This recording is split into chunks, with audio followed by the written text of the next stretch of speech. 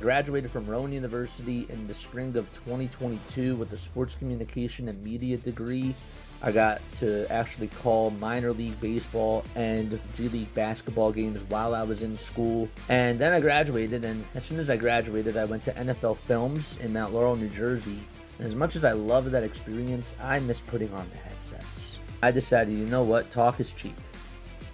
I have a laptop that's in my house, and so 21 months later, here we are, still on YouTube, calling games and building an incredible, loving community on here with the people that I call my Philly freaks, with a capital P and a capital H. We go live for every single Phillies, Sixers, and Eagles game, and we do it like old school radio play-by-play style.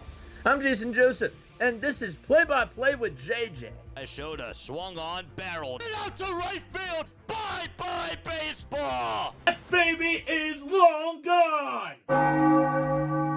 Hi everyone, hopefully you're all doing well. For those of you who haven't heard, I'm hosting my very first charity stream on September 18th and September 19th to support the Familial Dysautonomia Foundation in honor of my brother Mitchell, who passed away from this disorder 5 years ago. So how the schedule is going to work is like this. On the very first day, we're going to be streaming for 15 hours. During the first 3 hours, I'll be talking about familial dysautonomia, sharing stories about my brother and what he dealt with on a day-to-day basis, and just raise as much awareness as we possibly can.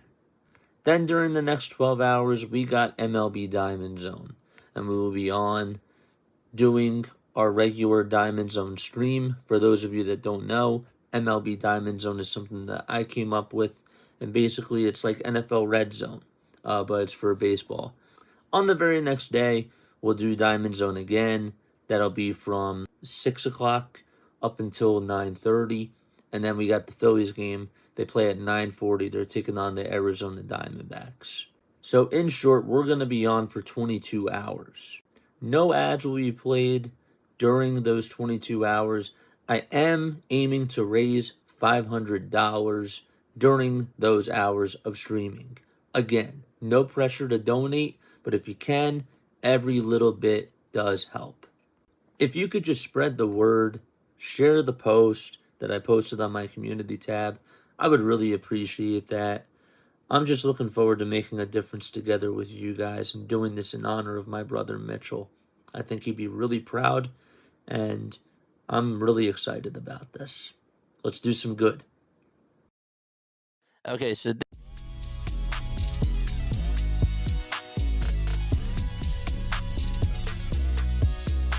this right here is the website. This is the Familial Dysautonomia website here, and we're just gonna scroll down, and we're just gonna go through things one by one. We are at $327 right now. Let's go! Oh my gosh, we have raised $327 right now. I might actually have to up the goal as we continue to go through this. That is so awesome. 327, 330. Wow. Great. That's awesome. Shout out to that. We've raised $330 so far. Wow. All right. So basically, FD, as it says right here, it's a genetic disorder that affects the autonomic and sensory nervous systems. FD is it's found in Ashkenazi Jewish heritage, which is Eastern European Jewish heritage. So ancestry is where it all began. It's one of the rarest diseases, with only 350 people currently living with FD worldwide. It's really not common. It's really, really not, man. So it's not common at all, but they have a medical center out at NYU, which is where we went to for all of our doctors, all of his doctor's appointments, and the staff there was really awesome to us. All the doctors that were there, they were great. They were really awesome. Dr. Axelrod was awesome when we had her. and everybody else that was a part of the whole clinic and the team. FD is inherited in an autosomal recessive manner. So both, when both otherwise healthy parents pass on their the copy of the mutated they call it the ICAP gene to their unborn child. Everybody in my family got tested for it. So basically, my mom and my dad were carriers of the gene, and they had, and my mom can correct me if I'm wrong here, just based on the stats, a 1 in 4 chance of having a child with FD. So, of course, they had Mitchell, and he had it. Now, my aunt is a carrier. Okay, my mom and my dad are carriers too. My sister is a carrier. I don't know about my grandma. Was my grandma a carrier? I don't know. But I am not a carrier. I'm not a carrier. So that means that whoever I marry, we're not going to have a child with FD because both parents have to be carriers of the gene. The one thing that you're going to learn about today is how important it is just to get tested, and how important genetic testing is, just to make sure that any of you guys that are out there aren't carriers of the gene. But yes, I want to donate. Is there a secure website? Yes. Here they are. That's yes.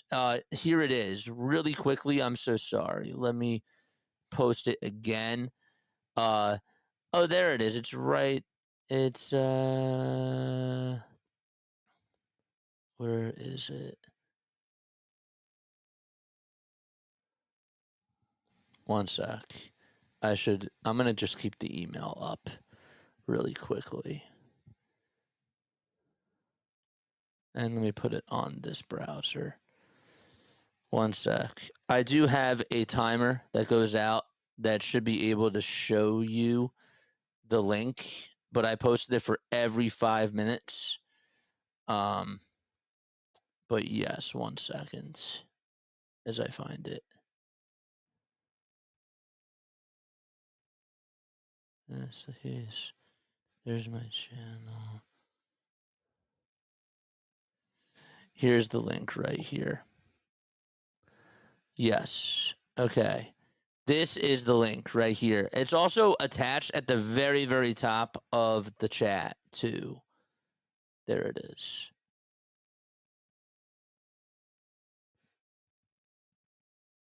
So yes, there it is. Okay. And mods, if you could just post it. If I'm not looking at chat because I'm gonna be trying to go along here, please do that if you can. Just copy and paste that link, and just continue to post that. So let's get rid of this for now. Let me do this. I did pin the link. I did. It's pinned at the very, very top. I did. I forgot that I pinned it. It's right here. It's right over here because I'm dumb.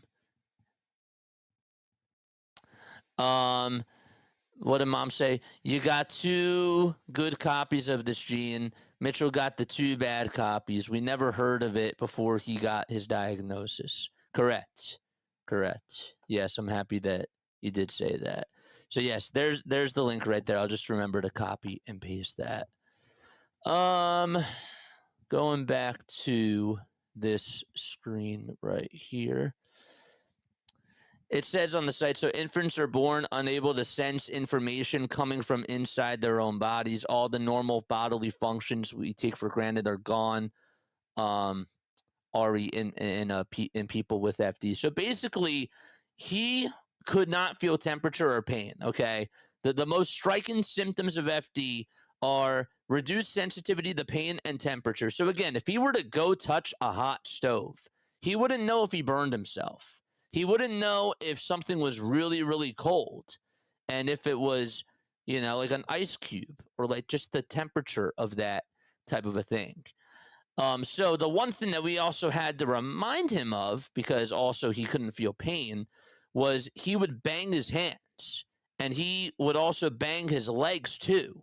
because to him, he didn't realize that he was hurting himself and he didn't really know better. So what he would do is whenever there was a sound effect on during a movie or something, and he would hit his hand like on the desk or even like on the chair or whatever it was, we had to tell him no banging. The nurses had to tell him to no banging because he could hurt himself that way.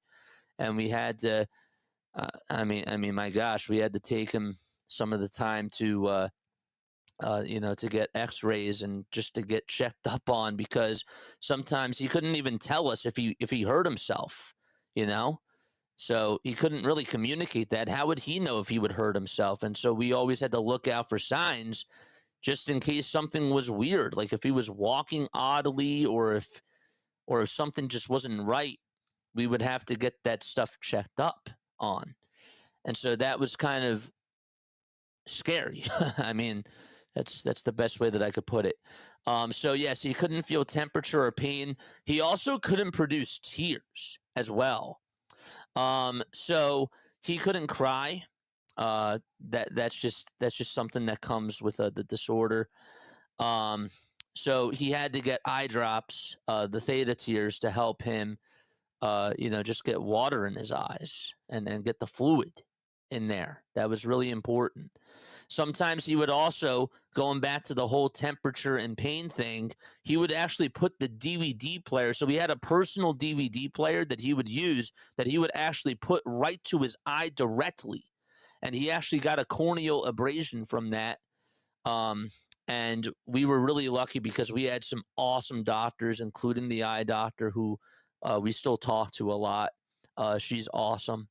She's really great. Guys, we have raised $432.60. We're at $432.60. That is just unbelievable.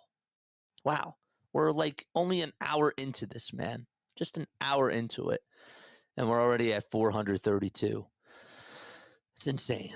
But yes, so he would put the DVD player to his eye, and we would have to watch out. And especially when my mom was his caretaker and we didn't have nurses all the time because of insurance and all those types of things, we had to keep extra eyes on him. And he would do stuff like that. And sometimes, like, what he would actually do was he was really he was really like a kid, man. He would sometimes watch the nurses go away, and he would do that, and I'd be watching him, and I'd say, Mitchie, can't do that. And then he would get mad. But yes. So he was he couldn't feel pain, could not feel temperature, inability to produce tears, needed eye drops. He also had very unstable blood pressure, which was also really scary as well. So his blood pressure could be really, really high, or it could also be really, really low to the point where he could pass out. And we had a lot of oxygen tanks in the front of our house just for that reason. There was a time where he would actually like legitimately pass out on Saturday nights for whatever it was. And he had to be on a heart monitor for a little bit of time, because the one thing that's really common with this disorder is just the imbalance of blood pressure. So the nurses, whenever they would come on over, they would have to take his pulse ox, and they would have to test out all that type of stuff every hour. And if he was sick, if he was not feeling good, then they had to do it, of course, more. So yes, oxygen tanks were absolutely huge. So anyhow, that was something that was really scary, of course, that we had to, that he had to go through. And yeah, he would go sometimes into crises, which is basically episodes of cyclical vomiting. He couldn't really vomit. He had a funduplication when he was younger, so that way, because he couldn't eat by mouth either, and I probably should have said that too. He was tube fed. He was tube fed. He could not eat by mouth. Could not eat by mouth at all. He was totally reliant on the feeding tube, a GI feeding tube, and he had a button that we would attach the feeding tube to, and he would have to get fed certain feeds and certain meds every single hour. And if he was sick, he had to get more meds. And we actually had nurses pre-draw the meds, like through syringes, and they would have to learn how to do that. So, but yes, so he was tube fed, and he needed that. So, inability to suck or swallow. Many individuals affected by FD must use feeding tubes, as I just said, just to get proper nutrition. He also did have poor growth. He didn't grow much. Well, there was something else I wanted to say too.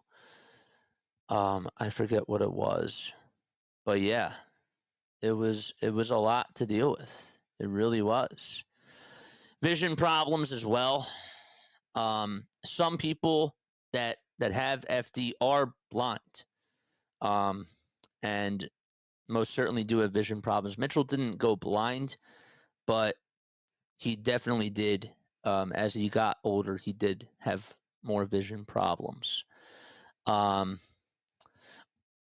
trying to think of what else. Other respiratory, cardiovascular, orthopedic, digestive, and vision problems. He had to have a BiPAP on at night. We always made sure that he got oxygen. He always had a night nurse.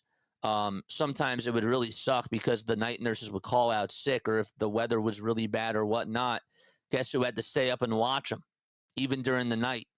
My parents did. So they really sacrificed a lot. And they did everything that they could just to give Mitchell a very good quality of life. And I will always be super grateful for that. But yeah. So he couldn't swallow by mouth. Living with FD is a daily challenge filled with unimaginable obstacles for those who were affected as well as their families. Guys, I didn't really take a lot of trips when I was growing up. But whenever I did stuff with my family, it was always really special because we always had to pack a lot of stuff. We would have to overpack oxygen tanks. He had a vest that he had to wear just for his respiratory, getting junk. He had a cougholator, and other types of medical equipment that we would have to take with us that had to have been packed beforehand. That doesn't even include the clothes and the feeds and all the meds. So whenever we did go somewhere, we always had to make sure that we packed a lot of stuff. He was also in a wheelchair, and we had to take a portable wheelchair with us, and we would put that in the van. So we had to put him in there. And even if we went to like Sesame Place, because he loved Sesame Place a lot, he was a huge fan of Sesame Street. But yeah, that's how he was. He was not really. He could walk short distances, but he definitely could not do. Like him even going to the bathroom. My mom. Oh my gosh. My mom sometimes like just made sure that she brought that oxygen tank with her every single time. And I would too sometimes, because he would just go to the bathroom and we had to make sure that we brought that because he could pass out from exerting energy from that. And especially from like walking up the steps just to go to bed at night. So that was really important. Are his problems typical for those with FD, or do they vary? Very typical. He was on the very severe side, Larry. He was on the very, very severe side. I wanted to shout out really quickly. Judy, thank you so much for the donation. Wow. Oh my gosh. Tom, thank you. Mark, thank you. Travis, David Tallheimer, thank you so much. Jamie, Thank you. Jack. Oh my gosh, Jack. What? 90? Oh my gosh, Jack. Thank you so much. Don't make me cry. Thank you guys. Wow. But yes, he had the most severe of them all, for sure. He was on the very, very severe side. Here's 10 FD quick facts that they have. FD is caused by a mutation of the ELP gene, which is known as the ICAP gene. Over 99% of the patients inherit 2 copies of the Ashkenazi founder mutation, dating back all the way to the 1500s, which is really just wild to me. Most parents of newly diagnosed children with FD are unaware of their Jewish heritage, and that is definitely true. I believe that there was somebody, I forget how long it was, maybe it was like 6 or 7 years ago. They didn't get so they were from Mexico, and they got a diagnosis over there, which was really wild. And somebody actually, I believe too, at the NYU Medical Hospital, they didn't know, but there was a diagnosis. It just so happened to be right at the center, which was wild too. Patients have similar symptoms, but the severity may vary. And again, Mitchell was on the very, very severe side of a FD. It affects the survival of the nervous system with the brain and the body. Mitchell couldn't talk in typical sentences like you and I can. He would talk in very short sentences. He did go to a day program. He went to an awesome 21 plus school, where he did have to, I mean, of course the nurse had to go with him. But he definitely got a lot of socialization, and he got a lot of, he got so much love over there. And I was really, one of my proudest moments was, there was this girl that he liked, and I don't know what it was, but she really liked him, and she thought that he was really funny. Let me stop this really quickly. There was this girl that he really liked, and they had this prom at this 21 plus program place. It was called Hollydell. And they went out to the prom together, and I was there, and I was there with my dad.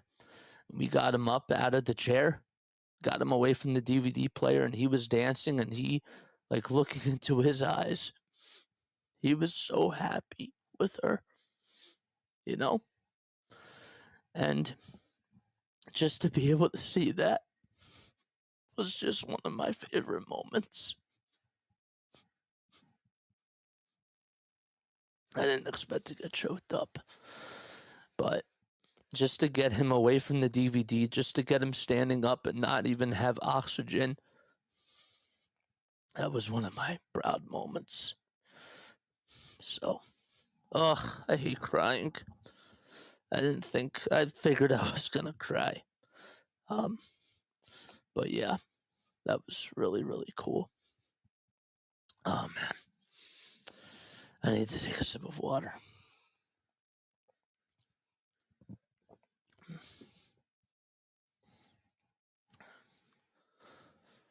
Oh man. Deb, thank you so much. What a great way to honor Mitchell. All the best. Thank you so much. I really appreciate that. What else? Let's go back to the screen share here. Let's go back to this. Yeah. There it is right there. It's an emotional day, my man. Don't worry about it. It's all good. Thank you. My cousin Jeffrey, shout out to you. Thank you. Thank you so much. Man, that's great. FD does not have a cure. There are symptomatic treatments that do help patients feel better. and that do help them live longer. I mean, he was on so much medicine, guys. We could actually, it's funny, my mom would say that sometimes we had a pharmacy at our house because he was on so much meds. Um, and there were certain things that definitely did help him get better for sure. Um, but antibiotics and stuff like that. I mean, I'm sure that my mom could probably chime on in, or other people in my family that could probably think of some certain things that really did help him. Um, but yeah, there were definitely some things that were good. Um, but yes, patients have less sensation and are at risk of injuries, having difficulty localizing pain and regulating their body. Um, Another fact is that lung disease is common and requires a proactive approach to treatment. The NYU Dysautonomia Center, they've existed actually for over half a century, and they're dedicated to FD patients 24/7. The other name for this disorder, too is called Riley-Day syndrome. Riley-Day was the first one that was diagnosed. And again, Mom, please correct me if I'm wrong about that. But that was back, I believe, in the 50s. There's a video on here. Um, you guys can go check this out. But yeah, that's I'm trying to think of other things just to say about it. I mean, again, I said this before, and I'll say it again. You know, when it came to just growing up for me, um, you know, my family didn't really take a lot of trips, and the one thing that I love about my mom, really, and this is like what makes her an angel. We would take so many trips to New York just for doctor's appointments, and all that stuff was really hard. And even just staying over at the NYU hospital overnight, especially when he had his fundoplication and his scoliosis surgery for his back. My mom was just somebody that, you know, really tried to even advocate for my sister and I. And she wanted us to be able to experience New York for good as well, rather than just going to NYU for like you know, for all those hospital visits and all those doctor's appointments. So we did get to do stuff that we all did enjoy, including my brother. We went to go see some Broadway shows, which was so awesome. Of course, he fell asleep during Lion King, and he would fall asleep during some of the shows. And it's like, we're here for you, and we're here for us too. But we wanted them to stay awake for that. But yeah, so we would go see. We saw Lion King. We saw The Little Mermaid. We saw Tarzan on Broadway twice, which was really cool. We got to go see the very last Tarzan show, which was also really, really awesome. And I'm trying to think if there's any other shows that we did see. I said Little Mermaid. I said Tarzan. I said Mary Poppins, Lion King, Shrek. We did get to go see Shrek the musical on Broadway. Actually, one of my sister's friends from high school was when they were doing Shrek, and they were doing the tour at the Walnut Street Theater. She played Fiona, and it was really cool because we got to go to see her, and Mitchell really, really enjoyed that. So that was really cool too. But yeah, so a lot of stuff, man. A lot of things. And you know, growing up for me was definitely, I never looked at it as a curse. I always looked at everything that happened, like even the nurses that were a part of our family, and that were really close. Like, we still have a nurses day that we do. My mom likes to do it in November, where she gets the nurses to come, like some of the night nurses and the people that really cared for Mitchell and the people that stayed with us for a really, really long time. She wanted to dedicate a day to them and have them come on over and just, get together and reconnect, which is really nice. But yeah, it's crazy. Riley Day was the doctor who first diagnosed the disease, says my aunt. Thank you, Janice. I do appreciate that. And yes, you were right. I don't know why I said the first patient. But yes, Dr. Riley and Dr. Day first described it in the 50s. Yes.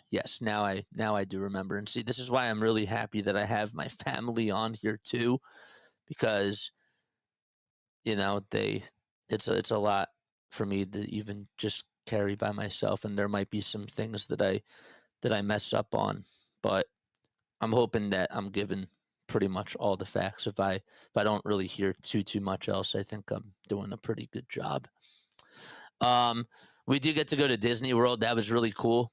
We got to go there twice. We did it through the Make-A-Wish Foundation the very first time, and the second time that we went, that was awesome too. Again, like, we didn't really get to fly much, and we didn't really get to travel because he was very medically. He had a lot of medical needs. He just did. Again, like, he needed oxygen. He needed like he needed so much stuff. It's I could just go on and on and on. And again, for those of you that are just tuning on in right now, I am gonna have this on replay. You guys can certainly go back and you can watch everything that we've been talking about, and we can go over some more stuff there. If you guys do have questions, please feel free to ask. And again, I do want to take this time to actually mention that, guys, we have gotten our first goal, $520. Let's go! Let's go! $520 already. Wow, we've already surpassed it, and we're not even an hour and a half. Like, yeah, we are an hour and a half done. Wow, that's incredible. Wow. So we've passed 500, man. Yes. But my gosh, yeah. Wow. That is so great. That's so awesome. Paul, thank you so much. For the donations. Mitch, thank you so much for being on here, man. I hope all is well. Love you, buddy. I really, really do. Yeah, we've gotten 520. Wow. I can't believe it. I can't even believe it. It's absolutely insane. Yeah. Yeah. I'm trying to think of other things. The one thing that Mitchell really taught me was how to care for other people, and to recognize other people who were in need. So I don't really talk about this much, but I was in resource classes when I was younger. I had learning disabilities, and I actually have my own disorder. It's called short chain acyl-CoA dehydrogenase deficiency, which is in short SCAD. That's what it is. It's basically, I could go on into it, but and I could talk about it further, but I don't want to make this about me. But I do want to say that when I was really young and we were at NYU, the doctor who helped take care of Mitchell and dealt with all his needs, her name was Dr. Axelrod. I talked about her a couple of times. She noticed. She was the one that noticed, and she talked to my mom, and she actually got me help because there was something that she noticed that wasn't right with me. And if it weren't for her, honestly, I wouldn't be where I don't know if I would be right where I am today. She really helped out with that, and she was the one that saw signs that there were definitely things that weren't right with me. And that was a blessing that ended up coming out of this. I could get on into I could go into so many different rabbit holes. I could get into so many different things. And again, you guys can read. My family members are also in the chat as well. They're going to be sharing stories too, and they're going to be giving their own insight on things. And of course, for those people that obviously did know him, they're more than welcome to come on and share stories about Mitchell as well, which would be very, very awesome. But yeah, so I will actually pull up the website again. I will pull it up once again. Yes, here it is. So again, you can go check this out yourself. As far as the programs do go, if we take a look at that, they have and we talked about this, Leni and I, when I did my sit down interview with her. We talked about the Hangouts program and some of the other ones that you'll be able to find on here: mental health counseling, virtual game nights, and all that type of stuff when it comes to just their programs. Let me go back to this and let me get rid of this really quickly. What's going on, Mitch? And again, thank you all so much for all the donations. Again, the link is posted at the very top. It's pinned at the very, very top of the chat. But if you guys can't see it, I am also posting it again right now. I do have a bot that posts it about every 5 minutes or so. But yeah. So here it is. Yeah. I'm trying to see what else do we have on here. As far as the history goes. Oh, that's great. I love that picture of them. I didn't show this to all of you guys. I don't know if you guys all got to see this, but I did have. I'm wearing a Batman hat in honor of Mitch. He really, really loved Batman. He was a big fan of Disney movies too. He loved Pinocchio. He loved Peter Pan. He liked all the villains. He loved The Little Mermaid, Pete's Dragon. I don't know if you guys have ever heard of that or have ever watched Pete's Dragon. He liked Johnny Bravo. He was a big Johnny Bravo fan. We actually had a recording of Johnny Bravo sending a message to Mitchell, and we would play it for him sometimes, especially like when he was sick. So that was really cool. Mitchell always loved it whenever we would sing to him. So he would watch the same movies over and over and over again.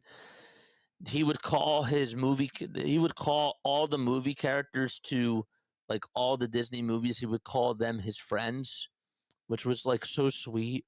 It really was. He had a lot of compassion. He was just an awesome guy. He really was.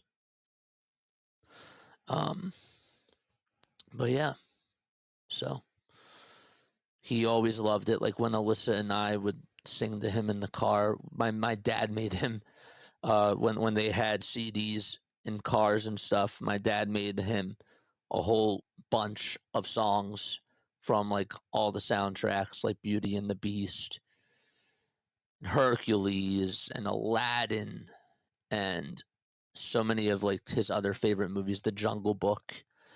And we would always sing his songs in the car, because you have to also understand too that he could get himself sick, which was also really scary. So it was really hard to get him out of his comfort zone, because he could get sick and he could make himself go into crisis and make himself sneeze and make himself sweat and, have fevers. So if he wasn't happy, sometimes we would have to, I would ask him if he wanted another movie just to make him, just to make him think about something else. and you sort of had to like learn his language. You really did. Um, he was really funny, man. Oh my gosh. Okay, we had one nurse. Shout out to her. Okay, she is awesome, and we still see her at the nurses' days every single year, and she doesn't live that far away. Okay, she's from Nigeria. Okay, she has a hard accent. She does, and Mitchell was very clear with like what he said. So if he said that he wanted to watch Batman, she would say, "Okay, I will put on Batman." No Batman, Batman. So he had a really good sense of humor. You know, it's was really really funny, and it was so adorable because he didn't know better. But yeah, he had his own Mitchellisms, we call them, which was also really really nice. Um, he would have his own sayings. He would call me. My name was Tessa, not Jason. That's how he would say Jason. My sister, her name is Alyssa. He would call her Sa, Aisa.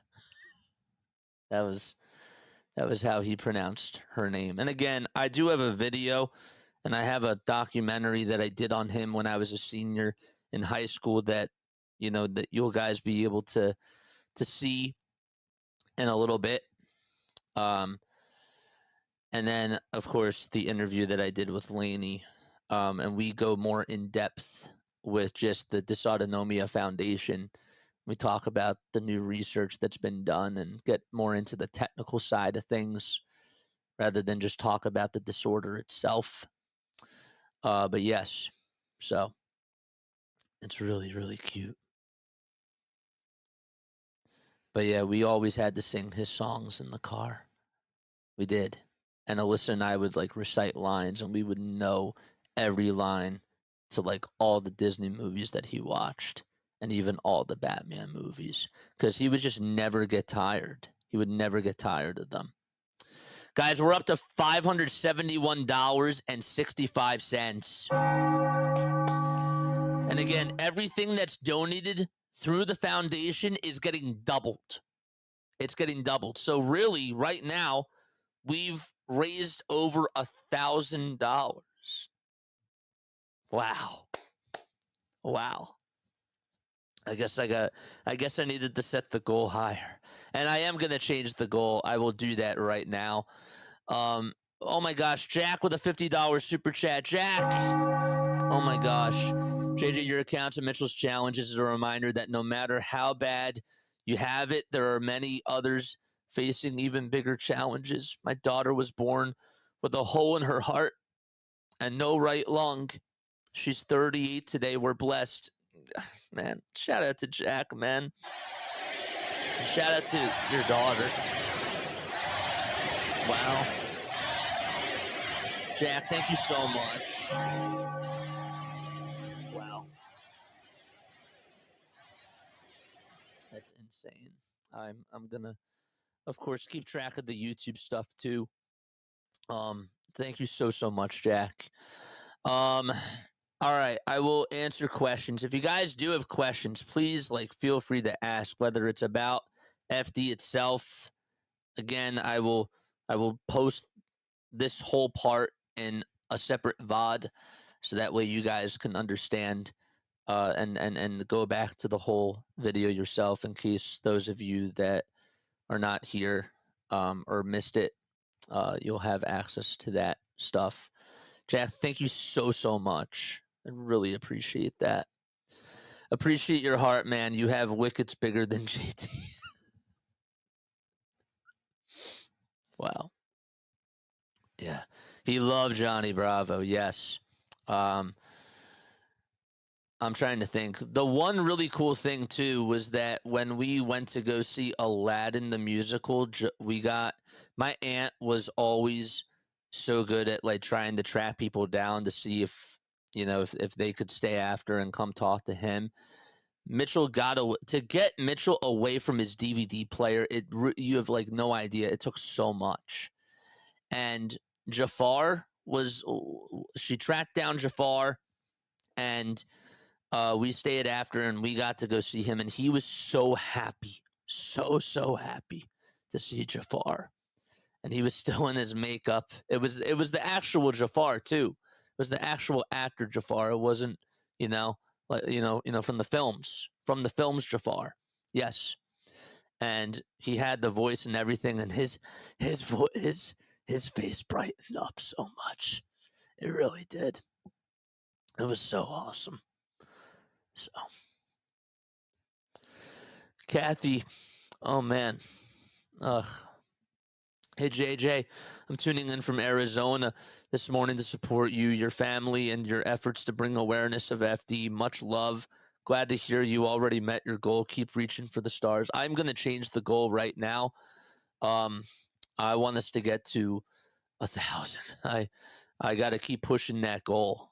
I'm going to do that right now. Can we reach 1,000? $1,000 and hit our second milestone.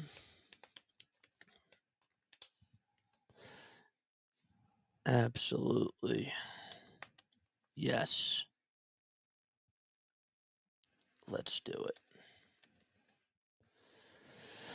There we go. Yes. Oh man.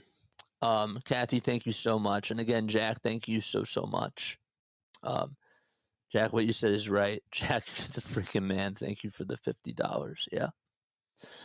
It's just great. It's awesome. Oh man, really enjoying your fundraising stream and all our Philly freaks in here with their generosity. I know. And again, I'm leaving this up until tomorrow too. We'll be doing this during the Phillies game as well. So it's not even just for today. We'll be definitely extending it to tomorrow as well. 1,000%. Yeah, it's great. I need a sip of water. But yeah, please feel free to ask questions. Please feel free to do so. Mom, Dad, Aunt, if you guys have any more things that you'd like to say, even the cousins or the nurses, if you guys have any stories, feel free to share. I'm not trying to put anybody on the spot, but just getting other perspectives always certainly do help, for sure. About FD, something else I think that I forgot to mention too. So I talked about blood pressure and that type of stuff. So he couldn't eat by mouth. I said that too. So he did have to go to the dentist once a month. And he had to get a lot of stuff done because he would build up a lot of calculus because he wasn't eating by mouth. And so that was another thing that had to be done too. And the dentist, man, she was really awesome to Mitchell, and she loved Mitchell, and she still is really close with my mom, and we're still close with the whole family over there. We've been so blessed. We've seen so many awesome doctors. Again, I talked about it before. When it came to his eyes, he saw an eye doctor. She was great. Actually, during COVID, one thing that really stuck out to me was that she does not live far away from where we are. And during the shutdown, during the pandemic, Mitchell had a corneal abrasion. And because he would put the DVD player to his eye because he couldn't feel temperature or pain. So when we were talking about the banging that he would do before for, sound effects that were being played on the TV, he would bang his hands on the chair, or he would do it with his feet, and he could hurt himself. But he would also put the DVD player, a portable DVD player that he had that he could hold. He could put that to his eye because he couldn't feel. anything, and he burned his eye. Like, not to get like too graphical, but he had a corneal abrasion, and my mom was really, really good friends with her. And again, I, I keep saying it as if it's in the past tense. Still is really good friends with her, and we all are. But my mom pulled up right to her driveway, and she saw him like right then and there, and she came out. She had all of her gear on, and she took care of him. We were so lucky that we met some incredible people that were more than just doctors and more than just nurses. They were family. But also, I want you guys to understand something else too. Okay? Even like when we tried to make the most out of everything that we did, including myself, when things were not good, okay? When Mitchell was happy, everybody was happy because it was not a lot of stress. But when he would get sick, when he would need oxygen, when he was ready to pass out, when he wasn't feeling good, it was all hands on deck. And everybody in my family, it didn't matter if it was my mom or my dad or if I was there, everybody knew their role. Okay, somebody had to go grab the oxygen tank, somebody and make sure that the oxygen tank was on, and put it on him, and somebody else tried to talk to him, just to see if he would respond, talk about his movies, talk about talk about like whatever it was. And we had to just instantly react and problem solve in the moment. My parents didn't argue about those types of things. They knew exactly what to do. And when it came to big time decisions about nurses and about staying at different facilities to get the right treatment, they never argued about those types of things. And even like when my sister and I had to watch him, if my mom was busy doing something or if my dad was upstairs working, we were on the same page for everything. And it was just something that we had to deal with when I was growing up. So I want you to understand that too, because also the other thing about it that I didn't mention was that he didn't always have 24 hours of care. So that was the other tough thing too. So the day nurse could be working from 8 to 4, and then the evening nurse, if we had an evening nurse that night, would come at like 6 o'clock. So that would mean my mom or my dad, but mainly my mom, would have to watch him for 2 hours. And if my mom had to like do something or like go run an errand, guess who she had to take? She had to take him, pack up his meds, pack up his feeding tubes, because he had to get fed every hour by feeding tube. And so it was just a lot. It was so much to deal with. But we did it because we loved him and we wanted to give him the best quality of life, because not a lot of families would do that. And I'm not trying to flex or say anything, but I'm just saying, like, that is the truth. They really needed to have patience and be able to be able to just do those things. Even if it was just going to the grocery store, my mom had to take him with her, take the oxygen, take a bag of movies. And actually, he was really funny too about that, because my mom would be driving, and I would be in the back seat, or even if I wasn't there, or if my sister wasn't there, he would ask for a different movie as she was driving. So he would do it on purpose. But yeah. So, but yeah, insurances, man, I could get on into that, and I can get into the bad nurses. I mean, we had a whole list of nurses, like a whole book of night nurses that we could probably write about how crazy their lives were. But the ones that were great, they stuck with us for a very long time. I mean, it's just really crazy how some of these people, got into being LPNs and RNs, and some of the, like one of them didn't believe in pre-drawn meds, and yeah, I could go on into all those types of details, and that also insurance. There was a time, guys, where my brother, who was going to school every day, they pulled his nurse aside, and the supervisor that was there said that he can't have a nurse to go to school with him. He can't have like a nurse to go to school with him and be there to take care of him. And so he was out of school for probably, I would say, and mom, correct me if I'm wrong here, for 7 months, like 6 to 7 months. And we had to fight.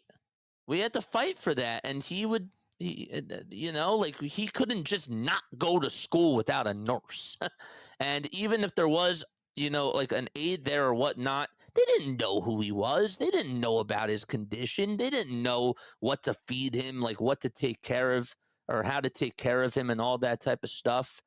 So there was a lot of times where even like when the blessings were there were a lot of things that happened too that were just not fun at all. And it was really frustrating, very frustrating. So, you don't really think about those things. Sometimes even just getting him into doctor's appointments would take months because insurance didn't want to cover it or just whatnot, So, all right, I'm gonna be looking at chat again. I apologize. I just wanted to get into all those types of things. Oh my gosh, what? THR33 step with a $500 super chat? 500? What? Oh my gosh. $500.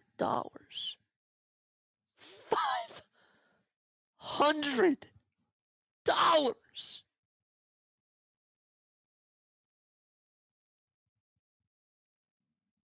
Wow. Oh my gosh. You guys are insane.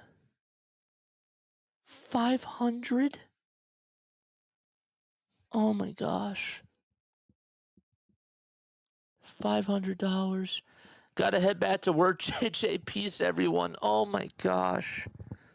500. Are you kidding me? That's unbelievable. Oh my gosh. That's insane. Wow. So right now, that means that we've pretty much raised over 650, 620 on YouTube, and 571.65 over on the website itself. And you double that, that's over 1,000. Guys, we're almost at, we're like over $1,500. Oh my gosh, 500? That's insane. Oh, I can't even process that. Can't even process that. Oh man. JJ, you had serious caretaking responsibilities from an early age. I got to think that has greatly influenced who you are today. Thank you. I try to give people second chances. I always try to, even if I was running late to class, would always hold the door open for somebody. Because God forbid if that was my brother and the door was slammed on him or like the nurses or whatever, I wanted to just do that for other people because you never knew like what people were going through. I was always, I could always tell too, like I was really nice. I liked going up to people and talking to them one-on-one, even when I saw that they weren't feeling well. I do try to be caring. Wow, $500. That's insane. Thank you so much. Justin, I love you too, man. Snowman say too, everyone is coming on here to support you in this cause. Wow. Oh my gosh. Cello, hey JJ, I love your effort and donated accordingly. LP, thank you. Thank you. Thank you so much. I also appreciate the stories you've shared thus far. Mitchell would have been so proud. Peace and continued blessings. Thank you, guys.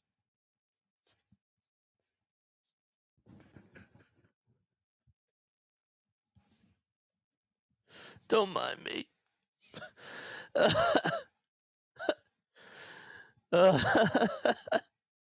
Wow. Oh my gosh. I miss Mitchell.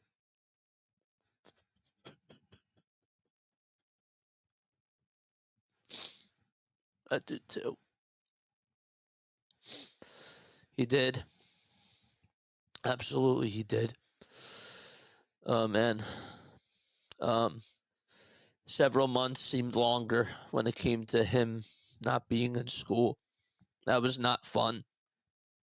Um, yeah, a lot of caretaking responsibilities. We also, by the way, just to add on top of to everything else, we had a dog who had parvo, um, and we rescued her. Her name was Mocha. You'll actually see her in the video too. She was still alive then. Um, but we always had to tell the nurses, not to go up and touch her and people that would come on over to the house because she would bite out of fear. But again, so many other people would have put her down. So many other people would have just, let her go. But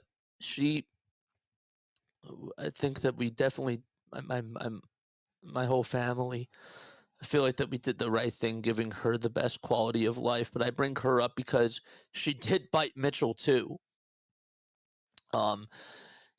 Mitchell wouldn't feel anything and he wouldn't know better. What he would do is he would try to scare the dog if the dog was on the couch. He did that to me too. Like when I was younger, of course, he had to show, the younger brother, of course, who the bigger brother was. Okay. That's just who he was. So if I was on the couch or whatever, and I was sleeping right next to him, he'd shove the DVD player. He would come up and he would scream at me. Sometimes he would actually chase me around. But he didn't know better, but he always liked to show. He liked to show off, and he loved attention. Loved attention. Every Friday night, we would have dinner at the table, and we would do Shabbat, which is what we celebrate in Judaism. And Mitchell couldn't eat. He could not eat by mouth, but he was always there at the table with us, and we always tried to include him in everything that we did. And it was just so nice. He would say amen. And, when it was time to say amen, and my dad actually would give him, he couldn't eat the bread, but he would hold the bread and he would put his mouth right over to the bread. And then as soon as the service was done, take off the yarmulke, go back on over to the couch, take off the clothes, and then just go back to watching his movies. But yeah. So, oh my gosh. $500, man. I can't even process that. Thank you so much. Wow, Zoe THR, thank you so much for that. That's beyond generous, man. That's insane. Again, I will find a way to reach out to all of you who have donated and try to thank you personally, because you deserve that at the very, very least, for sure. Laughing and crying at the same time doesn't happen. It's a beautiful thing, says Larry. It definitely is. Don't cry, have faith. We are coming by to support you and your family for remembering your brother. Thank you. Thank you, guys. Thank you very much. In about 25 minutes or so, I will play the documentary that I did on him, so that way, because again, like, this is all just talk. You don't, you haven't really seen him. I mean, I did show you pictures of him, but just to be able to see it for yourself is a big thing. I honestly wanted to make this documentary too. Part of the reason why I really did want to do it, again, I had a documentary that I had to do for my TV media class when I was a senior in high school. And I thought, well, my gosh, this just hits home, and I have everything right here. And what a way to wrap up senior year and have this be your final project. But I wanted to do it because I thought that it would be like the right assignment to do, and it would be easy for me because all I had to do was just present his story. I also thought that it would get more eyeballs on him as well. Um, but also, I did it because we had different nurses that would come on over to the house, and they would learn about how to like pre-draw how to take care of him, like how to make the meds, how to make the feeds, and combine everything. But they didn't really, and they would look at him and they would watch him, like watching his movies and whatnot. But they didn't really get like a full. I thought that giving a video would give them more of a fuller sense of what they're dealing with, and that was like sort of like the final line of like, all right, like I want to work here, or like I can't do it. And I really thought that the documentary really encapsulated all of that, because to me, sometimes like when we had the nurses and we're going through trials and errors of figuring out who's the best fit and all that type of stuff, you want to try to get the best fit, and you want to know who's good, and who the right pieces are, and who would be a good match for Mitchell. So I thought that that was a very good determining factor in that. But also, and I knew this, and the third reason why I did it was because as time goes on, guys, I put myself through it last night, and of course I did shed tears. Of course, even worse than this. I do think I'm doing as good of a job as I can holding it together. But as time goes on, and like you watch the final couple of minutes of the pictures, and you look back at like him and the way that he walked and the activities that he did and the way things were, it makes you remember. Visual. A picture speaks 1,000 words. A picture says 1,000 words, but a video says 1,000,000. And I thought that it would be such a great idea just to do a documentary on him, and that's why I did it. That's another main reason why I did it, because as time does go on, and I knew at some point he was going to pass away, but I wanted something out there just to remember him by, and have him have some sort of visual legacy as well. So, because he deserved that. If anybody deserved it, he did. He definitely deserved that. 1,000%. So, what else do we have? If you guys have anything else that you guys want to say, please comment down below. And again, I will get off in about 10 minutes or so. Yeah. Love sports. As I mentioned before, like loved football, loved baseball. We never took him to a football game, but we did take him to a couple of minor league games. We took him, of course, to the Phillies games as well, which was really awesome. Sat in the Hall of Fame club. I said that we got to see the Philly Fanatic, and the Philly Fanatic would come up and say hi to him, and he would hug him, and he loved that. Wow. Guys, on the website, we've got $685. Wow. $685. Wow. Insane. Cheers. So,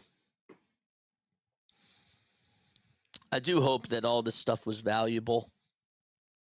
He loved his blankie. Loved his blanket.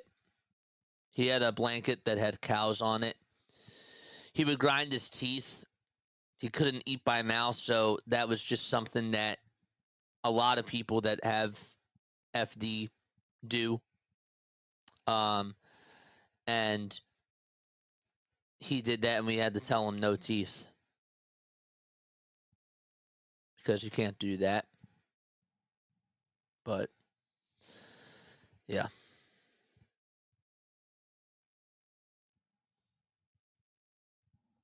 God. Here's a really cool thing about the history of FD. I will actually put this up right now. Again, this is all this information right here is on the website. And you can go check it out. I will post the link to it right now. This is actually just the link of the history of FD right here. And so I will post that right now. So in 1951, the Dysautonomia Foundation was founded by parents of children with FD shortly after the disorder was first identified in the U.S. again by Dr. Riley and Dr. Day. In 1969, the treatment center was established at NYU under Dr. Felicia Axelrod. That she treated pretty much every single patient with FD, including my brother. And she was so good to us. We had an awesome experience with her, just to say the least. The Dysautonomia Center in Israel was created in 1980 at the Hadassah Hospital in Mount Scopus in Jerusalem. That was under Dr. Chana Mayan. I hope I said that correctly. If I didn't, I really do apologize. They had the first FD day back in 1985. It was held to bring together families and caregivers for a day of learning and connecting.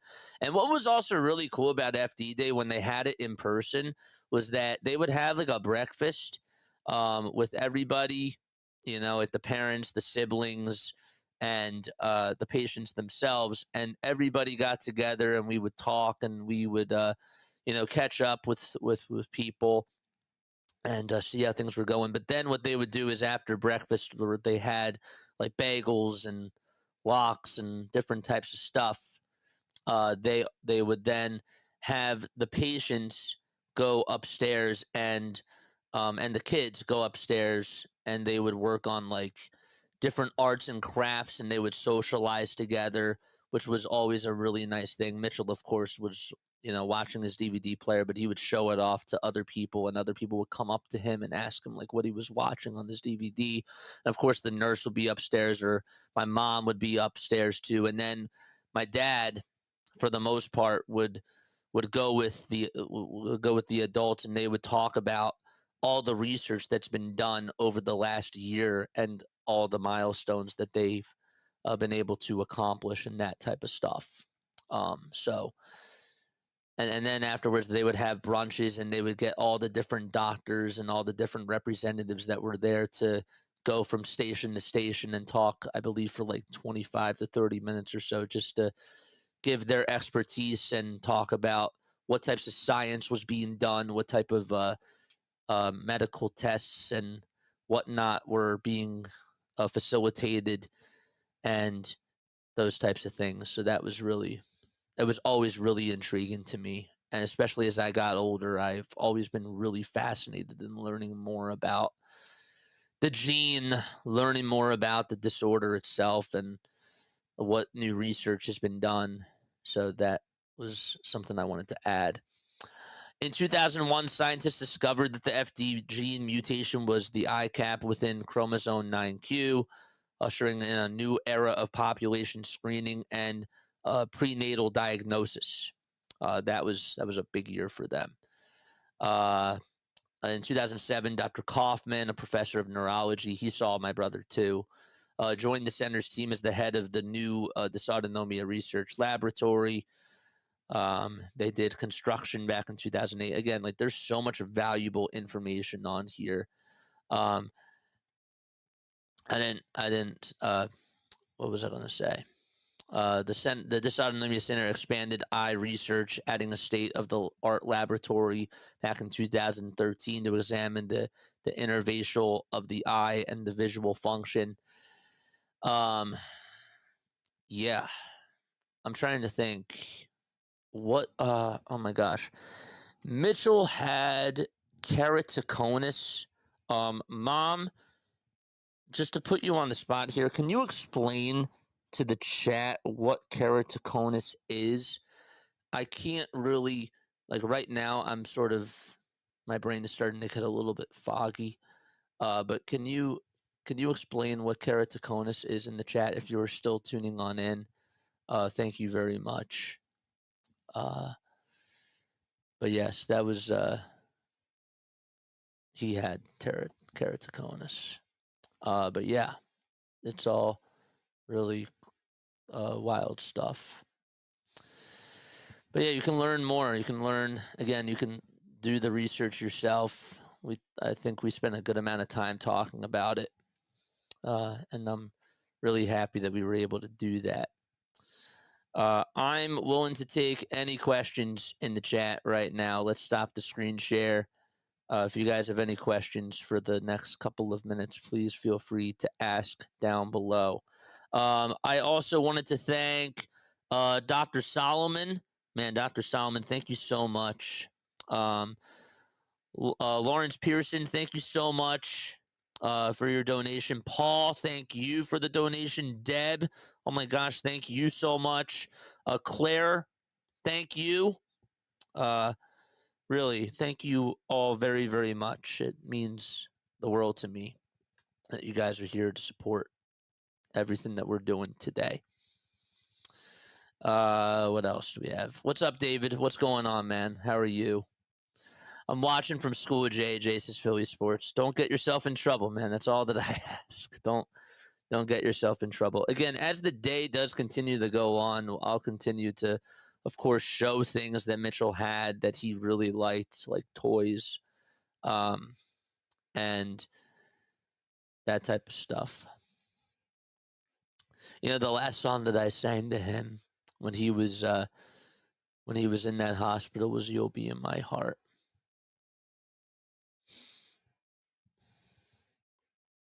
That was really cool. Thought that was really powerful, and I could tell that he heard every single lyric to that. So I had to be here to support you, man. Thank you.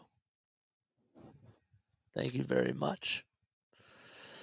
It's a good support system. Yeah. Very, very lucky. Very fortunate. Even with all the curses that happened. My dad put it, I think my dad put it the best. He would say that there were always curses, but there were definitely blessings that came out of this too. And no matter what hassles we had to go through, whether it was my mom spending time like hours and hours on the phone with insurance companies, just trying to supplied with oxygen tanks and make sure that was covered, or even just a feeding tube, just a regular feeding tube. The insurance companies would say, well, we're not going to insure the feeding tubes anymore because he's doing really well, so we're going to try to just take him. We're not going to be covering the feeding tubes. Even just those small victories were big wins. They were huge wins.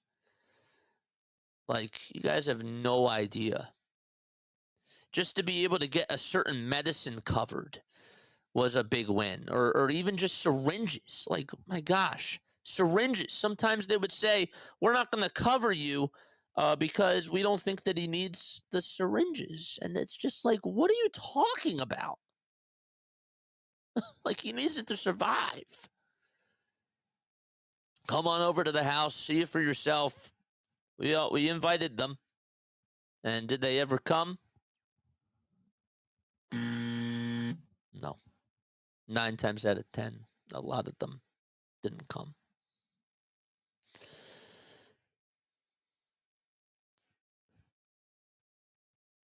Oh, keratoconus was someone else who we love who has that. Okay, I apologize. Again, thanks for explaining that he did not have keratoconus. Thanks. Mitch says, I'm at the gym now tuning in. Future is to say things that they had said and tell their stories. Be sure to keep your fresh memories captured somewhere. You can't always rely on the brain. Nope, you can't. Pictures, audio clips, even on his tombstone. My mom made sure that on the very back of that tombstone that we had all the Mitchellisms out there of stuff that he would say and how he would say it. All the quotes. Like, Mai, meaning my mom, you're back. You know? Every little thing that he accomplished, whether it was learning how to turn on a DVD player, whether it was trying to get the TV movie, the movie that was on the TV in sync with his DVD player, those were milestones for him. They really were. Getting him on a bike, it wasn't like a regular, like a regular bike, but getting him out of the wheelchair, getting him out of the house, getting him up to go see Batman if Batman was here, or like at one time there was a Spider-Man over at Toys R Us and we took him over there to see him just to get him up and just to go say hi to Spider-Man and get to go say hi to all the Disney characters. Those were all, it doesn't matter how you look at it, as if it was something small, but it was always something big, Sometimes even trying to figure out what he was saying, that was a big deal, too. How would he say? I don't know. I can't really think right now. But like Big Bird, I think he said like Big Bird, and just trying to figure out who that was. What was he trying to say? Like once we figured it out, it was always great. It's like trying to dig something out. And that was also really nice. I'll say many times during your fundraiser that your heart is appreciated and your wickets are bigger than JT. Thank you, man. Josh, thanks so much, man. Hello, good morning. I was absolutely hammered last night. Go Cubs, go. Eye problems were corneal abrasions as a result of dry eye. Yes, I talked about that for sure. I did. We're watching from Colorado. Claire, that's me. Claire. Oh, thank you so much, Seema. Thank you so much. Seema, wow, thank you very, very much. But yes. Okay.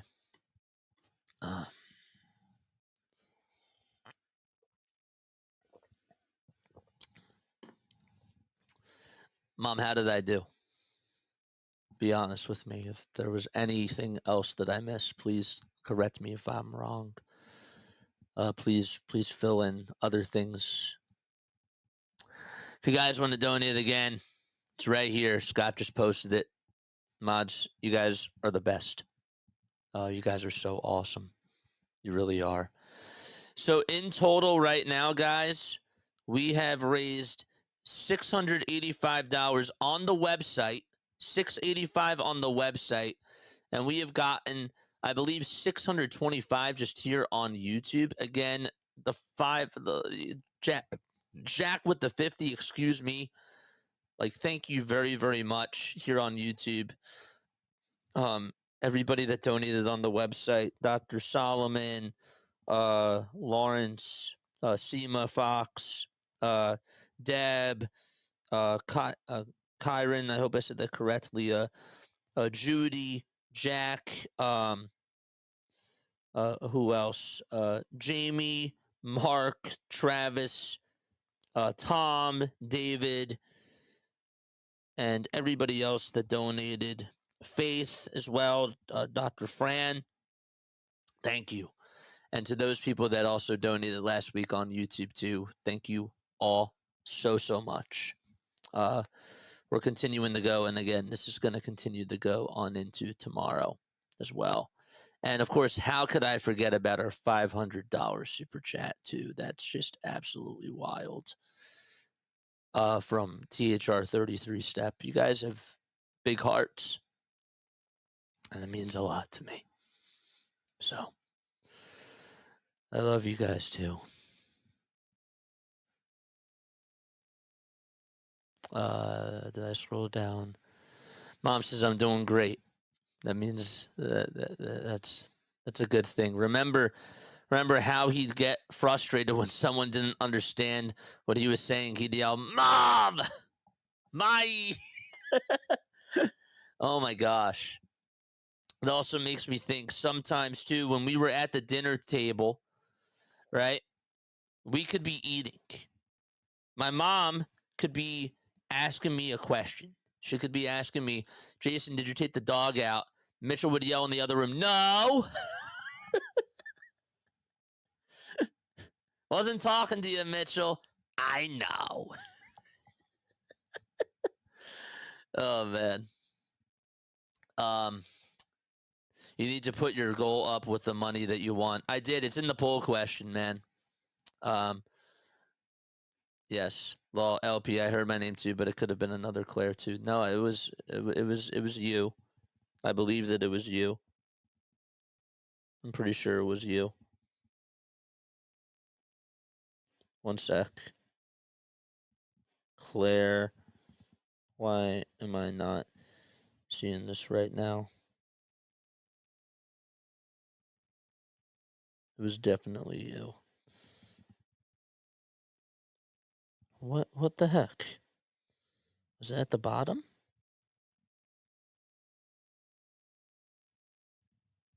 One more. I missed the last one.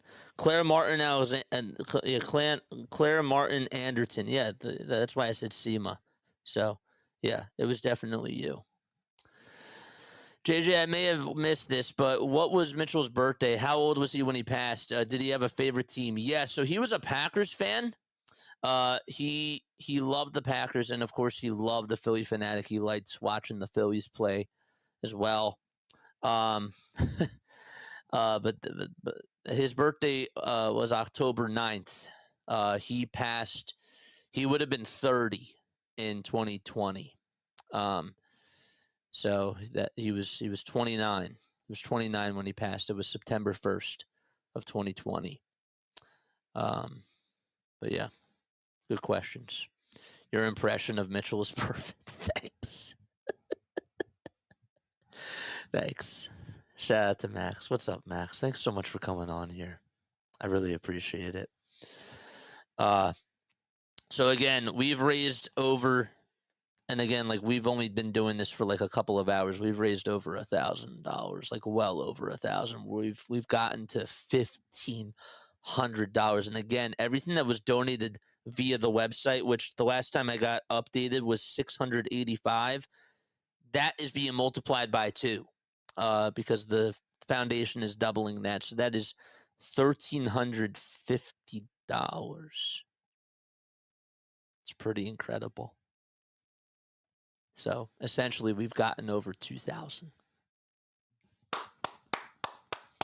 We got to keep going, man. Keep going. Keep spreading that word. And we'll keep honoring Mitchell as we continue to go. All right. I am going to. I did say that I have a documentary that I did, of course, which is really awesome, and I am going to play that. And I also have a interview that I did with the director of the foundation. Her name is Landy. She's absolutely awesome.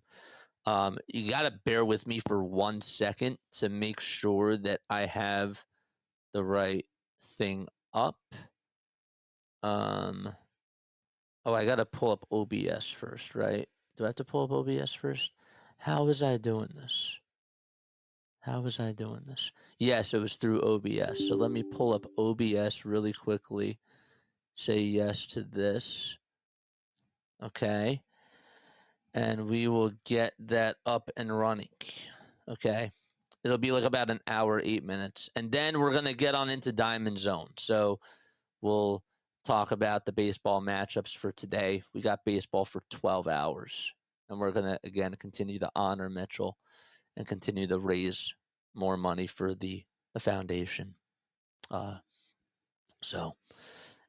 we'll continue to talk about him as we continue to go on. All right, so now that I've gotten to talk a little bit about Mitchell, well, I think you guys should go see him. I do.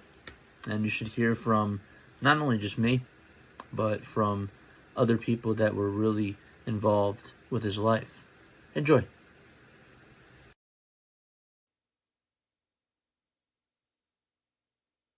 Out of all superheroes, everyone has their favorite.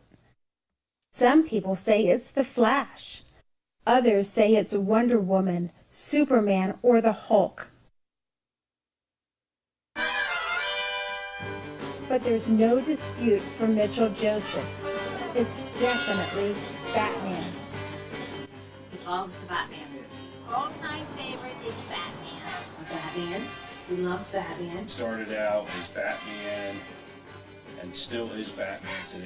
If Batman is ever coming to the JCC or any other place that's local, we'll get Mitchell outside of the house and we'll have him go interact with Batman because he loves Batman. Mitchell Joseph, who's 25 years old, is a huge Batman fan. He has an enormous array of Batman movies, collectible items, and clothes. Batman gives Mitchell an ability to live a full life of adventure and excitement. What many people don't know is that Mitchell was born with a Jewish genetic disease called Familial Dysautonomia, or FD. Familial, which is genetic through the family, and dysautonomia is the dysfunction of the autonomic and sensory nervous systems. This means that he cannot feel temperature or pain in his body. Mitchell's disorder has many symptoms, including scoliosis, unstable blood pressure, and the inability to produce tears. He has a DVD player and he scrapes his hands on it a lot. And that's kind of when he's excited or when he's watching it continuously. And he rubs his knuckles on it and they get red. Sometimes he'll bang them and he gets like sores on his hands. You know, Mitchell can bang his hand. One time he got caught in the door, the sliding door of the van, inadvertently, and he didn't know anything happened really other than his hand was stuck. We find a way to catch the signals that his body sent out to us. Like, for example, when he's cold, you can see like what we call a goose bump, and he's shivering. That's a sign that he's cold. When Mitchell wakes up, his body needs to adjust from sleep to wake mode. Because his vital signs are not regulated, he often goes into a state called crisis. This causes him to have many episodes of retching, sneezing, high blood pressure, and heart rate. He can retch almost like he needs to throw up, but he can't. He can't throw up. He had a thing called a fundification, which sews the top of the stomach, so he can't throw up. We have to vent anything that's there in order to bring it out. So he can retch, but he can't throw up. You really have to watch Mitchell and make sure that he doesn't aspirate or have an accident, and it can be very scary at times when he gets sick or when he goes into crisis. So when something goes wrong, everyone chips in. Someone gets the oxygen, someone goes and helps him, and it's a whole effort by everyone. Finding out that Mitchell had FD was really devastating. It was very difficult. And the last thing I expected was to have a baby that wasn't healthy. And it was really difficult because we were very scared, not knowing what was going to be for his future. We had to learn what to do, what to deal with, what it really meant, how do we take care of him. All those things went through our heads. Since Mitchell cannot swallow food from his mouth, he uses a feeding tube. Next to Mitchell's belly button, he has another button that is used for medication, hydration, and nutrition. That's right. His feeds is a puree and a formula. They're to like give him nutrients and to keep his body fed. He gets medications. He gets a lot of respiratory medications, which includes his inhalers and his neck treatments. He gets one of the things that called carbidopa, so that help him with his blood pressure. He gets formula that the doctor has prescribed called Complete Pediatric. He also gets Pedialyte and water.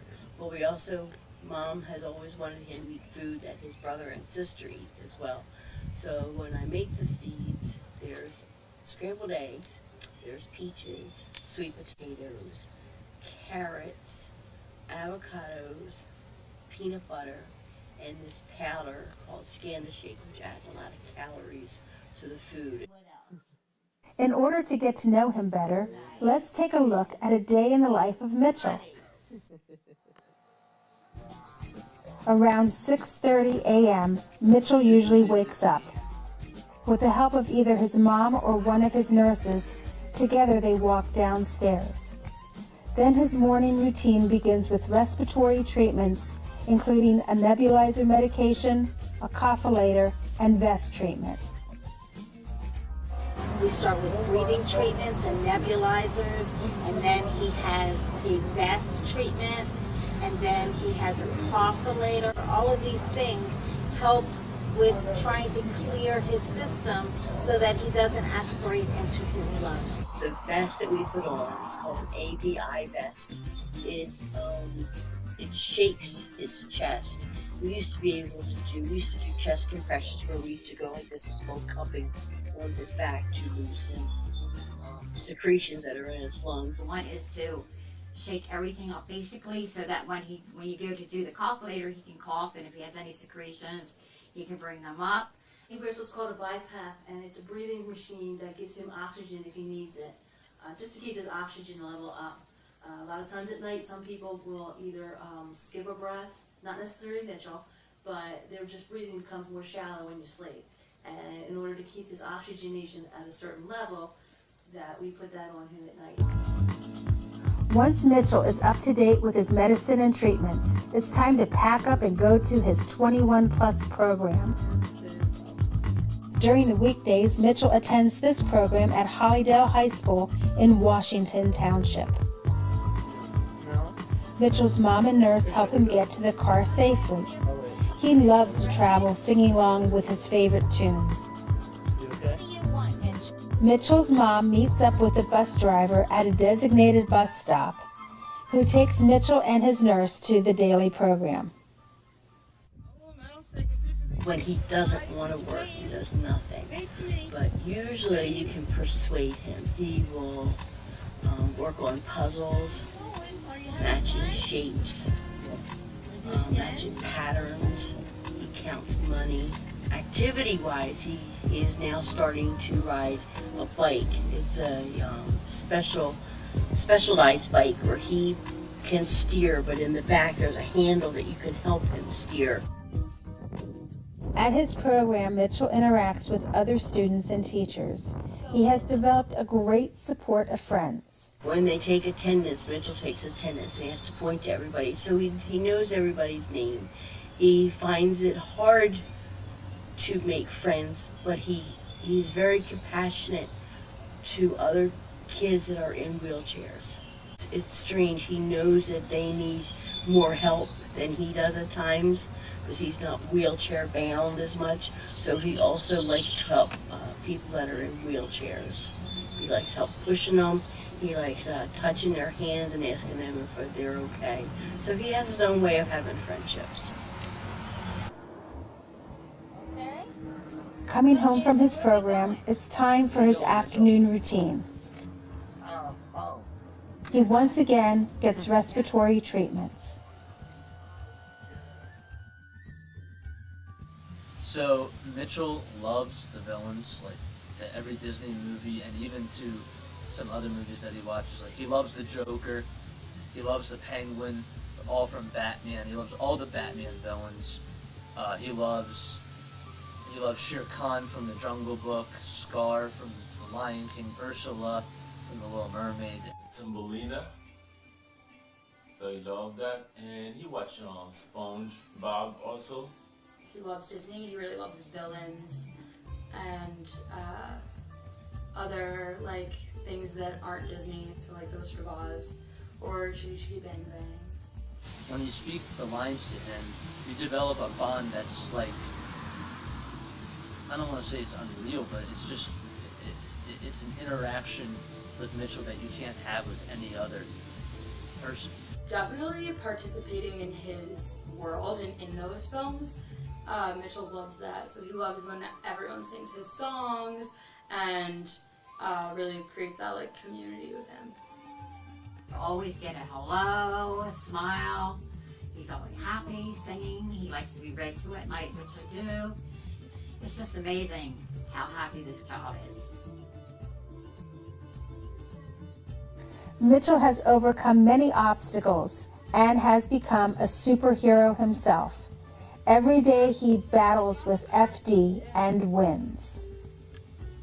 Mitchell has taught me to enjoy each day and to make the most of whatever you have. And I try to have fun.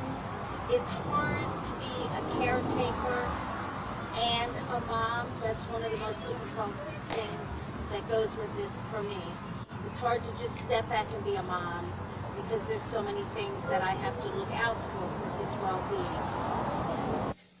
Mitchell's special because he has an infectious sense of humor and a laugh that you look at him and if he's feeling good, he's almost always in good spirits. Even though he's sick a lot, he still like finds things in life to be happy about and sing, and he has compassion and wants the people around him to be happy and like share that with him.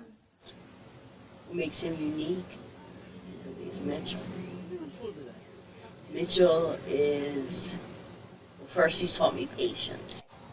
Mitchell has a good soul. There's nothing bad in Mitchell. He hasn't been influenced by the world.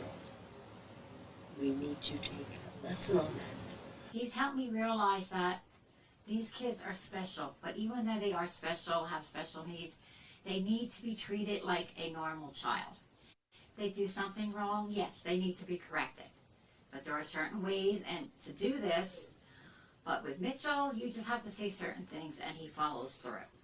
No matter how stressed I am sometimes, or if I'm in a really bad mood, he's always taught me how to look at the bright side of things.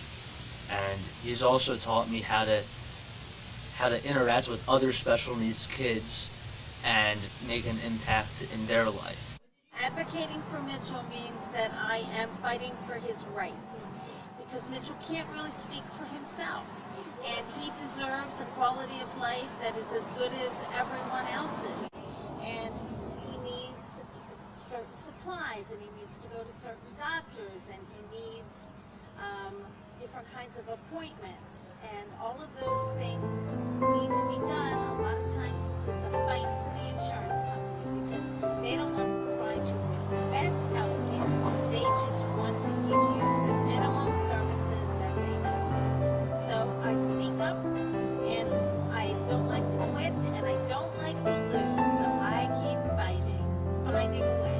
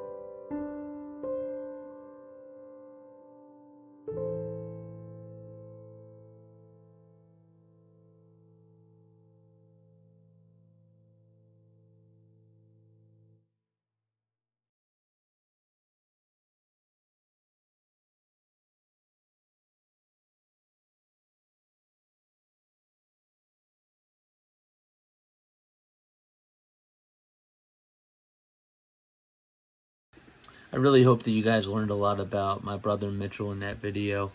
I miss him very, very dearly.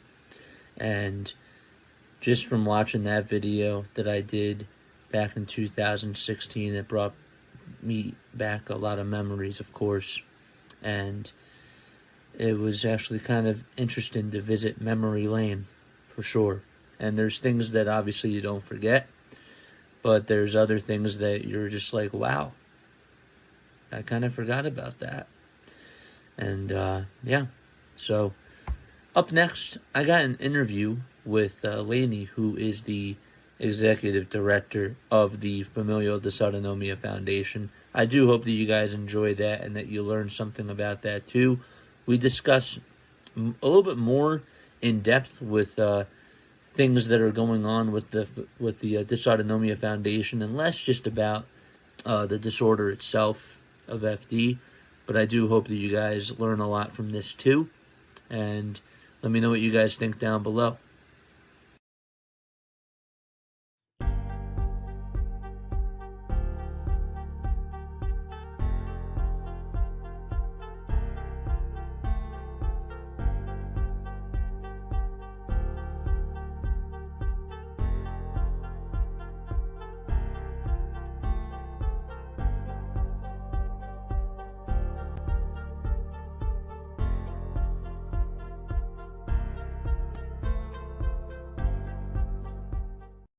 Hi everyone, today we have a very special guest. She's been the director of the Dysautonomia Foundation for the past 8 years, leading the way in raising awareness, supporting families, and advancing research for familial dysautonomia. We are so honored to have her join us during this fundraising stream. Lainey, thank you so much for your time, and thank you so much for joining us. Well, thank you for inviting me, Jason. I'm happy to be here. Now, can you tell the audience about the special offer that someone has offered to double down on the donations? Yeah, it's a really exciting time for the foundation. We are launching a fall fundraising campaign, and we are hoping to raise $260,000 altogether, not just for you. Don't worry. But we have raised over $120,000 in challenge funds, so that every dollar that's raised is matched with another dollar. So anyone who donates a dollar, each dollar will be matched by our challenge donors. So it's really exciting because it really doubles the value of every gift that's made during your campaign. So we're really excited about that. That's really exciting. I mean, that's just super awesome. And I talked to you I talked to you over the phone, and I was when you first told me that, I was so excited to hear about that. Well, people are really inspired by that. I mean, we've been doing this for, I think that when I first started 8 years ago was the first year that we launched this kind of a campaign. But now people have really come to look for it, and we have people that reach out to us and say, "Is my gift going to be matched?" And they really want to give it this time of year when they know it's going to be matched, because it just amplifies the impact of their gift. So, wow, that's so awesome. Yeah. That's absolutely incredible. So I wanted to ask you, first and foremost, how did you get involved with the foundation? Well, it's an interesting story. I mean, I have been in the nonprofit world all of my career, mostly specifically as a fundraiser. This is my first role as an executive director. I just was kind of ready for something a little bit different after many, many years in fundraising. But of course, this is a foundation whose prime mission is to raise funds and raise awareness. So I'm still wearing my fundraising hat a lot of the time. But it's adding on just a whole nother layer of really interesting responsibility to get involved with this foundation at the executive director level, because not only am I fundraising, but I'm also, working with the board of directors to help, direct the priorities of the foundation and determine the direction that the foundation will go. I'm working with the scientists and the scientific advisory board to help support their work. I'm working with the families, like you and I are working together today. And, just all the other details about managing the operations of the foundation. So this is the first time for me in that role. But a lot of people ask me if I have a family member who has FD, and I don't. But when I was contacted about this role, totally coincidentally, because as you know, this is an ultra rare disease. There are only about 300 people living with familial dysautonomia in the world today. And a rare disease is considered if 20,000 people have a disease. So 300 is a pretty small number. But I actually know someone very close to me who has FD. I knew him when he was born, and I remember when he was diagnosed, and he just turned 19. So he's one of my best friend's nephews. And so I did, I had heard of FD. A lot of people have never even heard of it. When we talk about it, I'm sure you have that same experience. And that's why it's so great that you're doing this fundraising stream, because I'm sure a lot of people who follow you because of your sports expertise have never heard of familial dysautonomia and probably can't pronounce it. But this is what we're doing. We want to raise awareness. We want people to know that it exists. We want people to know what it is, and we want people to help support the work that we're doing. And I think it's also important for people who may want to send in a donation today to know that, and I'm sure we'll talk a little bit more about the research. But it's important to know that a lot of the research that we're doing, because a lot of people say, well, 300 people, why would I want to support that? But a lot of the research that we're doing, because it's a neurological disorder, and because we've identified the gene for FD, and that happened in 2000, and we can talk about that more too if you want to. Yeah. But a lot of the neurological disorders that are more common, like Parkinson's and multiple sclerosis and Lou Gehrig's disease, and they've not necessarily identified the gene.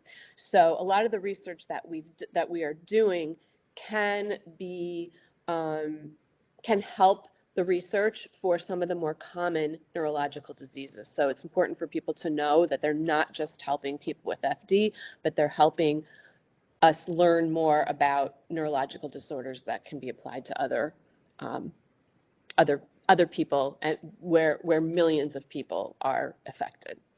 I want to piggyback a little bit about, you talked about how you're working directly with the families. What's been like the most rewarding part about that, and not just with the families, but also just directly with the patients?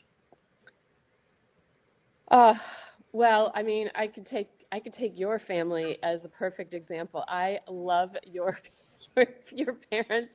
They are great. I mean, the relationships that I have built through working with families through a variety of opportunities. We have photo sessions, and we have fundraising events, and we have all different kinds of ways that I've gotten to meet families and work with families and work with people who are impacted directly with the disorder. We've had volunteers come into our office, people who have FD. It's really enriched my life, I have to say, the relationships that I have built. Our board is almost everyone who serves on our board has or had a loved one who had FD, and people are just tremendously committed to the work that we're doing, and it's really heartwarming to see the level of commitment that people have as volunteers, as board members, as fundraisers to the work that we're doing. When when you were talking to me, I was just thinking about, one of my favorite events that we did was there was a walkathon back in Abington. I believe it was like 12 or like 13 years ago. But I just remember obviously seeing all the families there and seeing everybody walk and how many people were just there for that event. And that was really cool. There was also a concert. I believe that the Counting Crows were performing, years even before that. And I just love everything that the foundation has done, and obviously gotten up close to the families and everybody else that's been a part of this. And it's just an awesome community. It just sort of brought back memories, when you were talking about that, and it puts a big smile on my face. Yeah, yeah. I mean, they say that it's a club that, nobody wants to belong to because obviously Right. it's a devastating disorder.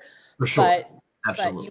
you also know that everybody calls each other's cousins because everyone who's impacted by the disorder has the same defect, and meaning that everyone's related. I mean, everybody came from the same shtetls in Europe, and if you go back far enough, everybody came from one ancestor.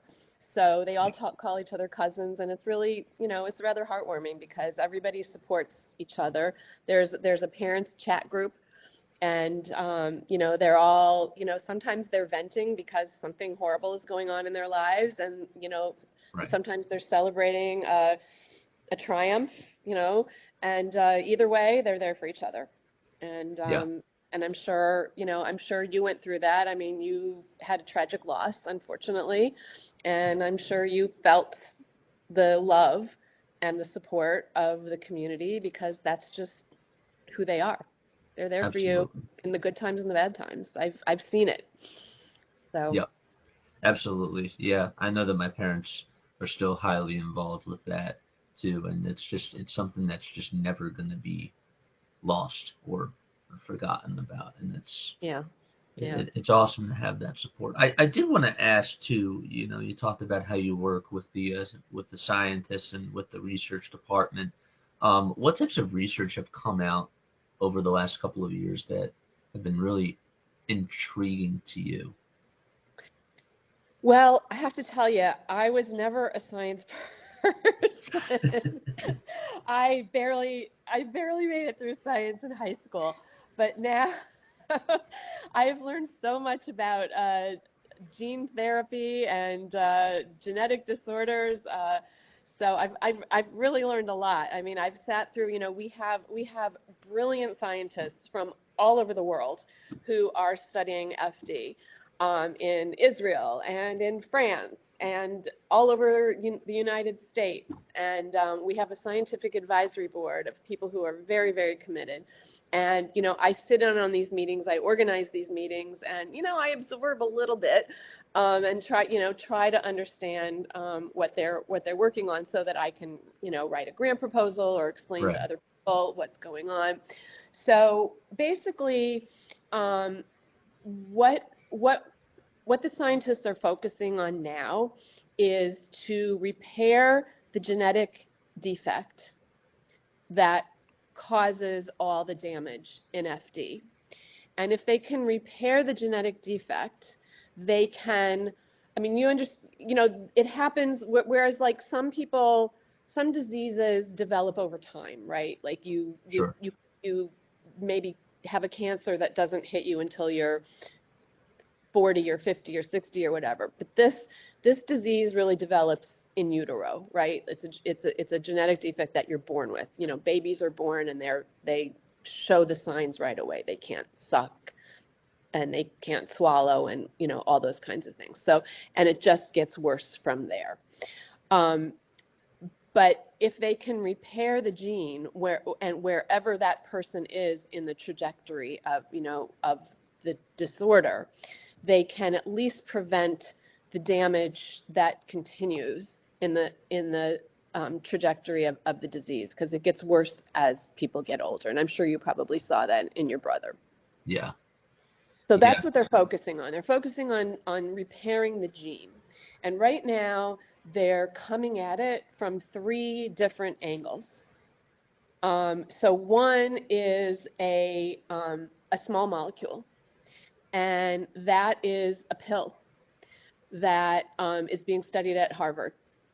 Wow. And Sue Sloganhoff, who actually discovered the gene in 2000, is the one who is studying that. Wow. And it's getting very close to. She has funding from the NIH, and she's getting very close to that being ready for a clinical trial. They're studying it in animals to make sure that it's safe for people. And so that would just be a pill that somebody would take, and that's great because it doesn't, it's not invasive and that sort of thing. The second approach that was being worked on at the University of Montana by Dr. Frances Lefcourt, who is now co-chairing our scientific advisory board. She is retired and she has passed her FD mice. They bred mice to have FD that they could study. Yeah. Is called gene therapy. And that is an injection to fix the gene. And they're working on the retina to improve vision. And that is also getting very close to being ready to go into the clinic. In other words, being ready to go into human. They're working on the animal, the toxicity and all that sort of thing.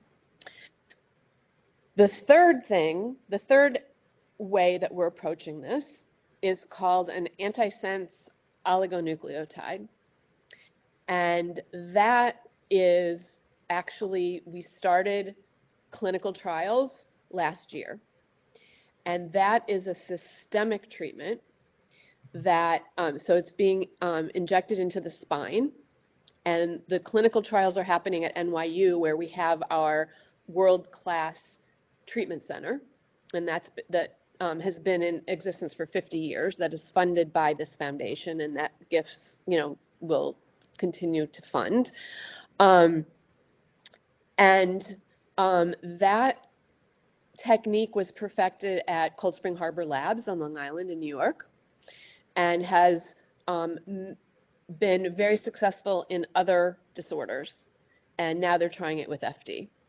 And the first patient has undergone 1 year of treatment and has shown considerable improvement. And the second patient has started treatment this summer.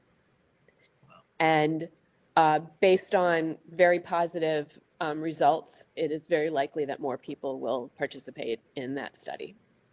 So that's really exciting. So those are the 3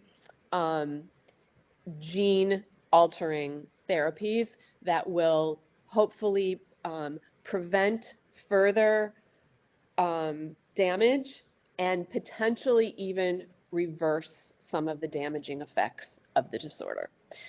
So that's like one area of the research. There's another study that's going on. Do you want me to keep talking? No. Keep going.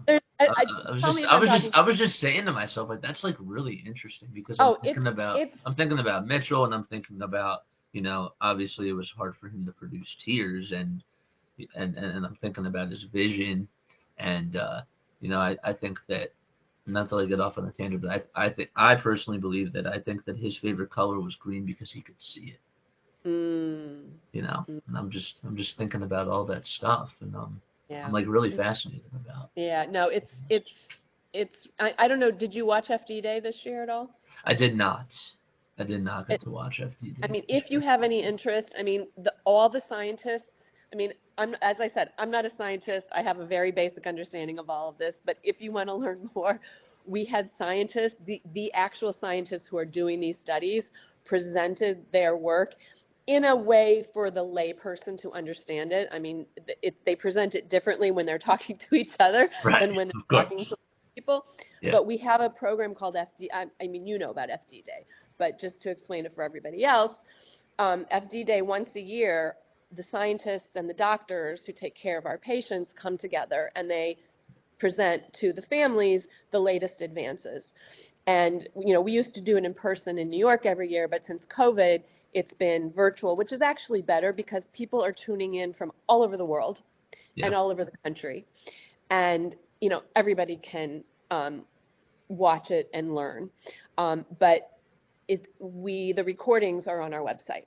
So, if anybody who wants to learn more, including you, can go onto our website and watch these presentations by the actual scientists. And the foundation hosts this program every year called FD Day. So the other two things, which I'll just briefly touch on because I don't want to talk too much. Keep going. We have another clinical study that's going on that's not about, changing the course of the disease, but it's more about addressing a symptom. So we haven't really talked about, how FD manifests itself in people who have it, but just to hone in on from most people who have FD, the most serious and the most distressing symptom is crisis. I don't know if your brother had crisis, but it's absolutely it's every day. It's nausea, it's vomiting, it's retching, it's sweating,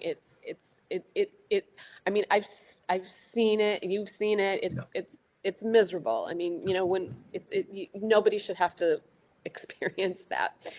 And when it gets really, really bad and it can't be controlled at home, people end up going to the hospital and they have to get treated with IV therapy to get it under control. The study that's going on right now is, those Listerine strips that you just put on your tongue and they dissolve? Yep. The medication that currently can only be administered by an IV is on those meltable strips. And you can take them at home. So what they're doing right now is they're studying that they have maybe 8 or 10 people in a clinical study that's being run by the center at NYU to study how safe it is for people to take it at home. Like, what's the right dosage? How often can they take it?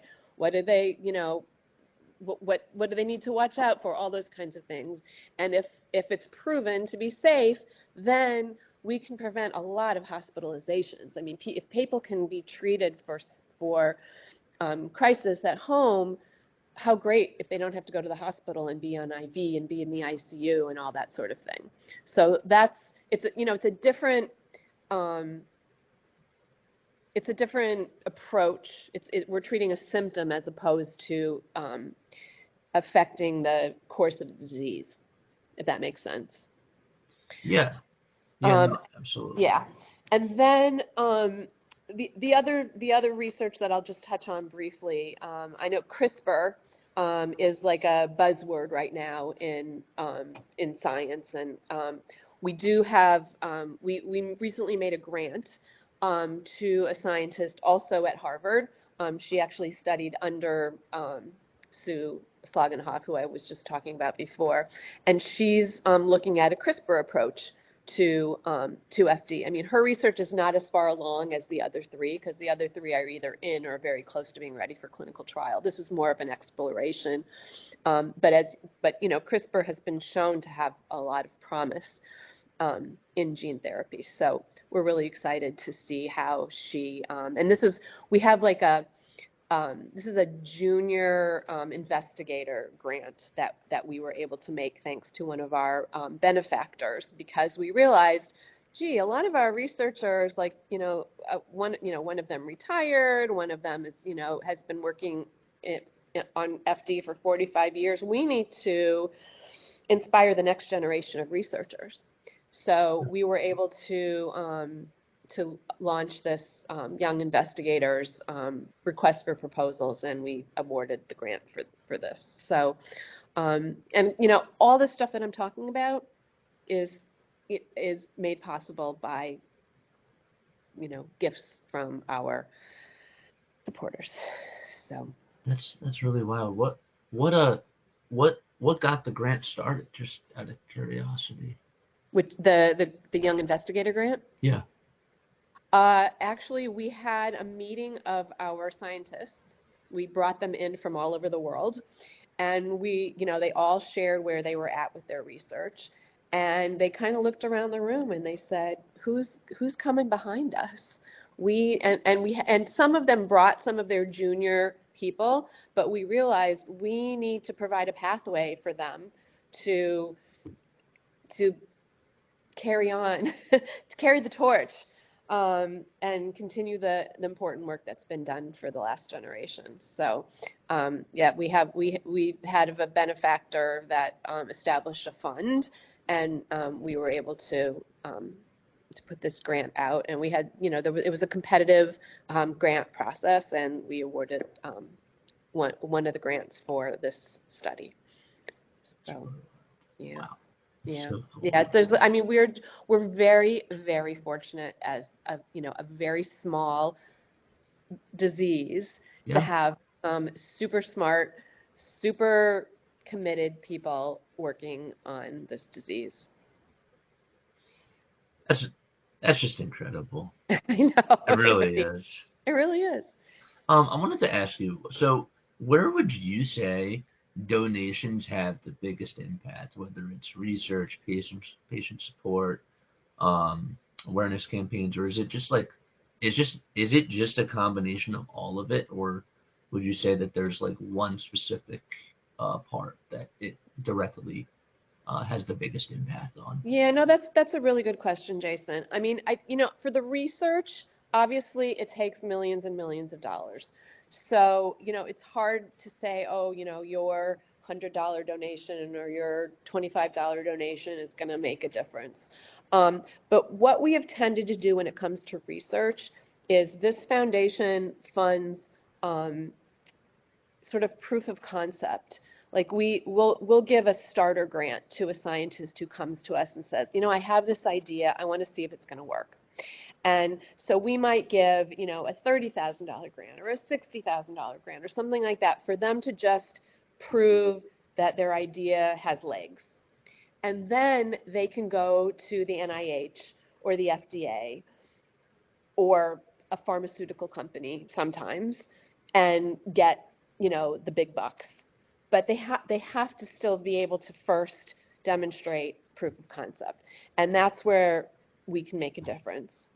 And we don't have tens of millions of dollars or hundreds of millions of dollars, but that's where we can help boost them, give them the leg up so that they can then go and get the institutional dollars. So it does make a difference. But we also offer a lot of supportive programs for patients and families. We have during COVID, we started this program called Hangouts. People with FD were among the first to isolate. They're very frail and they're very susceptible. And, they were told right away, stay home, don't go out. And they were feeling very lonely and very isolated. And so we found a very dynamic person to sort of be a group facilitator. And they were so popular that even when the world opened back up again, we've kept these groups going. And we have 4 different groups now. We have the teenagers, and we have the 20-year-olds, the 30-year-olds, and like the 40, 50-year-olds. And they meet, some of the groups meet every week, and some of them meet every other week.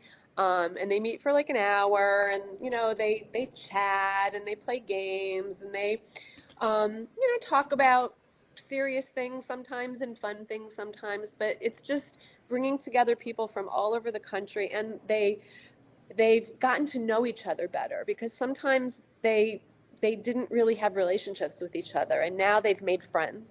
And so now that they know each other, they can text each other outside of the group, or they can FaceTime each other, and so they've made friends, and it's been really nice. And that facilitator is paid by the foundation for her time, and donations pay for that. As an example, we also have started offering support groups for siblings who have lost their loved one, for siblings whose sibling is still living, but you know what? It's not easy being a sibling, and I'm sure you can tell your fans it's not easy it's not easy having lost a sibling, but it's also not easy being the healthy sibling of someone who's sick in the house. Yeah. And there are people, everyone who has had that experience has something in common. So we have a support group for siblings who have lost their loved one, for siblings who have a living sibling with FD. We have a support group for parents who have lost their child, and we have support groups for caregiving parents. So those support groups are facilitated by a social worker, and that social worker is supported by philanthropy, by donations. We also have I'll talk about the NYU Center for a minute. Yeah, go on into that. The center was established, as I mentioned before, 50 years ago, and it is a world-class center. And anyone who has FD, if they live in the New York metropolitan area, they use the center for primary care. That's where they go if they need to see a doctor. And they go to NYU if they need to go to the hospital. But if they live outside of New York, their doctors, wherever they're in, if they're in California or Arizona or Minnesota, whatever, their doctors then consult with the doctors at NYU to make sure that their course of treatment is following the protocols that are developed at NYU. We have, world-class neurologists who are experts in familial dysautonomia and in autonomic disorders. So we have doctors there, we have nurse practitioners there, and we bring in eye specialists and lung specialists and all the other people that they need to see to make sure that they stay as healthy and well as possible. And we make an annual grant to NYU to keep that center going, and that money all comes from gifts like those that will hopefully come in today. That's where the philanthropy goes to really make a difference in the lives of people who have FD and in the lives of people who love someone who has FD. Yeah, I'll never forget all the trips that we had to do to NYU and all that sort of stuff. But the doctors and everybody that were there, they were all so nice, and they were all so helpful. And I'm very appreciative that when Mitchell was around, he had really great support, and he had really great doctors that were not only just really good at everything that they did, but they were also very personal, and they were also just super friendly. And that's something that really mattered to me. And looking back on that, I was really happy that he got all the care that he needed, especially over there. Well, I'm glad to hear that you have that memory. It is a very special place, yeah. And and it's made possible by the philanthropic support and by people like you who do fundraisers. That otherwise we wouldn't be able to keep it going. So now, without naming names, can you share a story about a patient whose life has been impacted just by the foundation's work? Or it doesn't even have to be a patient; it could also just be a family, too. I think. I don't think there is a patient who hasn't been impacted, to be honest with you. I think every person that comes in contact with the foundation and comes in contact with the center at NYU is impacted in a positive way. I will tell you a story, actually.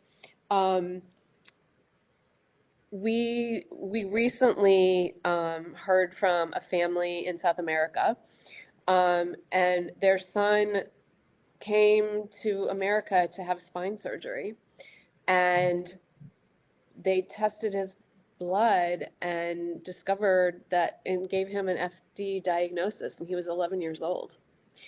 And I mean, so he had no idea. They had no idea that he had FD. It's late. Yes, it's a very late diagnosis, but I think that in places where there's not an awareness of FD and they don't know to look for it, they don't find it.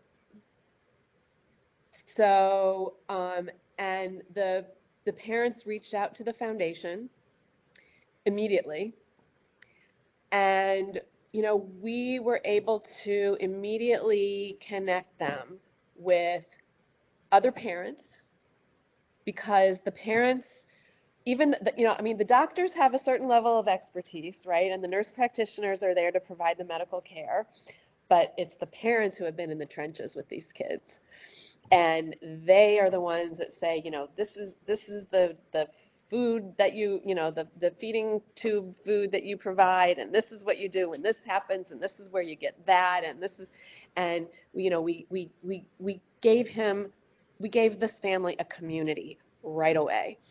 We connected them with the medical center also, because they came to us first, but we connected them with the medical center. We connected them with families so that they had a support system, and they wanted to come to the center to be seen, by the experts in FD, and they very humbly said to us, our son just had all these spine surgeries. We're kind of strapped financially, Is there anything that you can do? And now, we don't really have the resources to help every individual family with every financial challenge they have. We just can't do that. We would be broke if we did that. Yeah. But what I was able to do was I was able to say, we know of other foundations that provide airplane tickets for families who are coming for medical treatment. Let me connect you with that organization. We know of a place in New York that provides free housing for children who are getting medical care at NYU. Let me make that arrangement for you. So we've connected them with the medical care. We've provided them with the community of parents who are going to be a resource to them. We've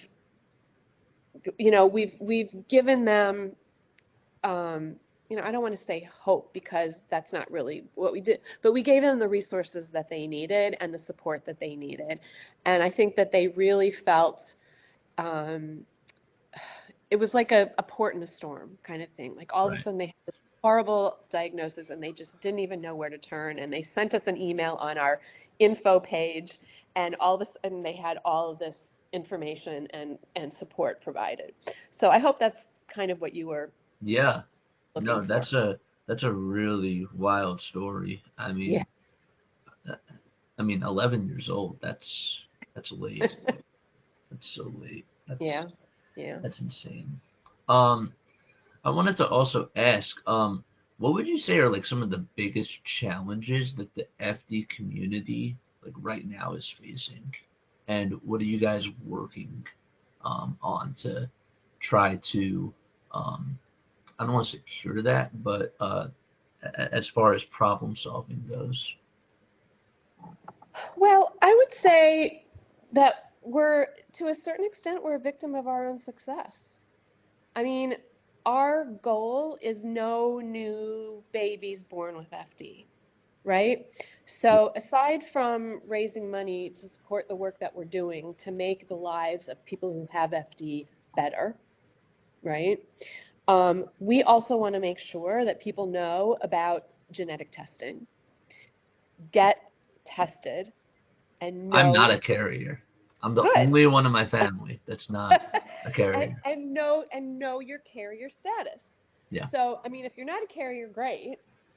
But if you are a carrier, you need to know that, because you need to know if whomever you're going to be potentially having children with is a carrier or not. Now, FD is considered to be a Jewish genetic disorder. But here's the thing. Not everybody knows their full ancestry. So you can't just say, well, I'm not Jewish, therefore I'm not an FD carrier, because your great-great-grandmother might have been Jewish and you don't know about it. In fact, I can tell you a story about that. So I would say if one of you is a carrier, the other one should get tested. And there's an organization called JScreen that's based out of Emory in Atlanta. That's a great resource for Jewish genetic testing. They have the kits. They're on a lot of college campuses. I mean, like in your 20s is the time to get tested and to know your status, not when you're already pregnant. So, you know, we want to make sure there are no new babies born with FD, and we've been pretty successful. And what, you know, having funded the research in the 1990s to identify the gene that causes FD, has meant that even families where both parents are carriers, and I don't know if this is your family or not, I'm not that familiar with your story, but in the olden days, before the gene was identified, if you had a child that had FD, having another child was like playing Russian roulette, because you had a 1 in 4 chance, you know, just based on genetic science, of having another child with FD. So, I mean, we know families that have 3 children with FD. I mean, they played Russian roulette and, you know, sort of lost, so to speak. I mean, obviously they love their children and everything, but it's not easy to have, you know. And so a lot of people had 1 child and then chose not to have any more. But the genetic testing not only meant that you knew your carrier status, but it meant that you could do IVF and test the embryos and only implant the embryos that tested negative for FD, so that even families where both parents were carriers could still have more children. And so we have success stories of families who were able to have more children. In fact, I met a woman in Israel whose FD son was like 36, and she had 3 more children who were teenagers, because fortunately she was young enough that she could have more children after the gene was discovered. So she had like a whole second family. And wow, what a gift that is, you know? Yeah. And that was because this foundation, our foundation, invested millions of dollars to identify the gene. So I think, but what you asked me about our challenge, so to go back to, you know, I just sort of given you the backstory. Our challenge is that now we're only 300 people with FD. It's really hard to get a foundation, for example, to be interested in what we're doing, because, you know, most foundations are looking for impact. Right. They want to fund something that's, you know, going to affect millions of people or thousands of people. And it's like, you know, 300 people, why would we give them I was just going to say 300 people. That's right. So, I mean, you know, if you know those 300 people, they're very important people, obviously, and very deserving of, you know, our love and our care and our money. Absolutely. But when you're like an institutional funder, it's like, well, you know, we're not going to give to you. We're going to give to, you know, the Michael J. Fox Foundation or breast cancer, or, you know, whatever, these organizations that are impacting millions of dollars. And of course, you can understand that. So it's a challenge for us to raise the funds we need to do the important work that we're doing, because we are so small. And we are so small because we're achieving our mission of not having more babies born. Right. So that's that's how I explain how we're a victim of our own success. We're successfully preventing new births, but by that token, we are not growing. I'm happy that you brought that up, because I also, just as a follow-up question, you know, I wanted to also ask, like, what goals are you also hoping that the foundation can achieve within just the next few years, just besides that? Well, I think right now we're really focused on those 3 gene therapies that I talked about earlier, and bringing those to, I mean, one obviously is already in the clinic, but if we can, you know, it's only in 2 people right now, if we can get that into more people, and if we can get those other 2 therapies into the clinic, and, you know, because, you know, research is precarious. It doesn't always it's not always successful. So we're still at that, you take it to one step and then you take it to the next step and you hope that you get to each next step. And that's sort of where we're at. And so we're investing a lot of money and a lot of human energy and brain power. And so I think that we are really hoping that we can get those other two therapies, and we're very close. We're very close. And that was the excitement at FD Day this year, is that we are so close, because I think a lot of parents have been waiting for this time for a really long time, and they were getting frustrated because they keep hearing about it and keep hearing about it, and every year research takes time. You can't Absolutely. just pull it out of a hat. No. It's something, and you have to prove your theories, and you have to study. You have to make sure you're not going to hurt somebody more by giving them something. Yeah. So I think if we can have success with these therapies and stop the people who are living with FD, to stop their FD from getting worse and give them a better quality of life, we would be ecstatic. We would be ecstatic. Wow, that brings tears to my eyes. It does. It's so. Well, if you cry, I'm going to cry. So don't cry. I just wanted to ask too. Just as we wrap this up, if someone who's watching or is just hearing about FD or even just the Familial Dysautonomia Foundation for the first time, what's one thing that you would like them to take away? Now, obviously, you talked about getting tested, and that's definitely important. But what's something else that you would like to say to those people? Well, I would say, I think because your program is a fundraising program, I would encourage them to support our work, and to know that every gift really does make a difference. Yeah. Oh man. Lanny, I wanted to thank you so much for your time on here. I could talk to you. I could talk to you forever. I really could. I love listening to you and just listening to everything that's going on right now with the foundation, and just listening to the research and all that type of stuff. But I really just wanted to thank you so much for your time and for you making the effort to just come on here.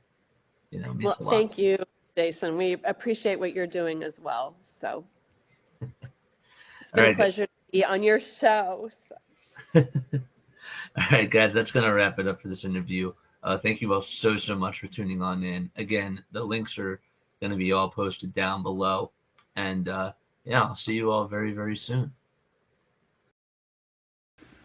I just wanted to take the time to thank Laney, not only for her time sitting down and just doing the interview with me, but also for her assistance, as well as the rest of the Dysautonomia Foundation, of allowing this to happen. Without them, this is definitely not possible. I also wanted to thank everybody that has supported and that is supporting the channel and donating to the Dysautonomia Foundation. Your contributions are absolutely incredible, and I appreciate it so much from the bottom of my heart. Everybody else that has been involved, that has helped me do this and make this happen, without you guys, it's not possible for that either. I hope that you guys took a lot of valuable information out of what was being presented today, whether it was from Laney herself, whether it was from me talking about Mitchell, talking about FD and explaining what it is, and also just from the documentary that I did on Mitchell. I'm hoping that you took a lot of valuable info out of this. I absolutely will post the full video of the documentary and the interview that I did with Laney, so that way if you came in halfway through the interview with Laney, or if you missed the documentary of Mitchell, or whatever the case was, you'll have a chance to go back to that. If you guys still have not donated yet, you're more than welcome to do so. The link to donating is posted in the live chat down below. And again, no contribution is too much or too little. But I also wanted to thank you all for listening on here. Again, I feel like that we covered a lot of ground today, guys. I think that there was a lot of valuable information that was being presented, and I'm really happy with what was done today. So, with that, all right, I think it's time to get ready for some baseball. All right, and we'll continue to spread the word and talk more about FD, and we'll continue to do that as we continue to go. But I'll see you very soon, and yeah, don't go anywhere.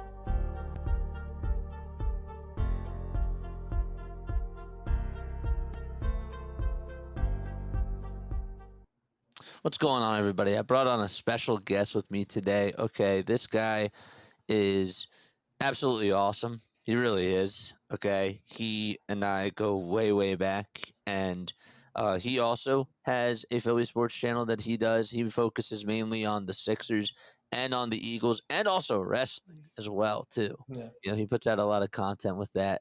And I wanted to get him on here because he's also very close with the FD community and knows all about FD. I wanted to get him on. His name is Mitch. What's up, Mitch? How are you? I'm good, man. I'm good. I'm just happy to be here, man. I'm happy to be here. Like you said, we go way, way, way back. I was close with your brother. I'm close with your parents, whatever. So I'm excited for this. Let's go. Thank you so much, man. And so I wanted to start and just ask you if you could share one message with our community about FD. What would it be?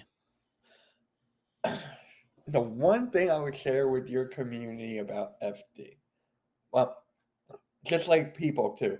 People who have FD are just like everyone else, right? Yes, they have limits. Yes, they can't do certain things, but they have emotions. We have emotions. We got things that we're scared, that we're nervous, all that, and we get loud. We get excited, all that. We're just regular people at the end of the day. We're nothing different. And if you guys didn't know, I'm exactly like his brother, Mitch. We both have FD. It's just incredible what his life was like and what I go through on a day to day basis. We'll talk more about that later, I presume. But yeah, we're just regular people at the end of the day. When it comes to like the community programs, I wanted to ask: are you involved with some of like the social events that go on? When I was younger, I was like FD Day. We would go there and stuff like that. But now it seems like after COVID, we weren't most likely into that stuff. We just couldn't travel and all that. My mom would watch it like FD Day on a computer via Zoom and stuff, but not exactly like I once was when I was younger. So I got you. You know, the one thing that I always admire about you is that you're a go-getter. You really are. And I've really admired you in in just that way because you've made your own channel, yeah. and not only that, but you know, you work out, you go to the gym, and you definitely are an inspiration for me. And I wanted you to know that. Oh, dude, you and I talk about that all the time, and it's just like I just love doing what I do, man. go everyday basis. I get a trainer here. I work out. I play basketball. I just live life, and you just got to live it to the fullest by all the abilities I do have. So I go out with friends as well, go out to dinners, engage, all that stuff. So just like end of the day, I'm just being me. Is there anything that you wish that people like that people would know more about with FD? More with FD. So you pretty much covered it yesterday throughout the entire 17-hour stream you did. The entire thing. And I watched most of it. I was at the gym when you were doing it. So mostly you covered everything there with like the blood pressure, the health, all of that. I think you pretty much covered it. There's nothing really left I gotta say. It's just like there's different. I got one. There's different kinds of people with FD. Like there's different limits to each person. Like for me, it's just like I can't travel in a plane and stuff like that. I get motion sickness pretty easily. So there's other things I can't do, but everyone's different when it comes to FD. I don't know if you remember us playing a COD basketball. I don't know if you remember that at all. Like, I was not like actual player. I was more of like a volunteer aspect. With BYO, I would go play basketball with you guys. Me and you always made it like a competition. We always were like, I'll score more points than you and all that stuff. Yep. So you and I always had fun. You would always up. heat up from 3, man. Dude, I still get mentions of me and my 3-point shot. Like, dude, it's just like I don't know, but look, a COD, Fantastic Friends. I don't know if you remember that at all. Yeah. So, to the people who don't know what Fantastic Friends is, it was a special needs group that would hold events for people with special needs, basically with tweens, teens, adults, and I would run that. Me and a couple of my friends at that time, we would run it. His Mitchell would actually go to a couple of these events. Jason he would help out and all that. So it's just like, went through a lot, and I love every second of it. Absolutely. Now, look, I do have to ask you about the Sixers really quickly before I do get No, off. you don't. No, you don't. I do. I have to Go ask for it. you: is Joel Embiid going to be healthy? Why start out with that one? But I don't know, man. I don't know. It's just a big question mark at the end of the day because you see him like up and down the court, you see him do certain things, and then he's out for a certain amount of time. He's looking good right now. I don't know if you guys noticed. He lost a lot of weight. He looks slimmer. He looks good on the court. But then once the season starts, I don't think he's going to play right away. I think he'll miss a couple games here and there due to ramping up. So honestly, it's just we got to wait and see what's wrong Embiid and the whole squad. Tyrese Maxey MVP? Yes or no? What kind of questions are you at? You mean MVP of the Sixers? MVP. Yes. MVP of the Sixers. Of the Sixers, this is his team. This is honestly his team. He's the number one option right now. We got to build through Maxey and McCain in VTS zone. That's the way we're going. And Embiid's got to take a step back when he's on the court. So he's MVP of the Sixers, not the NBA. Are you going to any games this year? No. No. I would not go to any single game. One of my good friends, he turned down free tickets. Really? He turned down free tickets, man. He's like, That's crazy. Nick, I would not couldn't go do for it. free. They were so bad. I'm like, I could. I'm not going to a game until something changes. I feel you on that. Yeah. I want to also mention too, like you're still involved with the JCC. You still volunteer with them, and you've done a lot with them. How great have they been? So I've actually haven't volunteered there in a couple of years. I did work there, like at the after school program. I started out volunteering. I worked there for like over a decade plus, like 13 years, and then off and on. They're good. JCC is really good to me. when I did volunteer and stuff like that. But there were times when me and them did not get on the same page, so I gotta throw that out there. There's always tit for tat. But yeah, it's a great little community over there. That's where I go to gym, work out, play basketball, all that stuff. So That's awesome. I love it there. I love it. Last question that I have for you before I get you off here. All right. Eagles. Oh, okay. Eagles. I have to end it on a positive note. You told me not to end it on the Sixers, so I have to end it. Good. No. Look, they haven't played their best brand of football during these first 2 weeks offensively. Everybody's talking about Kevin Patullo. They're talking about his lack of creativity. I still think that the Eagles have really great personnel, and I still really like what they're trying to build. Do you believe that they are going to be contending again in the NFC this year? Yes. Yes, I think they're going to be contending. They're the best team, right? If you can't beat us, we're the reigning defending Super Bowl champs right now.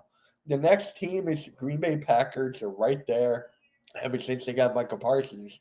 But right to the personnel, man, they got everything cooking for them. Yes, would I like them to fix a few things? Absolutely. Like the play calling, I would like to use the push a little less now, not to make it so predictable. But yeah, they're going to be good this year. A lot of holes to be fixing, especially Dory Jackson and CB2.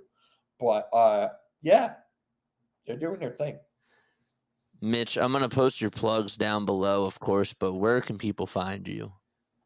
I appreciate it, man. I really do. I really appreciate this. You guys can find me, Mitch Coxey, on YouTube.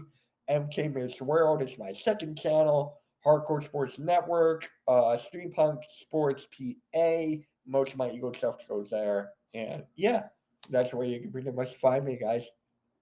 That's awesome, man. I'm really happy that I got you on here because I wanted to I wanted to give you the floor. I really did because I feel like that like what we're doing is really powerful, and obviously like we're doing, I wanted to do this in honor of my brother, but it's also just I thought that it was really important just to try to to just try to get you on because also like you're a part of like the YouTube community as well, Yeah. and I wanted to give you a voice too. Now, if you guys go back on my channel, there was a video where I spoke at Stockton University. I don't know if you remember that at all. I do remember that. You know, I yeah, do. that was great, fantastic friends. They wanted the head people to speak. I was one of them. It's on my channel right now. It's not going anywhere. So speaking at Stockton University, if you want to like learn more about me and FD, that's where you can go find it, man. That's where you can go find it as well. You're the best, man. Thank you so much for coming on here. Of course, and I miss your brother. I miss him so much. And you and I talk about this all the time. If it wasn't for him, me and you wouldn't have gone closer to where we are right now. Like, guys, we go out once a month. We talk a couple times on the phone and stuff. So, yeah, your parents are great. Your sister's great. Your dog. Everyone is great in your family, man. And we got to do something with my family and yours. We got to make it happen. We got to. That sounds like a plan. Yeah. All right, guys, that's going to wrap it up with this interview. Up next, we got Phillies and Diamondbacks at 9:40 p.m. Eastern Time. I hope to see you all there. And, yeah, I'll see you all soon. Love you guys.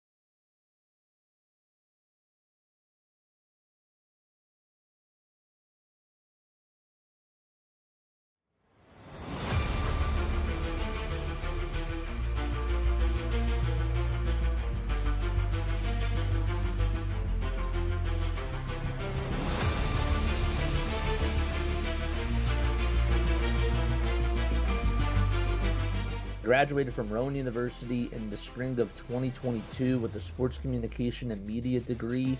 I got to actually call minor league baseball and G League basketball games while I was in school. And then I graduated, and as soon as I graduated, I went to NFL Films in Mount Laurel, New Jersey. And as much as I loved that experience, I miss putting on the headsets. I decided, you know what, talk is cheap.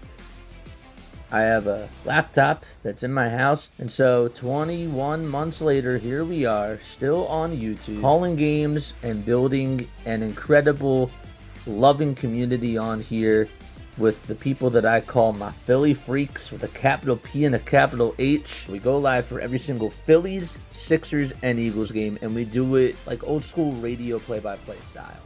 I'm Jason Joseph, and this is Play-by-Play with JJ. I showed a swung on barrel. Get out to right field. Bye-bye baseball. That baby is long gone. Hi everyone, hopefully you're all doing well. For those of you who haven't heard, I'm hosting my very first charity stream on September 18th and September 19th to support the Familial Dysautonomia Foundation in honor of my brother Mitchell, who passed away from this disorder 5 years ago. So how the schedule is going to work is like this. On the very first day, we're going to be streaming for 15 hours. During the first 3 hours, I'll be talking about familial dysautonomia, sharing stories about my brother and what he dealt with on a day-to-day basis, and just raise as much awareness as we possibly can.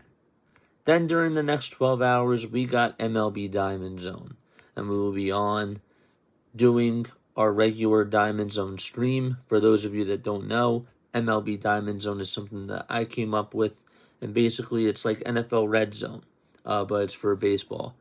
On the very next day, we'll do Diamond Zone again. That'll be from 6 o'clock up until 9:30, and then we got the Phillies game. They play at 9:40. They're taking on the Arizona Diamondbacks. So in short, we're going to be on for 22 hours. No ads will be played during those 22 hours. I am aiming to raise $500 during those hours of streaming. Again, no pressure to donate, but if you can, every little bit does help. If you could just spread the word, share the post that I posted on my community tab, I would really appreciate that. I'm just looking forward to making a difference together with you guys and doing this in honor of my brother Mitchell. I think he'd be really proud, and I'm really excited about this. Let's do some good.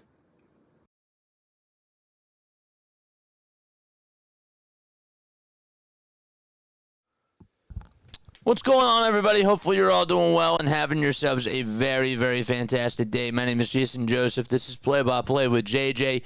We got the Phillies taking on the Arizona Diamondbacks tonight. I hope that you guys are doing well and that you're having yourselves a very fantastic night. We are continuing to fundraise, of course, for Familial Dysautonomia in honor of my brother who passed away from this disorder 5 years ago. I'm very thankful for everybody donating to the channel. We have raised over, coming on into today, we have raised over $5,500. We've gotten $2,700 just through the website, and everything that's been on the website has been, somebody has offered to double, which is incredible. And we have raised at least over $900 in super chats on YouTube and also PayPal combined, which is absolutely incredible. And I really want to thank you all so much. If you guys have not donated and you would still like to donate, please feel free to do so. The link is still down below. My mods will definitely do that and continue to post that. We got a Phillies game that we got to get into. And we have a lot to talk about with this Phillies team right now. They got to clinch that bye. They do. It's going to be really tough to get the number 1 seed, but you're still going to have to clinch the bye because you don't want to play in a wild card round. That's the last thing that you want right now because you want this team to be back and you want them to be healthy. Alec Bohm is returning tonight, which is obviously really good news too. And that is really, really awesome. So it'll be exciting to have him back out there in the lineup as well. And yeah, I'm really, really looking forward to that. There will not be a live breakdown of every scoring inning, if you will, like a scoring breakdown of every inning, because we have our title that's up there, which is obviously the most important thing for this stream tonight. So we're still doing this in honor of Mitchell. And yeah, like I said, if you guys still want to donate, you're more than welcome to do so. If you do decide to donate, super chats are welcome, but we do encourage you guys to donate via the website, because everything that's donated on there is getting doubled, thanks to everybody that's helped out. What else do I have? I have to change something really quickly. Just bear with me in mind. Bear with me for a second. Okay. All right, we are ready to get on into everything for the Philadelphia Phillies. Okay, so let's get into the starting lineup for tonight's game. It is actually 95 degrees out in Arizona. The roof is closed. Winds are blowing southwest at 7 miles per hour. It is hot there. Harrison Bader will lead it off for the Philadelphia Phillies, and then it'll be Kyle Schwarber, Bryce Harper, JT Realmuto, Brandon Marsh, Alec Bohm, Max Kepler, Wes Wilson, and Bryson Stott. So Bader is leading it off for the Philadelphia Phillies, and then it's Schwarber, Harper, JT, Marsh, Bohm, Kepler, Wilson, and Stott. And on the mound for the Arizona Diamondbacks, it'll be Ryan Nelson, who has started in 21 games. He's pitched in 31. He has a 7-3 record, 143 innings under his belt this season, and a 3.34 ERA. As well, he has allowed 39 walks. He has also 122 strikeouts on the season as well. Batters are hitting just 206 against his four-seamer, 209 against the slider, 260 against the cutter, and 196 against the curveball against him as well. Diamondbacks are in their purple and they're in their purple and blue uniforms, like very light blue. They have a new logo that is on the front side of the cap. Phillies are in just their regular away uniforms with the gray tops, the gray bottoms, and the red sleeve as well, along with the red Phillies hat with the white Phillies logo on it. So again, it's Bader, it's Schwarber, Harper, JT, Marsh, and after that it's Bohm, Kepler, Wilson, and Stott. And those are all the starters for the Philadelphia Phillies. Defensively for the Arizona Diamondbacks, they will have Tawa over at first base, Tawa over at first. And at second base, it'll be Marte. At third, it's Alexander. Shortstop is Perdomo. Out in left field, it's McCarthy. And then Al Thomas is out in center. And in right field, it's Corbin Carroll. All right, first pitch as we start things off is in there for strike one. Bader hitting .283 on the season so far. Comment what your final score predictions are down below. I really appreciate you all so much for being on here. The pitch. That ball is flied out over towards center field, and that's going to be caught by Thomas for out number one. I got a lot to catch up with you guys on. I really do. I got a lot to talk to you about, but we're going to wait until we're settled on in. Okay. As far as the crew chief goes for tonight, we'll get into that too. It'll be Gabe Morales as the home plate umpire, Alex Tosi over at first, Corey Blazers at second, and at third, it's Manny Gonzalez. Here comes Schwarber, and he takes a strike. That's a fastball. No balls, one strike to Kyle Schwarber. He's hitting .243. He has 53 home runs and 128 RBI. There's 3 seconds left on the pitch clock. Nelson comes set and fires. There's a foul ball. Hit over towards the right side. Don't forget to like, don't forget to subscribe, and turn on the bell icons too, and that way you will know when we do go live. I'm going to go 6-3 Phillies, says Travis. And again, thank you all so much. I will make sure that I try to catch up a little bit on chat as much as I can. Just Had a lot to deal with. 0-2. And there is a foul ball. I do want to say hi to you guys. I didn't want to jinx it yesterday morning when you started, but I was going to tell you that you could raise 10 times your original goal. Congratulations, brother. Much love. Thank you so much, man. Thank you. 0-2 pitch on the way, and Kyle Schwarber looks at a ball in the eyes of Morales.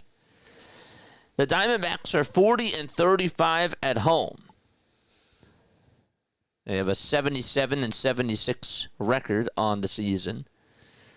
1 ball, 2 strikes. Nelson gets set at the belt.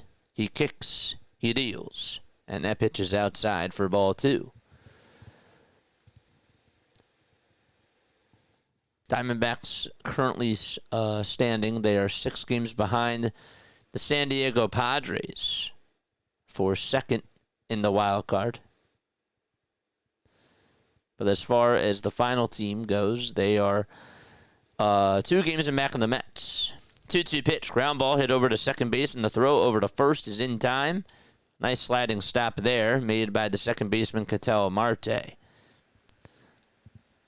So Schwarber is retired. Also in that NL in that NL wildcard race, you got the Reds, who are half a game above the Diamondbacks. They are 1.5 games behind the Mets. And then you got the Giants, who are sliding now, it seems. They are 3 games behind the Mets. And then the Cardinals and the Marlins are right behind them at 5 and 6. Harper this year batting .263 with 27 home runs and 75 RBI. The ball is 1 strike. Nelson gets set at the belt and fires and throws it upstairs. 1 ball, 1 strike. So Bader flied out to center. Schwarber grounded out to second. And Bryce Harper is up. The 1-1 pitch to Bryce. That's down.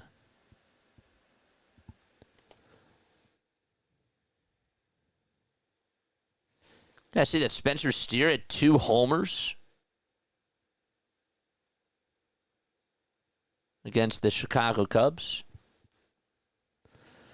2 balls, 1 strike. And the next pitch on the way. There's a ground ball. Here it's hit over towards first base, and the inning is over as the first baseman does get to it on the bounce. All right, so a 1-2-3 inning. Phillies go down in order, and they'll be back in just a few moments. The Diamondbacks lineup, it'll look just like this. It'll be Geraldo Perdomo batting in the leadoff spot for them. So Perdomo will be hitting first. And then it'll be Ketel Marte batting second. Marte is hitting second in the lineup. And then you got Corbin Carroll batting third. Gabriel Marino batting fourth. He's the catcher. Blaze Alexander, they usually start him out over at third, and then they eventually transition him out over to left field. He is batting fifth.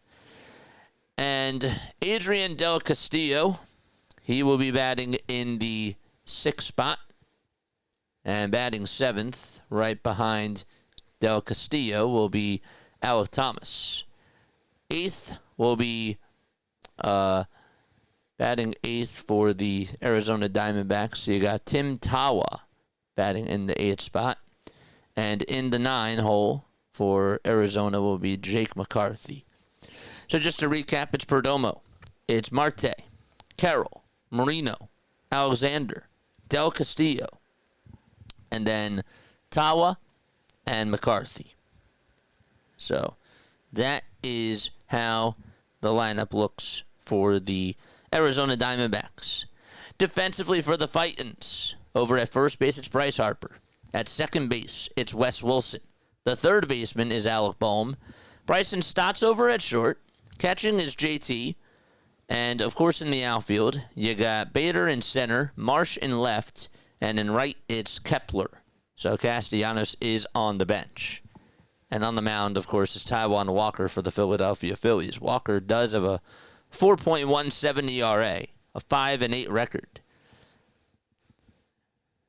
and 79 strikeouts on the campaign so far. The pitch. That's down and away for a ball. Perdomo's average is at 289. Walker comes set, and he deals, and the pitch is popped up. It's hit out over towards the right side of second base, and Wilson gets under it, backpedals just about 3 steps or so, and he will make the catch for the first out of the inning. More about Taijuan Walker. He's gone 116 2/3 of an inning. He has walked 37 in those amount of innings. This will be his 21st start. His record is at 5-8. This will also be his 32nd appearance. And he fires a four-seamer that just catches the outside corner for strike one. No balls, 1 strike. Adrian Del Castillo. The balls, 1 strike. The windup and the pitch. That's called a strike over on the inside corner. Can't wait for the playoffs to see these streams pull in 1,000 viewers. Chat's going to be nuts. Thank you so much, man. Shout out to the chat. Shout out to you guys. 1 ball, 2 strikes. Things will be settled pretty soon. And then I will catch up to chat. Pacer says I'm going to go 7-4 Phillies. Here's the 1-2 on the way, and there's a high fly ball hit out to deep right field. It is gone, and Arizona up on top 1-0. Ketel Marte just absolutely blazed that thing out over to right field and gets his 26th homer of the season. And that's RBI number 67 as well. That fastball was up, and that's where Marte loves those fastballs. Thank you so much for the $20 super chat, Steve. Symbol folded hands, medium light skin tone. Oh, thank you so much, Steve. Shout out to you. Thank you very much for the $20 super chat, my friend. 1 ball, no strikes. And up next now is Corbin Carroll. And Carroll takes a strike on the outside edge. He was ahead in the count 1-0. And it's now 1 ball, 1 strike. Again, if you guys do want to donate to the Familial Dysautonomia Foundation, you're more than welcome to do so. You definitely do not have to do it. You definitely don't have to do it. The next pitch, that's a line drive hit out to center field for a base hit, and Corbin Carroll does get on. The money goes to the Familial Dysautonomia Foundation. We're doing this fundraising stream, which we started yesterday. We streamed for 17 hours yesterday, and we're doing probably 6-7 hours today. We started, it was really a 3-hour stream, and of course the Phillies game on top of that too. So I'd say about 6 to 7. Over 6 probably. Here is Walker's first pitch to Gabriel Marino, and that's in there for strike 1. So, Steve, thank you so much. In a short, what I'm going to do is I am going to list everybody that has donated and thank them all very much and shout everybody out that did it. And also, you will be getting thank you notes as well. People over on the YouTube side, if you could just message me on the hotline if you did donate. Over on the YouTube side, and even on the PayPal side too. I really would like to get in touch and just thank you from the bottom of my heart. Write you personal messages. 1 ball, 1 strike, and we're in the bottom of the first. There's 1 away. There's 10 seconds left on the pitch clock. Marino is 2 for 2 in his career against Taijuan Walker. Walker gets set above the belt, and the 1-1 is inside and high for ball 2.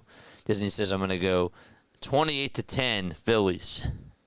That's a football score. That's so funny. You guys are the best.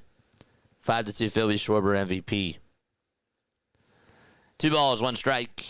And the next pitch is just outside for ball 3. Then Presley's on. What's up, Presley? Steve, thank you so much.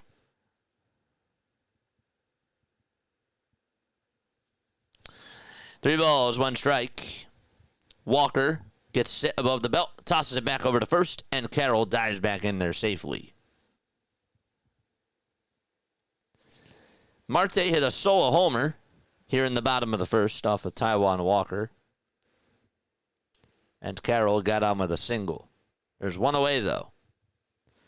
3-1 pitch. There's a fly ball hit out to left field. It's hooking foul, and it'll slice out of play.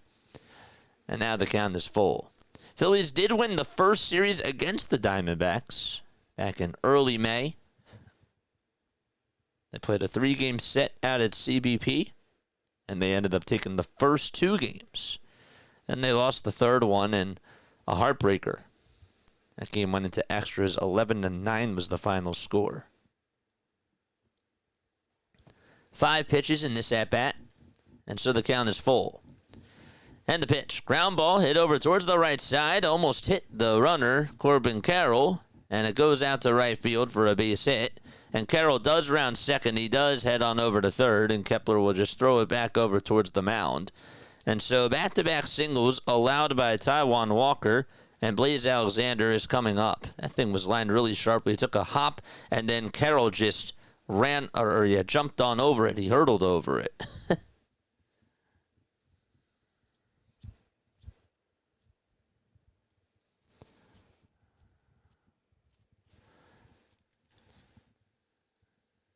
Three hits in this bottom of the first, and only 1 out recorded. And Alexander is coming up to the plate, right-handed hitter with a .333 on-base percentage, a .410 slugging percentage, a .244 average, 7 home runs, 44 RBI. 1 out, bottom of the first, and the pitch is inside for ball 1 at 91 miles per hour. You guys can also scan this QR code. If you're watching on a laptop or an iPad, if you want to scan your phone to see if that QR code works, let me know. You don't even have to donate. You can just let me know if the QR code works. Because the foundation was really nice and they gave that to us too. 1 ball, 1 strike to Blaze Alexander.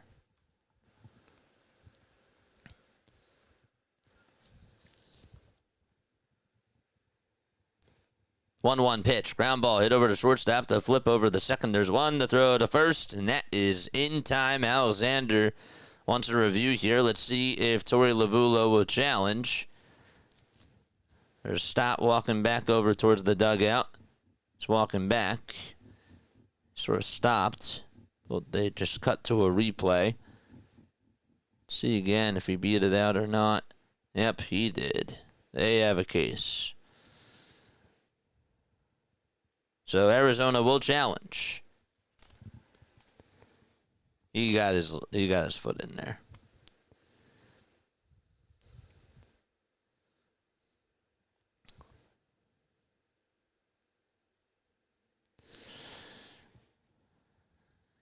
Let's see on this replay here. Oh yeah, his right foot absolutely hit the bag before it got into the glove of Bryce Harper. So that is the wrong call made over there by Alex Tosi. Excuse me. QR code works. All right, good. Thanks. Thanks for letting me know.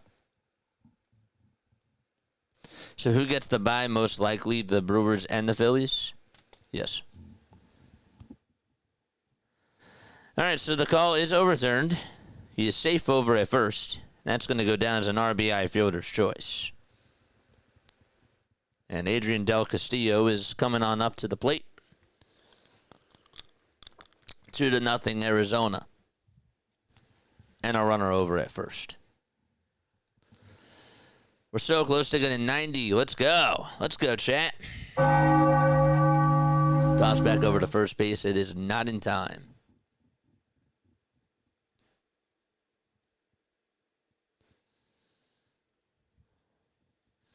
We got 150 tuning on in. 2 outs, bottom of the first, and the pitch is in there for a strike. The throw to second base is in time to get Alexander. Good job by JT to throw that thing, and it just landed into the breadbasket of Bryson Stott. All he had to do was just catch it. The glove was right there. And so 2-0 is the score, thanks to a solo homer by Ketel Marte and an RBI fielder's choice by Blaze Alexander. We're going to be right back. Don't go anywhere. I will see you in just a few moments.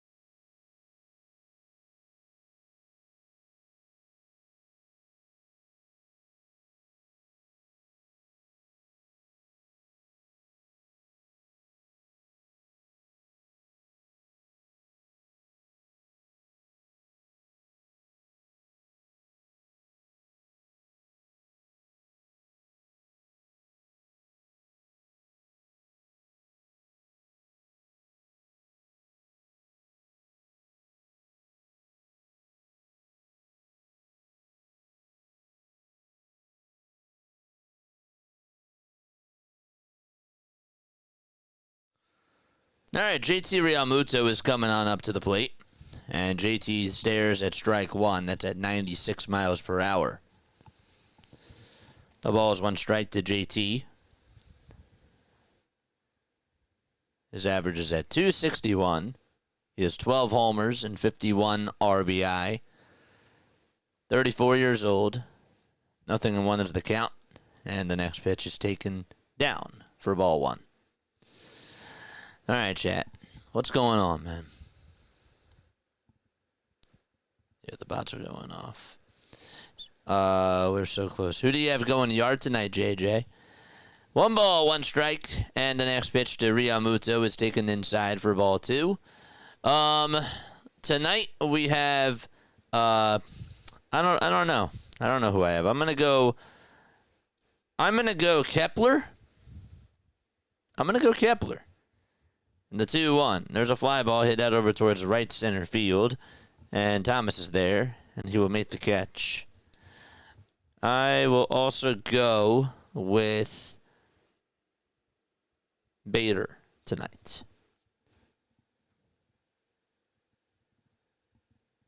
Hey, JJ. Hey, y'all. The Phillies are playing, JJ. Oh, wait, Larry, are you behind?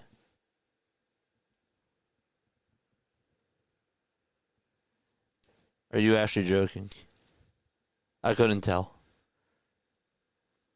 The pitch. That's taken for a strike.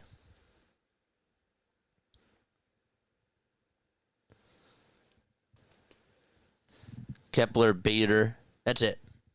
0-1 is the count. And the next pitch to Brandon Marsh. That ball is popped foul and hit over towards the third base side, and it will just go out of play. No, you asked what's going on. Oh, got you. Gotcha.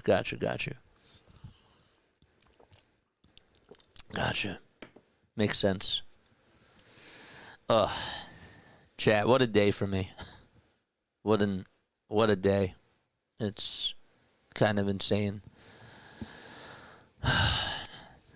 No balls, 2 strikes. What a week. Really. 0-2 pitch, and that's up high for a ball. If the play-by-play sounds a little bit different tonight, it's because this is also a fundraising stream as well. I've made that announcement a lot that we were extending this to Friday. So, the 1-2, and that's a foul ball.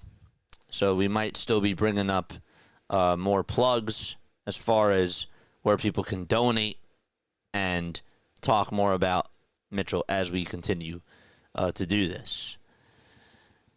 And still do the play-by-play as well, but that's going to be a part of the nuts and the bolts of it tonight. 1-2 pitch. Line drive hit out to right field. That will get down for a base hit. And Corbin Carroll does field it. And the throw back over to second is cut off.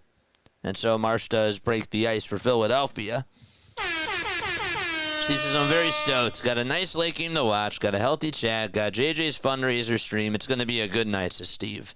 If you guys did not watch the very beginning of this, I did play a replay of what happened yesterday during the very beginning. Not the very, very beginning, but once we were an hour into the stream, I talked about Mitchell's condition. I talked about FD, and we were yapping for about an hour. I don't like to say yapping in that moment. We were educating. We really were. Yapping to me is just basically talking. I thought that we were presenting and we were, and there was a purpose to it, you know? 1 ball, 1 strike. That's to Alec Boehm. And then we replayed the documentary that I created on him when I was in high school. And then, of course, we had our interview with Elaney, who was the senior director of the Dysautonomia Foundation. I really hope that you guys got a lot out of it. If you did not watch it, you can go back to the beginning of the stream on your own time. I will also update it. I will post a actual VOD where all you get to see is just that, and you can watch it on demand. That's why they call it a video on demand. 2 balls, 2 strikes. That way you don't have to hunt for it. It's just right there, and it's in the title. 2 balls, 2 strikes to Alec Boehm. We got a runner on over at first. The Diamondbacks do lead it 2-0. And the 2-2 pitch is down for ball 3. The Snakes did get both runs in the bottom of the first, of course. Ketel Marte had a solo homer. And Blades Alexander had an RBI fielder's choice. 3 balls, 2 strikes. The toss back over to first is not in time. I learned quite a bit, says Larry. That's good. That's good.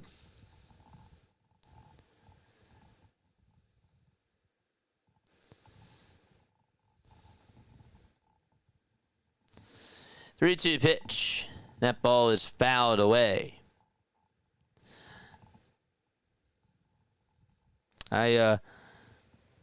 I'm hoping that just as we continue to do streams, I'm hoping that last night and just yesterday in general, of course, that you learned about the disorder, but also that you got to see me in a different light, in a good way.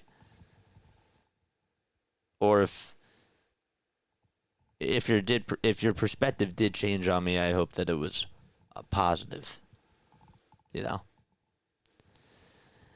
3 balls, 2 strikes. Boehm did foul off the next pitch. The documentary was awesome, JJ. Thank you. Aye. Aye, Captain. Payoff pitch. There's a line drive. Hit out to right center field. That's going to split the gap and go all the way towards the wall. Marsh being waved home by Dusty Watson. The throw is cut off. And he will stand up as he goes home. And Boehm will stand up as he goes over to second base with an RBI double. All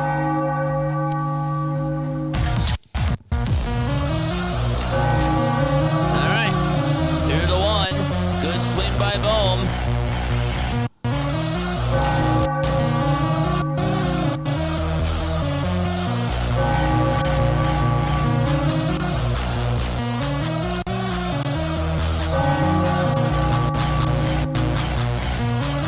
So now Max Kepler comes on up to the plate, and Kepler takes inside for ball one. Hey, JJ, how are you doing tonight? I'm doing good. Did you get the Gatorade bath? No, I slept on in today, guys. As soon as the stream was over, I could have cut shorts.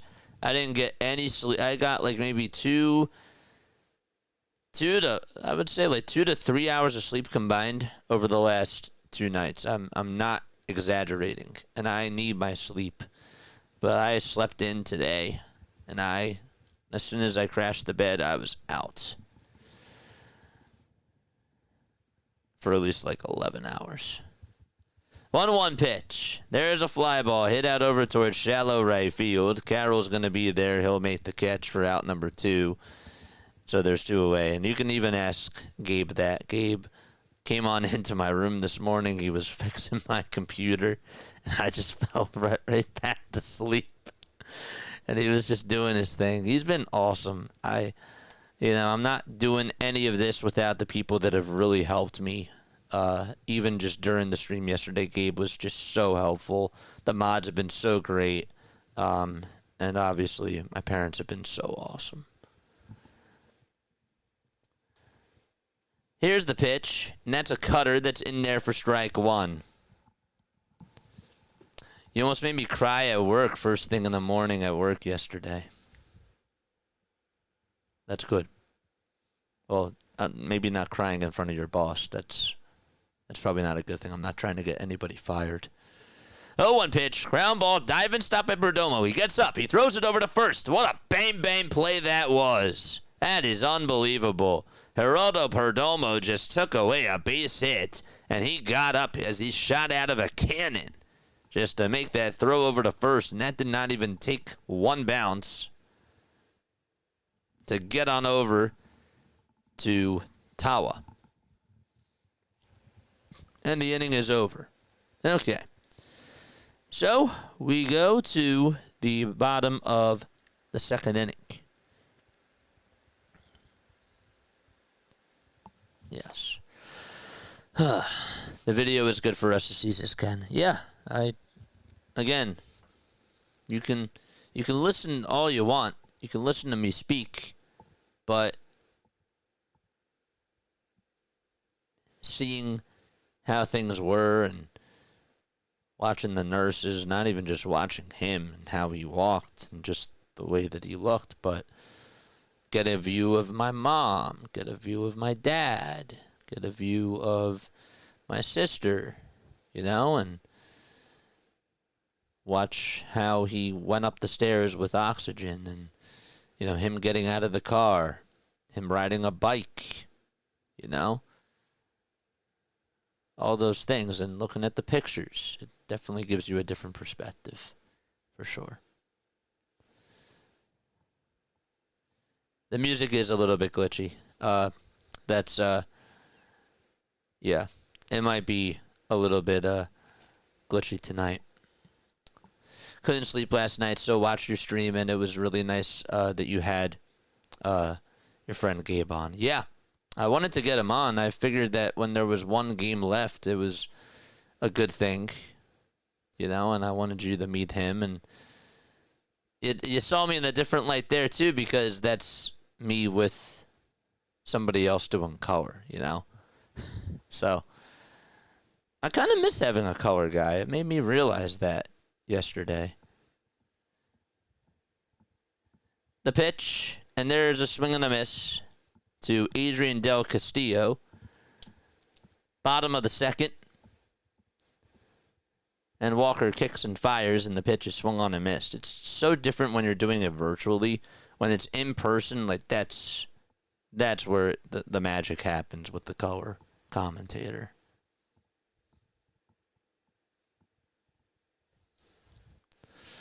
One ball, 2 strikes. Del Castillo did take strike 2. The algorithm probably does not like us right now because it doesn't know where to send everybody because of the title. But even though it does say Phillies in it and Diamondbacks in it, they're probably saying to themselves, we don't know. 2 balls, 2 strikes. And the next pitch, there's a line drive. It's hit out to right field. That'll get down for a base hit. It takes about 2 bounces in front of Max Kepler. And so Adrian Del Castillo is aboard with the 4th hit of the ball game for Arizona.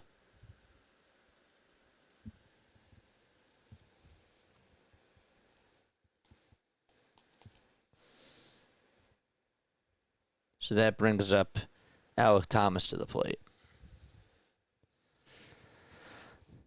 Thomas will fly this one out over towards shallow left field. Stock gets under it, and he will make the catch as he called off Brandon Marsh.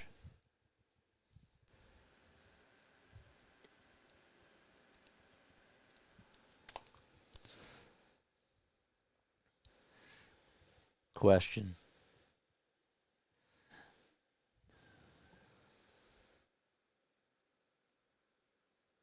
I was very impressed with you and your family. Thank you. Oh, with your family, yeah. They're good people. They're very good people. 1 ball, no strikes. Tim Tawa is up at the plate. Walker gets set, and he delivers. There's a fly ball hit out over towards right field. Kepler is there. He'll make the catch. And there's out number 2.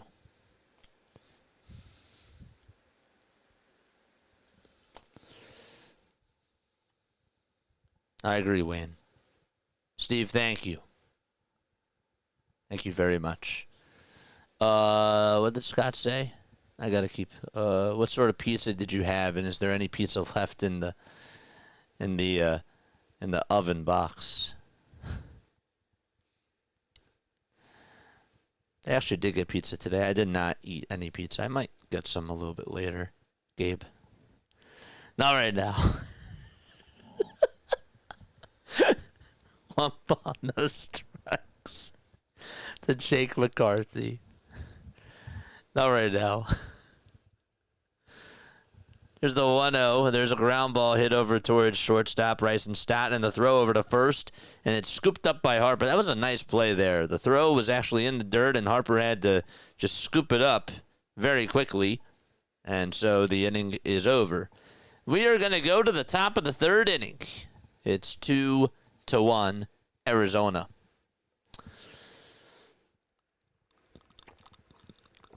I'm looking at the stream, and I'm like, wait, we haven't been streaming for 3 hours, 38 minutes.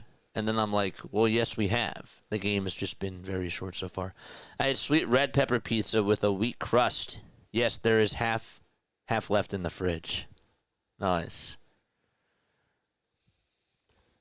Very nice. Very, very cool. All right, story time, chat. You ready for this? Okay. So, I got a little story for you. Grab your books out in the chat. So, Gabe thought it'd be a really good idea to go out for dinner as the stream was running, because he wanted to celebrate, right? And who wouldn't want to celebrate? That's a really, really cool thing. So we went out to eat. Okay, I won't name the restaurant, but we did go out to eat. Okay, and it was very packed there. Okay, and it was really packed. So we sat at the bar. But we got there around 7 o'clock. Yeah, 7. We didn't get out until 9 o'clock, and it took us about an hour, 40 minutes just to get our food. It took a while. And then they almost overcharged Gabe for the food, and they had to change that. And after they got that whole thing settled, we're trying to rush to get out because we gotta be home. I gotta start my timer for my stream. I gotta be home, and I gotta get my water. I gotta run on up here, you know. 1 ball, no strikes, by the way, the stats, and the next pitch is inside. But then I'm trying to get like the waiter's attention because the pen doesn't work. I don't have any cash on me. So the pen doesn't work. I tracked down the person at the bar. It took them about like an extra like 4 minutes, but we finally got the pen, which was a big dub, and we made it home. I kid you not, as soon as I started that timer, it was perfect because we got home like right after Mitch Kofsky's interview was done. I like ran upstairs and I just pressed all right, go into the pregame mode. But yeah, it took us like almost 2 hours just to get our food.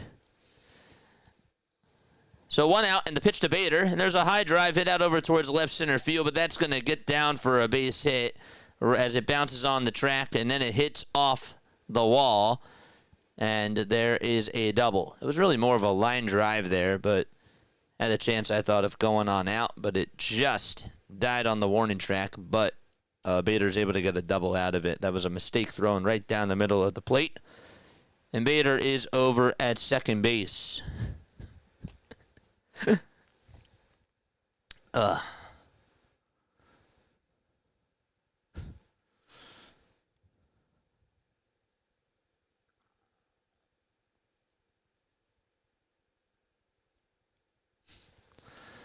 Kyle Schwarber is up at the plate, and Schwarber takes a fastball right down the middle. Yeah, our entrees. Okay, that's, yeah. When I say food, I meant to say entrees. I got like a wonton soup. The ball is 1 strike and a pitch, and that is inside for ball 1 to Kyle Schwarber. So 1 ball, 1 strike to Kyle Schwarber, who grounded out in the first. There's 5 seconds left on the pitch clock to Kyle. And the 1-1 pitch, that ball is grounded foul. So the count is 1-2. So yeah, we really had to rush. Took us like almost 2 hours just to get our food.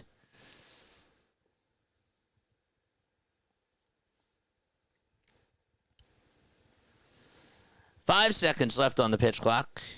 And the pitch to Kyle, that ball was fouled off. It was a high pitch. And it will go out of play. Phillies are down 2-1. Ketel Marte had a solo homer, and Blades Alexander had a RBI fielder's choice in the first inning. In the top of the second, Alec Bohm had an RBI double. Ryan Nelson is on the mound, and Nelson throws the next pitch down for ball 2.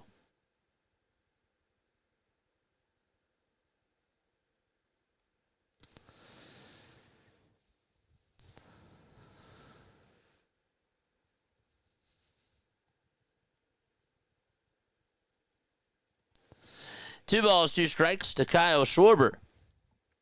If you guys know this, no ads. No ads today. The 2-2 pitch on the way to Kyle, swing and a miss. That fastball was inside, and it came at 98 miles per hour, and Schwarber is down on strikes.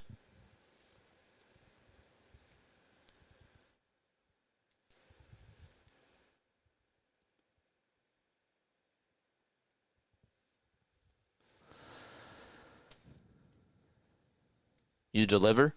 No. No, we were at the restaurant. We were at the restaurant. Are the chat messages coming on in a little bit late? No.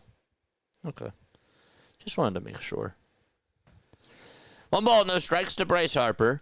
And here's the next pitch, and that is high for ball 2. That was at 92 miles per hour.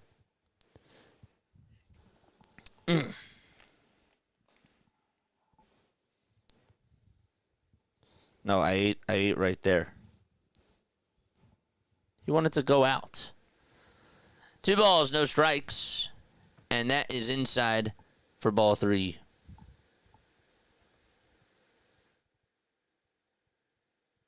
Oh, that was for Jiva Newts. Oh, got you. Got you. 3-0 pitch. And that is on the outside edge for strike one to Bryce Harper.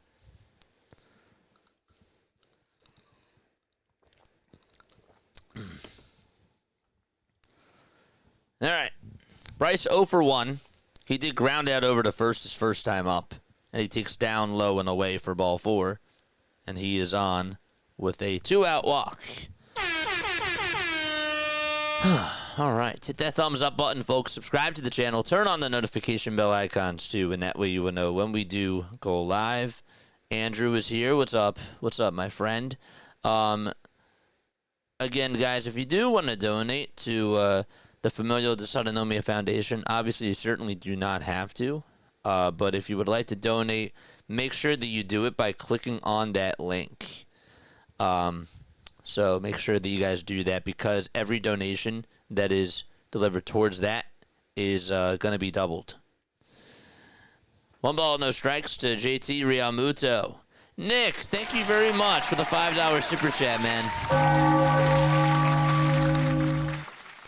JJ, the video compilation of your brother was fantastic, buddy. I was a proud friend watching that. You did great, man. Thank you, man. I really appreciate that. The 1-0 pitch is taken for ball 2. Really, thank you so much for the $5 super chat. You're awesome.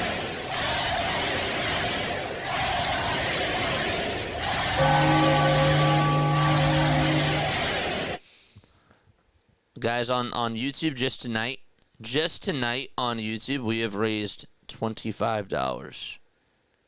Actually, sorry, we've raised $30 on YouTube tonight. That's incredible. All right.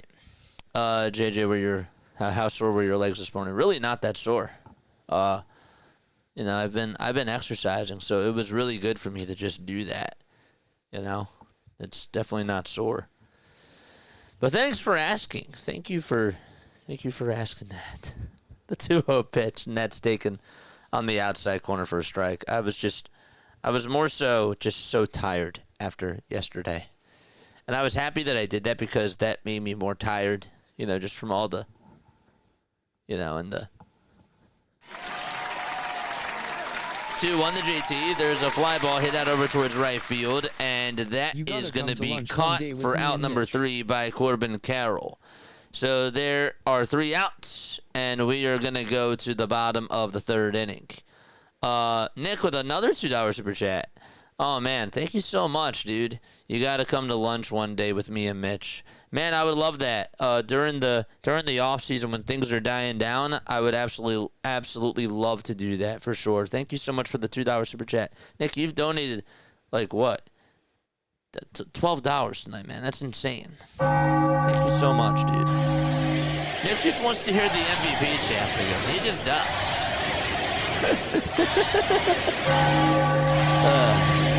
Thanks, Nick. That's so nice. Man. We beat our goal. Thank you all so much. Every donation through the website is still doubled. Let's keep it going. Yep. We've not only beaten our goal, we've 10 times our goal. I really had I had no idea that it would be like this. I didn't know what to expect. I didn't know what was realistic, what was not. And I mean, I really wasn't expecting much. But now, next time that we do this, I've definitely learned a lot from just doing this alone, and navigating it for myself. I figured that there were going to be bumps in the road, and there were definitely some learning curves that I had to deal with, and I'm fine with that for sure. But overall, I would say it's been 1,000% a huge success, and it surpassed everything that I thought.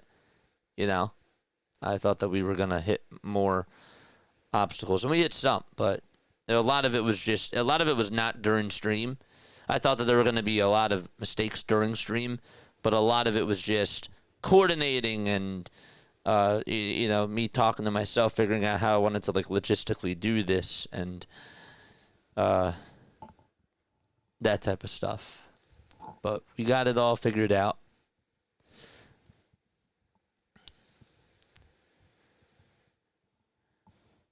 The pitch, and that is taken inside for a ball. And by coordinating, I mean just like with a YouTube, you know, that type of a thing. The foundation has been absolutely awesome. And I want to thank them as well. I really want to thank them for allowing us to do this. 1 ball, 1 strike to Geraldo Perdomo, and he lines a ball down the right field line that is a fair ball.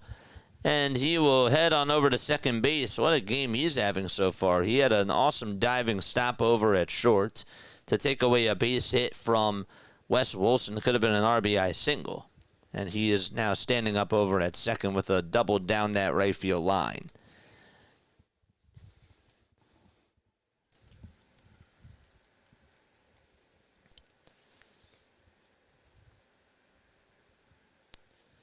Then just stayed fair. And now Ketel Marte, who homered his last time up, still batting on the left side here, takes a slider. That's low for a ball.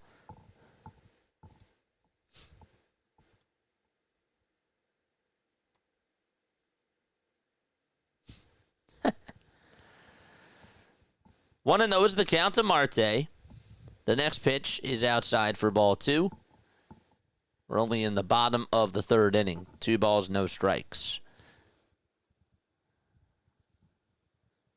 Dude, Kansas City has 20 runs. They are beating the Toronto Blue Jays 20-1. Next pitch, and that's taken for ball 2.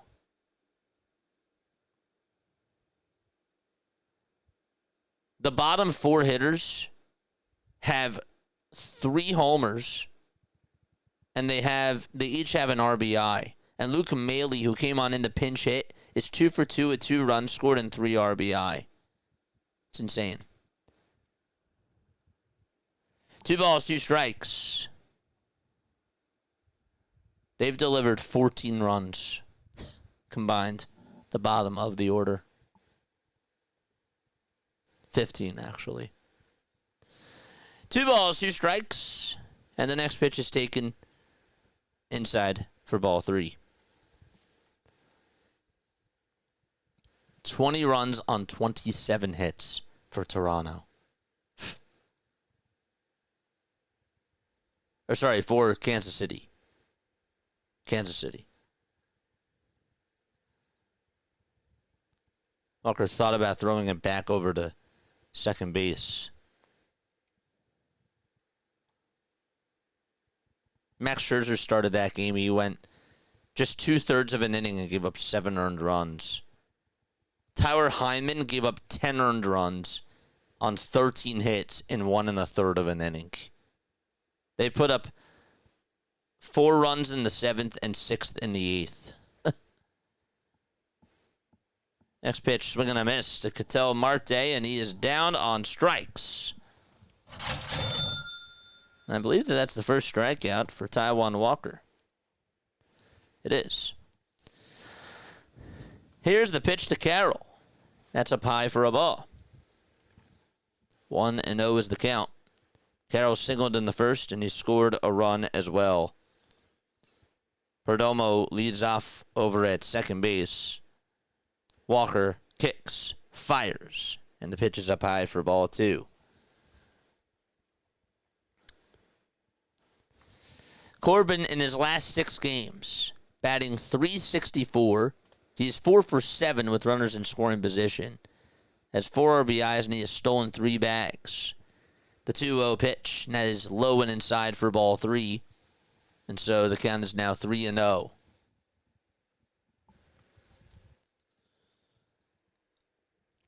Don't forget to like, don't forget to subscribe, and turn on the notification bell icons too. 3 balls, no strikes to Corbin Carroll. And the next pitch is up high for ball 4. I'm surprised that nobody is warming up in the bullpen right now for the Phillies.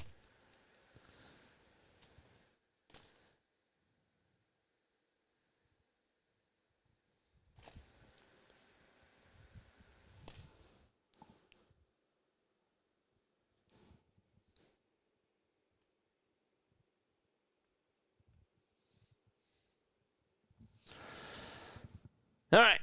One away, bottom of the third. And up to bat now is Gabriel Marino. What's the longest that you guys had to wait to go get your food at a restaurant? Because tonight, I don't think tonight was my longest. I think that the longest that I waited at a restaurant to get food was 2.5 hours. That was a really long time. The ball is 1 strike to Gabriel Marino.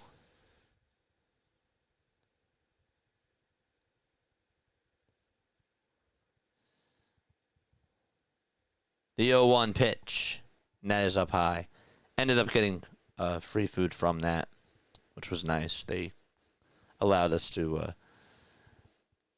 They actually didn't charge us for that, which was nice. 1 ball, 1 strike, and here's the 1-1. That's a foul ball.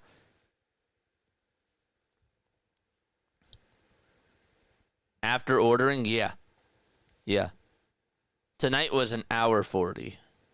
It was at least an hour 40. And actually, my friend, I ran into my friend there. He was there with his family. And by the time I left, they still hadn't gotten their food. So, and they just popped in like right before I did. 1 ball, 2 strikes. We're in the bottom of the third. There's 1 away. Free food is always good. Yes.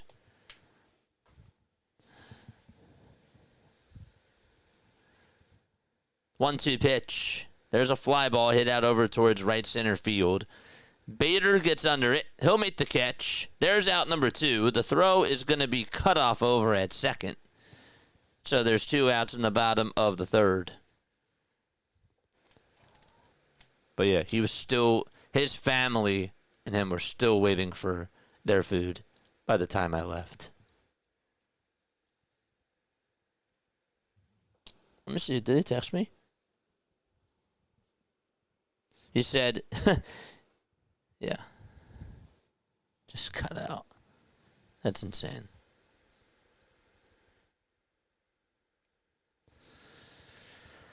Two outs, bottom of the third, and runners are at the corners. There's 15 seconds left on the pitch clock.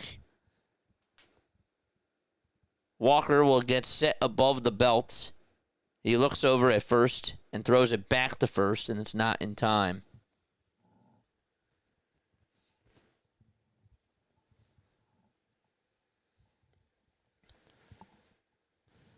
There's 8 seconds left on the pitch clock. And the next pitch, there's a ground ball back up the middle. It's played on the bounce, though, by Wes Wilson. As he backhands it, he'll throw it on over to first, and that's in time for out number 3. And we are going to go to the top of the 4th inning. And we will be right back in just a few moments. All righty, be right back.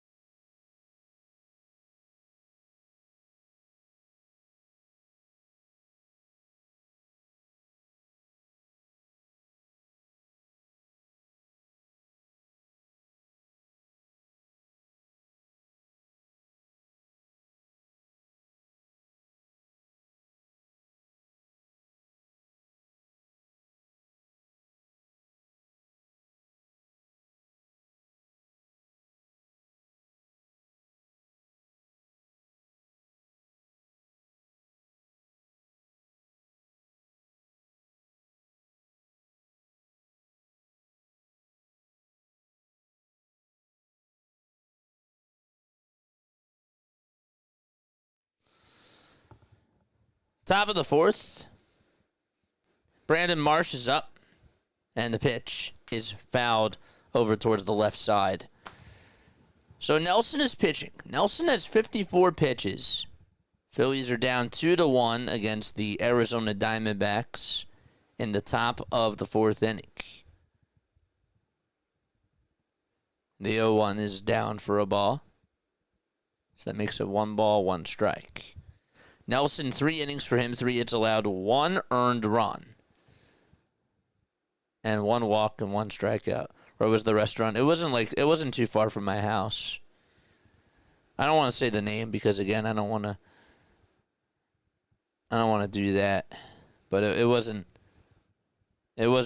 far from us. It wasn't too far. 2 balls, 1 strike. And the pitch. That's in there for strike 2. Wait, why'd you text Steve?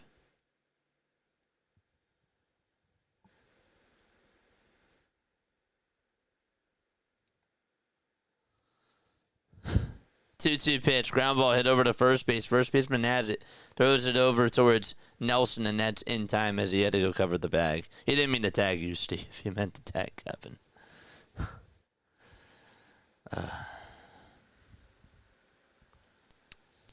And now Bohm is coming up.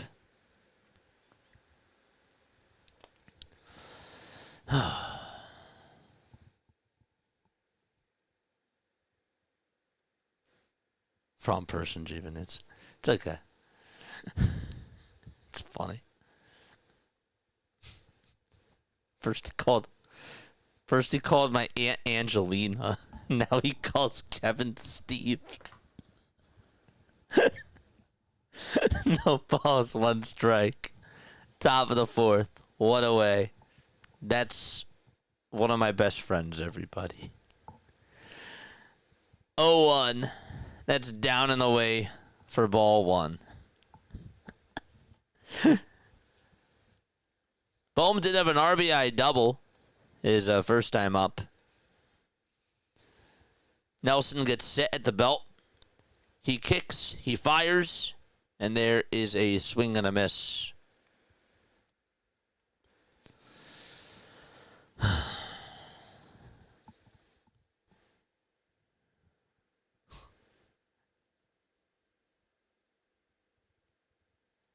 It's okay. The 1-2, high bouncer hit over to first base, and that's going to be caught by Tawa, and he will just step on the bag for the second out of the inning.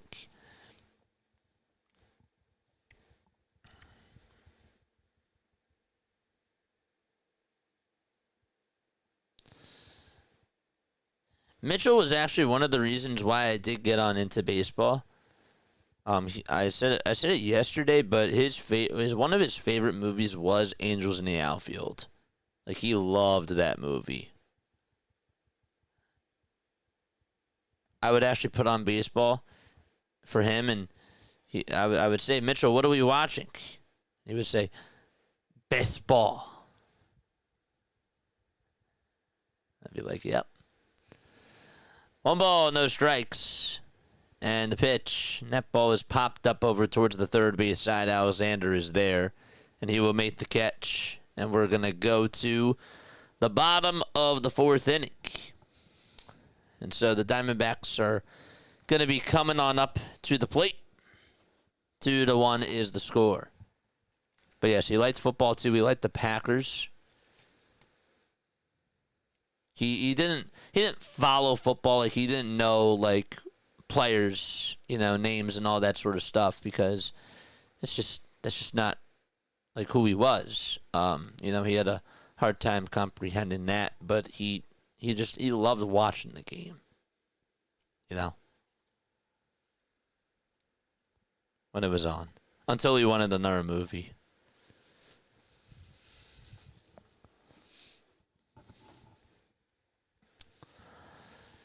All right, we are going to the bottom of the fourth inning.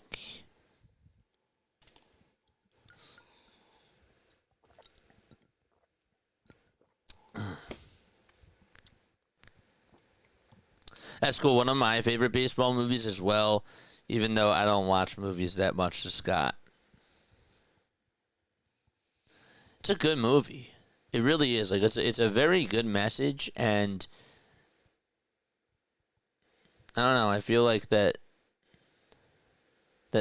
there's definitely really cool moments in that movie. You know, like it has its special moments. It's more than just baseball, of course, but it's interesting how it like baseball connects to it. Basketball, that's a good one too. All right, we're going to the bottom of the fourth. 2-1 Arizona. There's a Phillies fan that has a note that says, "I'd rather be at CPP." And I can understand that if she's not from there. Sandlot's good. Adrian Del Castillo is up, and the first pitch, and that is taken for a strike. The second pitch is outside for a ball. Where is everybody tapping on in from? How'd you guys find out about my channel? 1-1. That's in there for strike two. Did it just show up on your algorithm like when you typed on in Phillies? Do you guys remember that? Maybe you're not. Maybe you're like, nah, I just found you. And I understand that too. That's how it happens to me sometimes. I don't remember exactly how I found people. But if you do, I would just like to know. 1 ball, 2 strikes. Somebody actually told me the other day that they found out about me because somebody told them about the channel, which I was really, really happy to hear. It was so nice.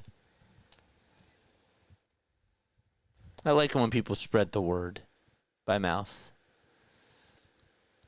1 ball, 2 strikes, and the pitch, and there's a swing and a miss. There's out number 1. Chase Field doesn't look too bad. No, but it's also, like, to be fair, like, it's different watching a game when you are, like, when you feel like that you're on the visitor side. You know? Like, it's totally different. It's a different experience than just doing that when you're at a home ballpark. The ball is 1 strike. And here's the 0-1. There's a ground ball. It's hit over towards the left side of the mound. Walker grabs it, and he throws it over to first, and it is in time to record the second out. Chatsford by your friends. That's right. Philly and you just popped up in 2023 with live coverage. Let's go.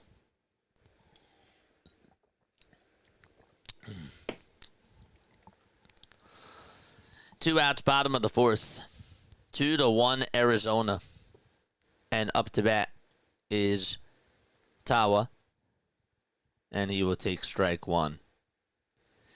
Tim Tawa, 26 years old, from West Lynn, Oregon. The 0-1 pitch. That's inside for a ball.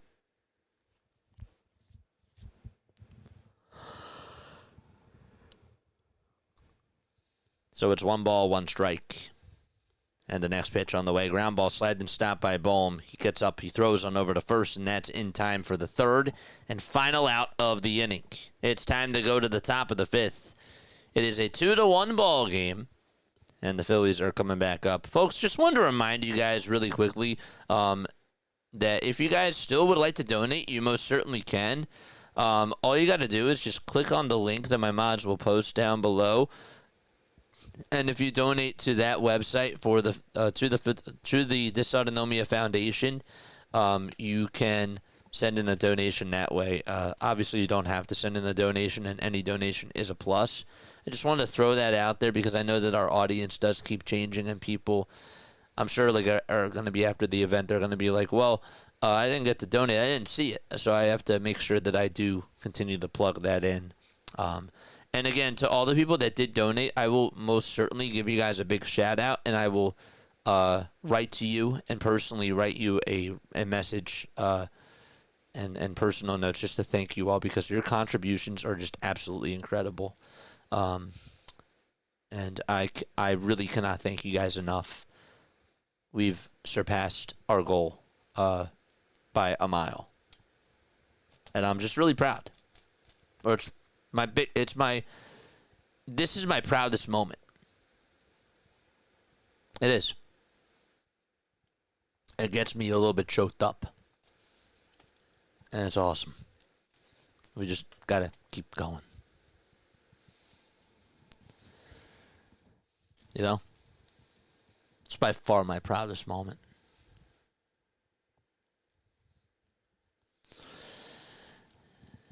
And we'll continue to keep going.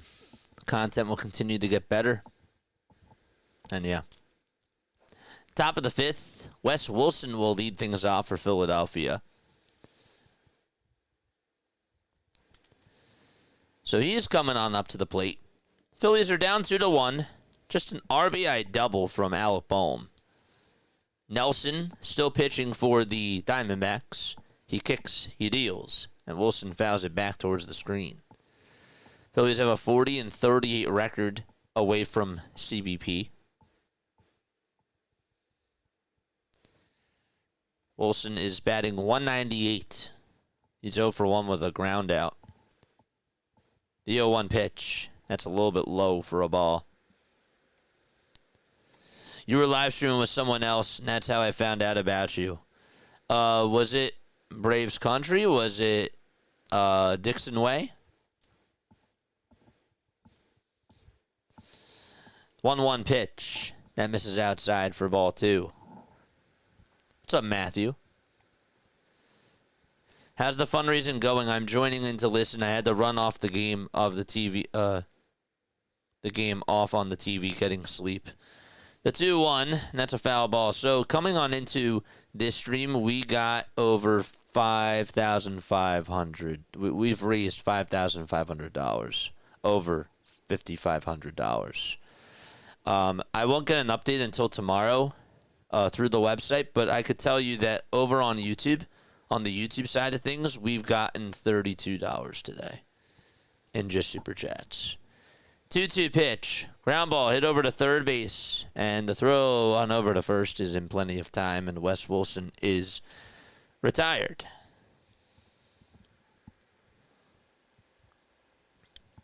And now Stott is coming on up to the plate. We crushed our goal over 5,500.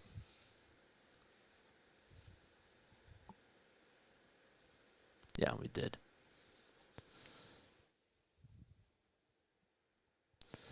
One ball, no strikes. We're in the top of the fifth. There's one out.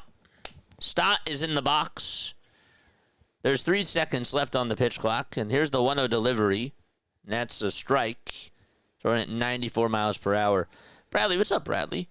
JJ, I tried finding a Phillies game and you showed up. I would give everything to keep you online. My wife and I love you. Prayers to you and the fundraiser. We love you. I love you guys too. I mean that. You guys are my second family. Freak Nation is a big family of mine. You guys will always be really close to me. Aww. 1 ball, 2 strikes in the top of the fifth. 1 out. And the pitch is up high for ball 2. Can't remember when I found JJ, but I'm so glad I did, says Scott.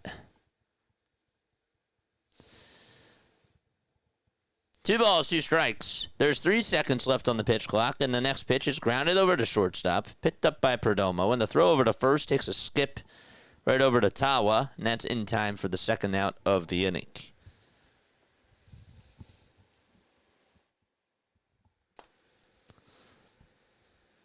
Absolutely.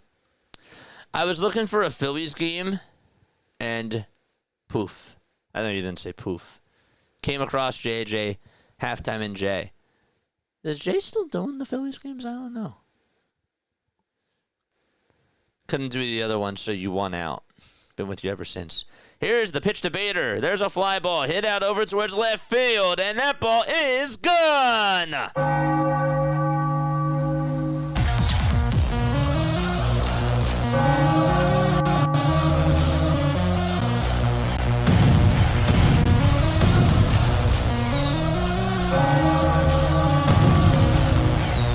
We're tied 2-2.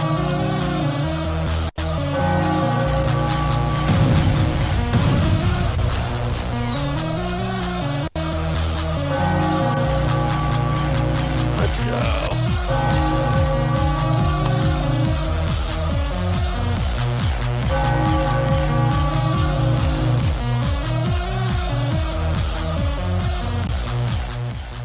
Now it's Kyle Schwarber coming on up to the plate.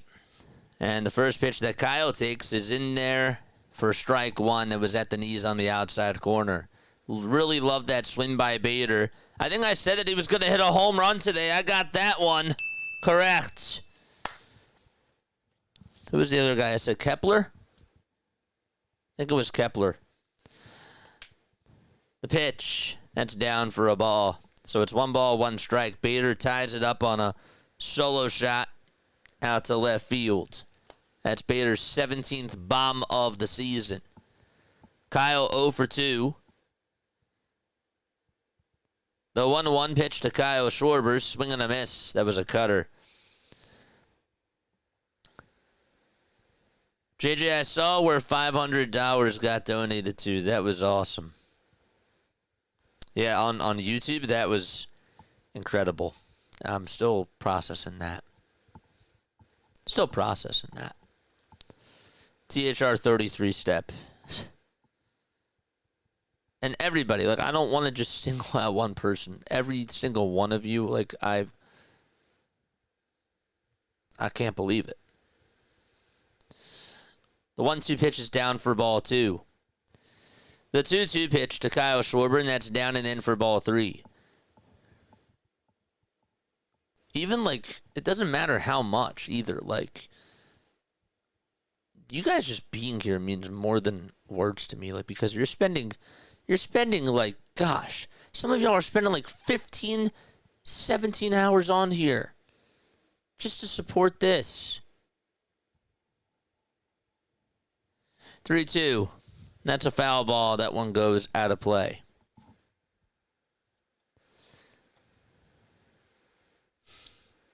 Aw. Thanks, Bradley. 3 balls, 2 strikes, and here's the next pitch, and that is just outside for ball 4. And Schwarber will walk his way on over to first base. And now Bryce Harper is due on up at the plate. All right, chat. Let's go.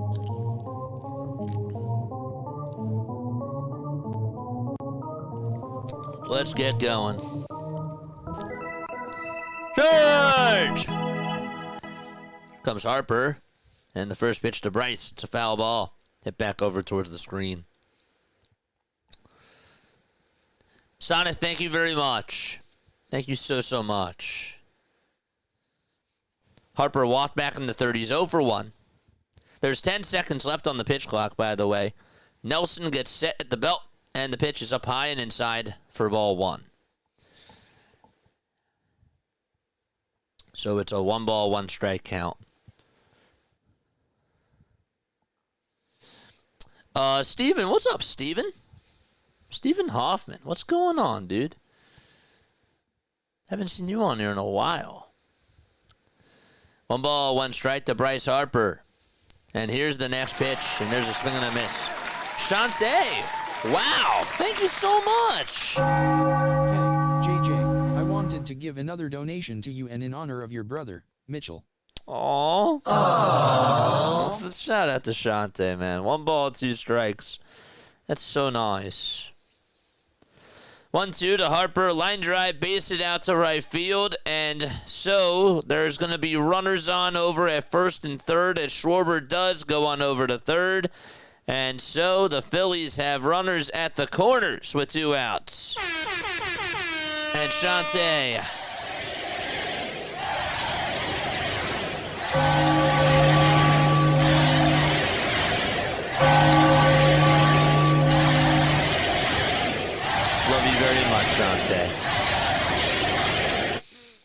Very, very much. I love you all. That's super kind. So wow, just on YouTube alone today, I need to do these calculations. We have raised a total of, what is that, 25, 30, 32. We've raised $62 on YouTube today. That is incredible. Wow. Thank you so much. Steven, going back to your comment really quickly. I found you while on the road camping for Phillies scores. My wife always wants to listen to you. Aw. She thinks that you're a really, really sweet guy. Currently in Arkansas, you obviously loved your brother. For sure. Well, you tell your wife that I tell her that I say hello, and I thank her for all her support, and of course your support too. But I hope all is well, and you tell her I love her too, and I appreciate her for coming on here. No balls, one strike to JT Realmuto, and the 0-1. That ball is grounded foul, and so the count is 0-2.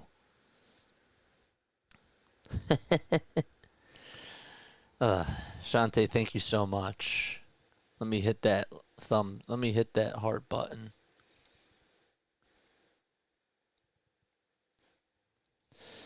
No balls, 2 strikes to JT Realmuto. And the 0-2 pitch is flied foul and out of play. It's still scrolling. I want to hit that heart button. I do. All right, keep scrolling, keep scrolling, keep scrolling, keep scrolling.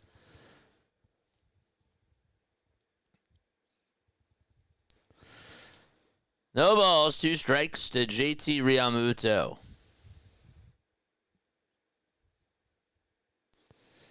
And the 0-2 pitch. And so that ball is taken up high for a ball. 1 ball, 2 strikes. So Realmuto is 0 for 2. Phillies have the go-ahead run over at third. 1-2 pitch to JT. That's a foul ball. And it will go on out of play. The best Philly YouTuber. Let's go. What's up, David? What's going on, David? David Ruiz, shout out to you. 1 ball, 2 strikes. Nelson is still pitching. 91 pitches for him. Ryan Nelson. And the 1-2 delivery is outside for ball 2. All right, we got to get going, chat. Time to get going. Time to lock in. Charge! 2 balls, 2 strikes. Schwarber at third. Harper at first. And the next pitch to JT is a foul ball that will go on out of play. A 7-pitch at bat to JT Realmuto.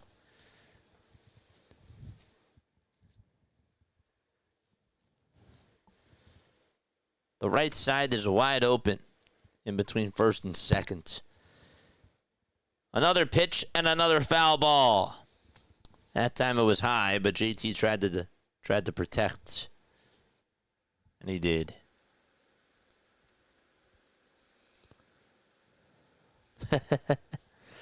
Getting all misty here. I lost my little brother way too early. Glad that we could help, says Stephen.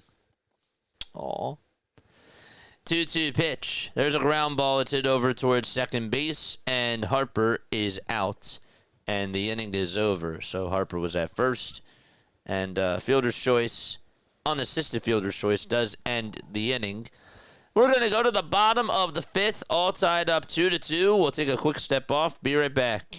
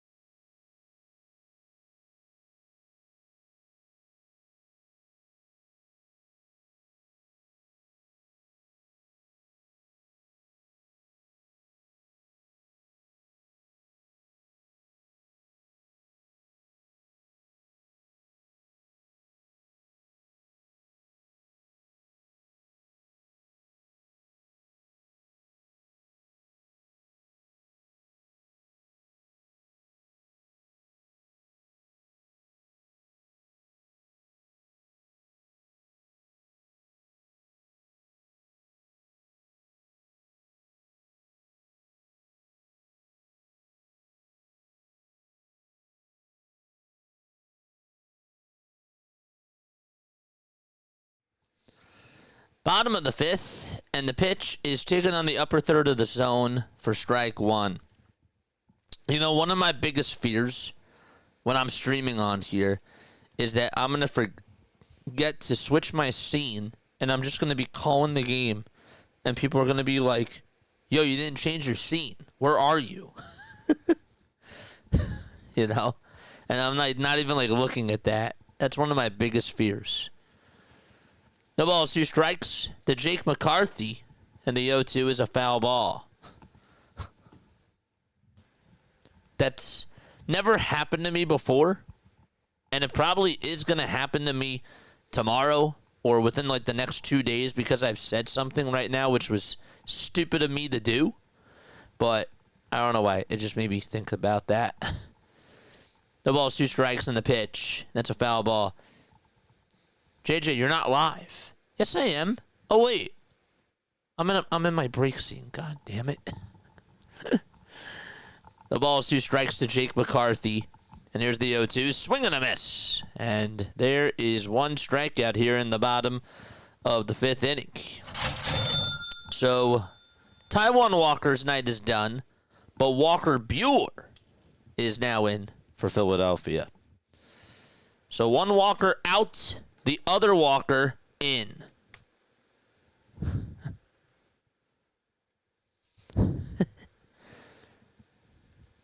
Geraldo Perdomo is up, and he takes strike 1 just on the inside corner. And he will now call for time. So it's no balls, 1 strike. Perdomo doubled in the 3rd, and he is 1 for 2. Buehler comes set and delivers. And the ball is popped up. It's hit out over towards the third base side. That's going to be caught for out number 2. As Bohm is there to make the grab. Yes. Walker didn't do that bad, so that's good. Yeah, Walker 8 innings today. And when Walker does 8 innings, that's very nice. That's very good. Marte looks at strike 1. No balls, 1 strike. Marte did have a solo shot in the 1st.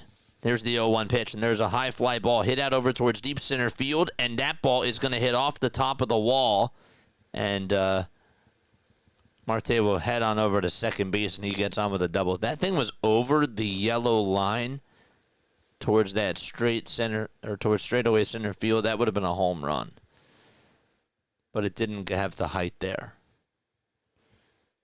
I don't really like that wall out in center. I mean, I know that nobody really asked, but it's just a wall that's there, and if it goes on over the line, it's gone.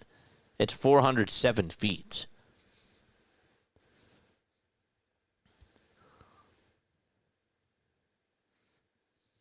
The pitch. That's a fastball at 95. But then I guess if you're keeping track of distance by hand, it's probably helpful. If there is such a thing. No balls, 2 strikes. Buehler pitching, by the way, for Philadelphia. His ERA stands at a 5.26. He has an 8-7 record. He's now 31 years old, 6 feet 2 inches tall, 185 pounds, right-handed pitcher. The 0-2 on the way, swing and a miss. And so we go to the top of the 6th inning. We'll be back once again in just a few moments.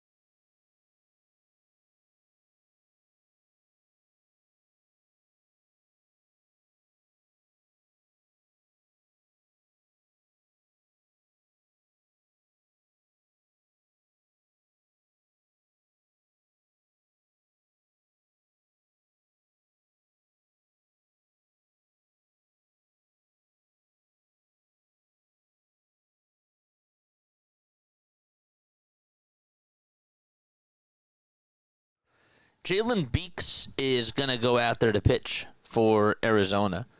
And Brandon Marsh comes on up to the plate. And he takes ball 1. That is down and away for a ball. So it is 1 ball, no strikes. And the next pitch is way up high for ball 2. That was a 4-seamer at 92 miles per hour. 2 balls, no strikes to Brandon Marsh. He singled in the second and also scored a run. Thank you so much. Pizza has been delivered. Thank you so much. The 2-0. Thank you so much, man. Yep. The pitch. There's a ground ball hit over towards the right side and through for a base hit. And so a leadoff single here in the top of the 6th. Let's go. Thanks so much, buddy. You're the best. He's awesome. Oh, man. It looked really good. It did. Top of the 6th, there's a runner on over at first. And the pitch. And that is up high for a ball to Alec Bohm.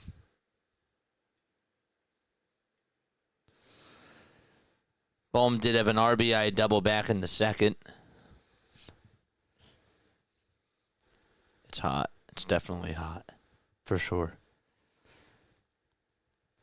2 balls, no strikes. We're in the top of the 6th. There's a runner on over at first. Beeks on the mound.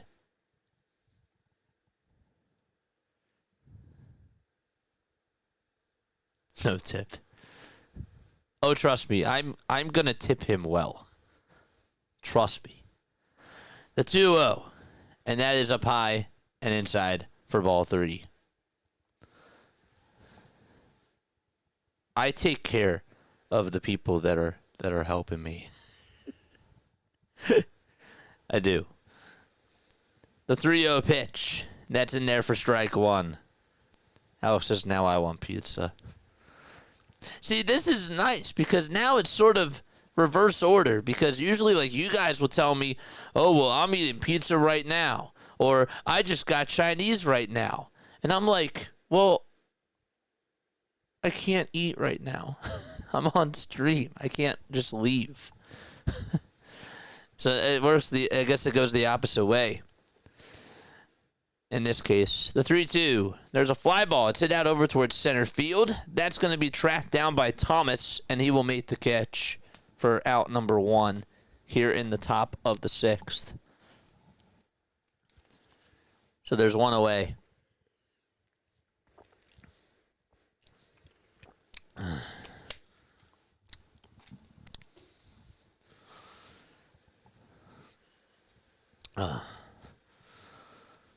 But yes. And now up to bat will be Nick Castellanos. He will come on in to pinch hit for Philadelphia. So 1 out here in the top of the 6th. Casty is 8 for 22 in his career as a pinch hitter, batting .364. The right side is wide open. First pitch, fastball down the middle, swung on and missed. Nelson's day is done. 5 innings, 5 hits, 2 earned runs, 2 walks, and 1 strikeout. Here's the 0-1 delivery, and that's taken on the outside corner for strike 2.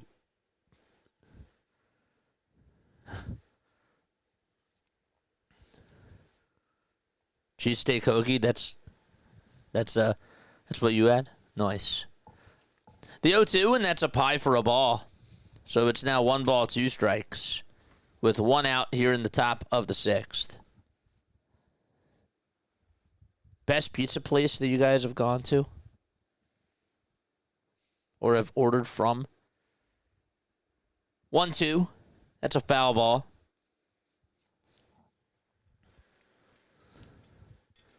It's still pretty hot. It ain't ready yet to be consumed. The Braves won 10-1 against the Tigers. Wow. 1 out top of the 6th. And the pitch to Nick Castellanos. And that is down for ball 2.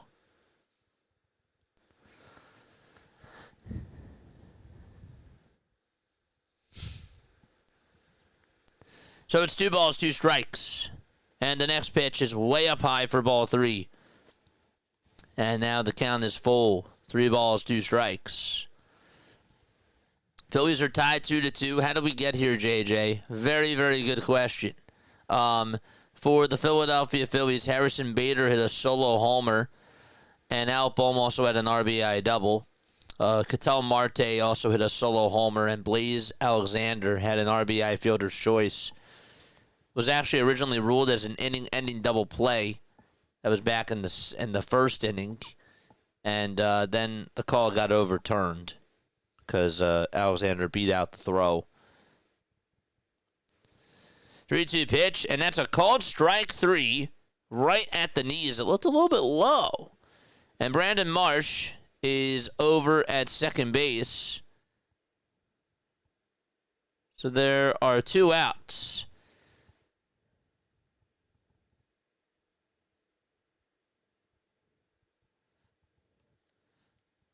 Let's look again. That was a little bit low, it looked like. And then the catcher, of course, Marino, brought it back up. He did. And there are 2 outs. Marino got into a standing position to try to throw it on over to second base, and no throw was made. And Marsh was able to swipe second, so he gets credited for a stolen base there. It's a pitch and change coming on up, as Wes Wilson will come on in for Philadelphia. He'll come on up to the plate, and a pitch and change will be made. All right, I think it's time to dig on in. I do. I think it's time to dig in. Let's go, chat.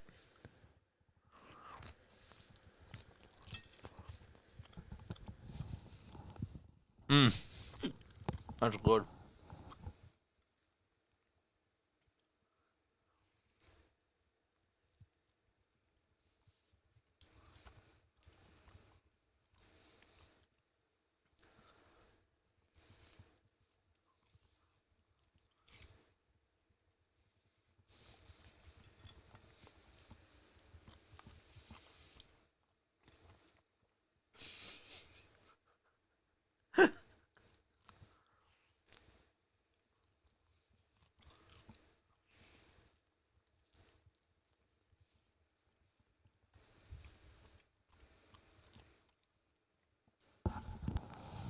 Not bad. It's definitely good. It's really good. I really like it.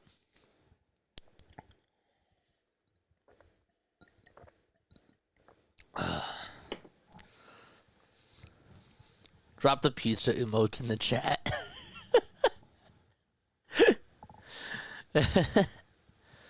It's so cute. All right. All right, we are still in the top of the 6th inning. There are 2 away. And also Marsh is at second. Wilson is up. And on the mound is Rashi.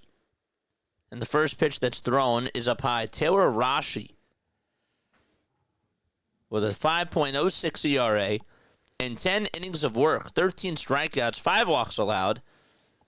The 1-0 delivery to Wes Wilson is up high for ball 2. And so the count is 2-0. Bader's 2 for 3. Marsh is 2 for 3. Bohm 1 for 3. Harper 1 for 2. Those are all the standouts on offense. Also Bohm 1 for 3. I don't know if I mentioned that. He had an RBI. Next pitch, and that's taken for strike 1. What's up, Hoagie Man? What's up, Ian? How are you? 2-1 pitch. There's a line drive. Base it out to left field. Marsh is rounding third. He's being waved home. And the throw is cut off. And the Phillies go up 3-2.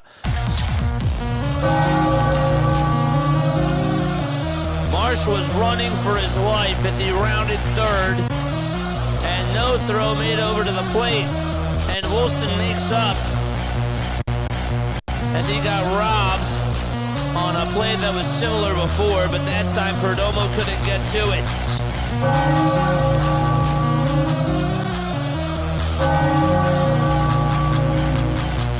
So now it's Bryson Stott who's up at the plate. 3-2, the pitch is up high. The throw to second base to get Wilson. Not in time. He is in there safely. Just got his left hand in there. Perdomo tried to swipe him on the hand. No. He did not get him. The helmet is off. Let's see again. Just looking at the replay. He didn't even have a mitt on. Did he get him on the elbow? I don't think he did, but Arizona is challenging the call. They will challenge the call to see if Wilson is out at second base. Avulo's pointing around.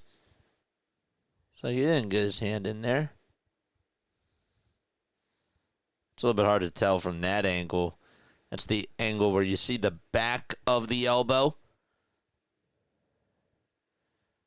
Maybe they can give us a side view here. I don't think that this will help either. Nope. They're going to have to get the front side of right where the left elbow is.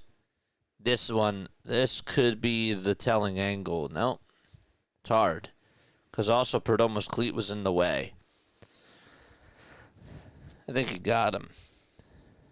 And so the call is overturned, and Wes Wilson is out at second base. Huh. And we're going to go to the bottom of the sixth inning. However, the good news is that the Phillies do have a 3-2 lead against the Arizona Diamondbacks. So bottom of the sixth coming on up. Guys, I just wanted to remind you all, we are still doing our fundraising stream for Familial Dysautonomia in honor of my brother. For those of you that don't know, I had an older brother. His name was Mitchell, and he passed away 5 years ago. And I wanted to do my very first fundraising stream in honor of him. And so we were live for 17 hours yesterday during the very first part of the stream. We talked all about Mitchell. We talked about what it's like having FD, familial dysautonomia. That was his disorder, his diagnosis when he was very, very young. But yes, I think it was really well done. I do. But yeah. I don't know. I'm pausing. I think it's time to eat.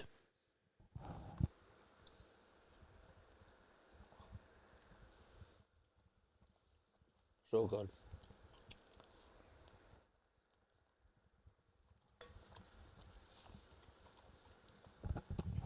I moved to Pittsburgh area, and I crave it every time I have pizza.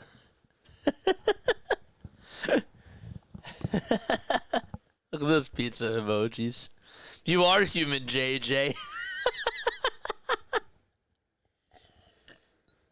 Yeah. I guess so.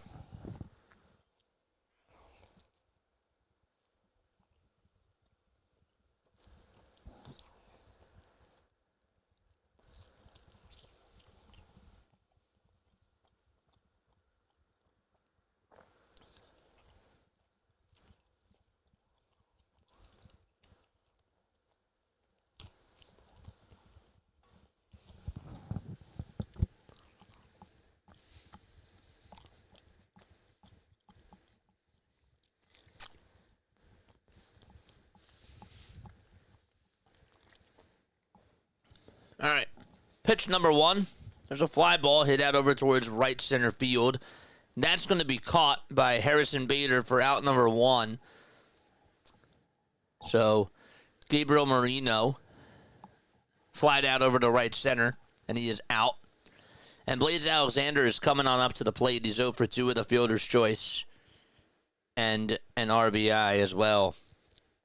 Bueller still pitching. Came on in for Taiwan Walker. The ball is 1 strike. Doug, thanks so much for the $10 super chat, man. Thank you so much, dude.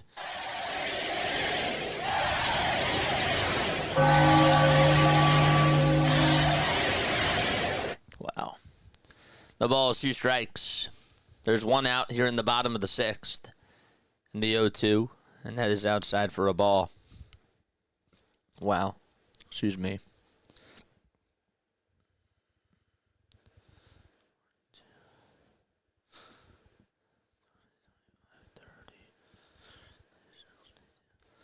We've raised $72 in just super chats tonight for this. This is incredible. Thank you so much. Here's the pitch. There's a ground ball. It's hit over to shortstop as Stott will field it, and he picks it up, and he will throw it on over to first base in time for the 2nd out of the inning. What other games are still on? Are the Orioles playing, or are they done? I think that they're done, right? Yeah, the Orioles won, so they beat the Yankees. The Yankees are done. Okay. Marlins and Rangers are in the top of the 12th. Wow. 1 ball, no strikes to Adrian Del Castillo. And the 1-0 pitch is taken low for ball 2. Chat, we should go, we should definitely go raid somebody after this. We should. 3 balls, no strikes to Adrian Del Castillo. Bueller, before this at-bat, had not thrown a ball. 17 pitches without a ball. And the pitch, there's a foul ball. I'm eating a chocolate muffin. I thought they were going to say I'm eating chocolate milk. I'm like, wait, do you mean drinking? Baseball has sucked today. Oh, betting-wise, Wolf Eyes? I'm sure that you mean betting-wise. 3-1, ground ball hit over towards the first base side. It's scooped up by Harper, and the inning is indeed over. And we are going to go to the top of the 7th inning. It is 3-2, Philadelphia. All right, where can I send you guys to? I want us to go say hi to somebody. I do. I want us to go say hi to somebody. Let's go say hi to Philly halftime. All right? We'll go say hi to Philly halftime and give him some love because he absolutely does deserve that. All right? Let's go say hi to Philly halftime. Here he is. Go tell him that I said hi. Bye.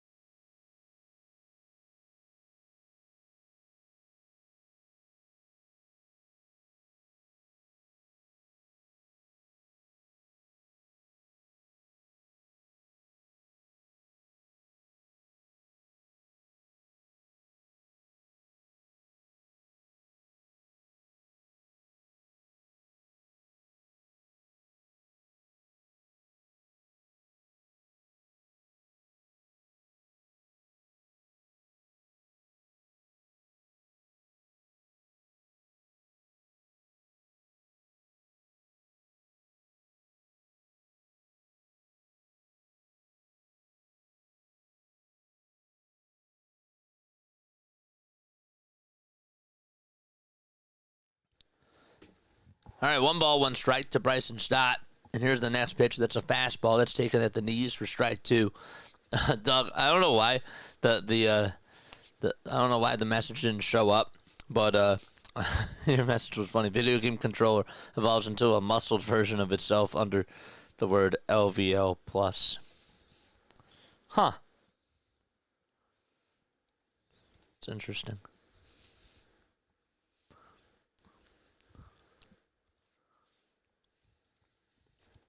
Two balls, two strikes. We're in the top of the seventh. And Stott is up. And the 2-2 pitch. That is low for ball three. And so the count is now full at 3-2. Rashi is still pitching for the Diamondbacks. Came on in relief. And the 3-2 pitch on the way. Swing and a miss. And there is out number one. So one gone here in the top of the seventh. Okay. Rising Rhino is alive. That's cool. We got 140 likes, 218 people watching. And again, I want to thank you all so much for those of you that have been contributing to the Familial Dysautonomia Foundation fundraiser. If you guys have not donated, Jiva News did just post the link down below. You can donate through the website. You can donate through YouTube too, but if you donate through the website, you will send over the foundation is actually going to double the total amount, which is absolutely awesome. It's 1 ball, 2 strikes to Harrison Bader. One away, top of the seventh. Rashi kicks and fires, and the next pitch is a foul ball. Bader homered his last time up. And that's how the Phillies were able to tie the game at the time, 2-2. 1-2 to Bader, and he lines this one over the glove of Blaze Alexander, and he will stay put over at first. He thought about going over to second, but he pumped the brakes, and he gets on with a single over at first with one away. That pitch was going towards that inside corner, and it just went over the glove of Alexander as he tried to make the play there on a leaping. He tried to leap on up.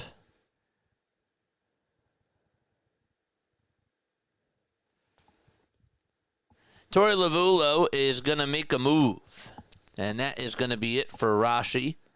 So his night is done.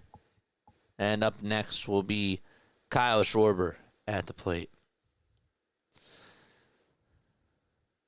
Blue Jays had 20 put on them. Are they already resting their players for the playoffs? Yeah, dude, 21.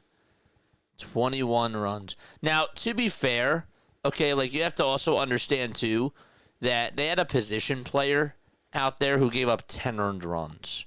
So, I mean, but still, like, 11 runs before that, that's insane.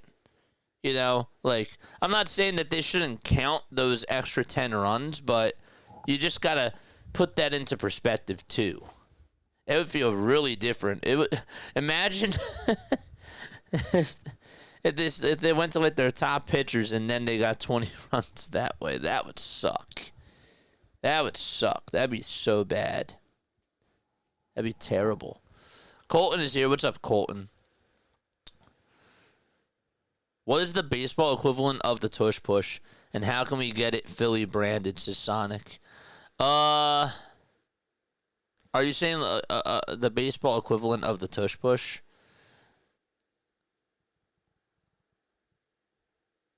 There is none. There really is none. I would say,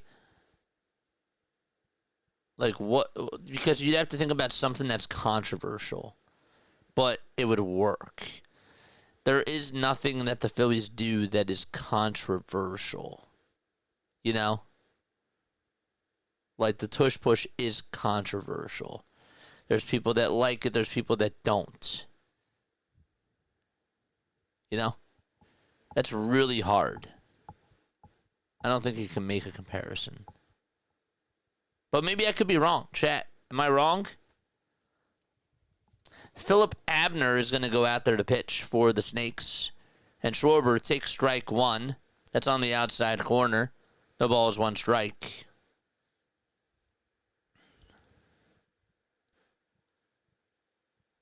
Kyle is 0 for 2. He walked in the 5th. The 0-1 pitch. That is inside for a ball.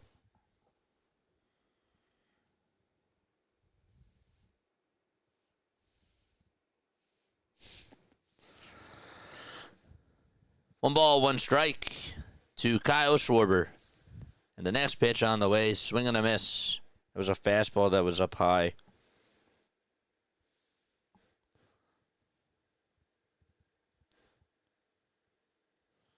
Schwarber is tied with Matt Olson for the single-season highest amount of home runs against left-handed pitching.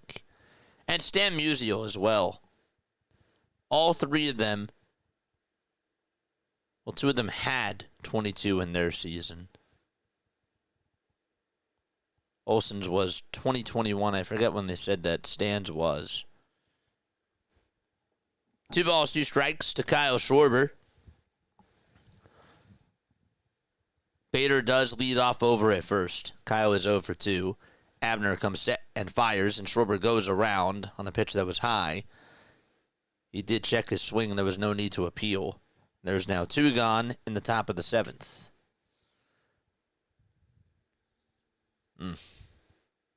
Yeah, that was not good.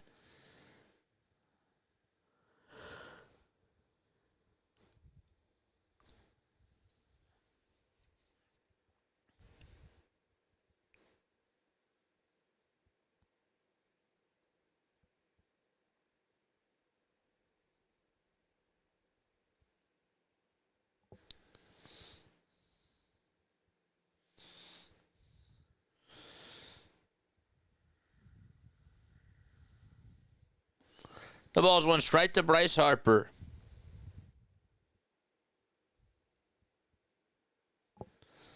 And so the count is 0-1.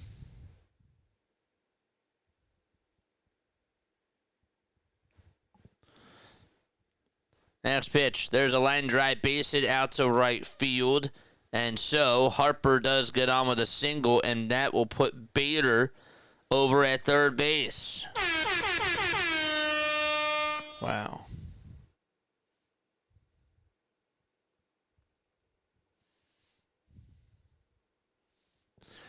All right, so the Phillies do have themselves a 2-out rally.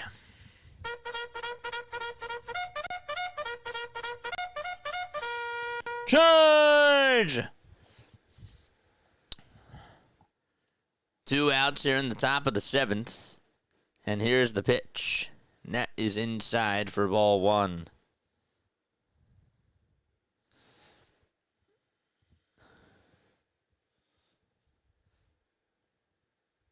One ball, no strikes. There's 5 seconds left on the pitch clock. There's the 1-0 pitch. That is taken inside for ball 2.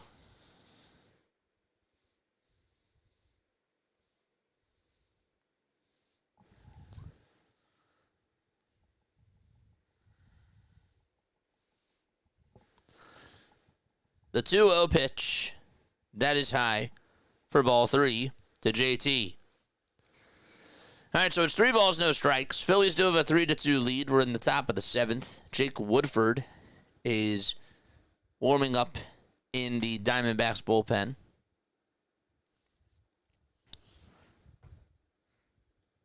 The toss back over to first is not in time.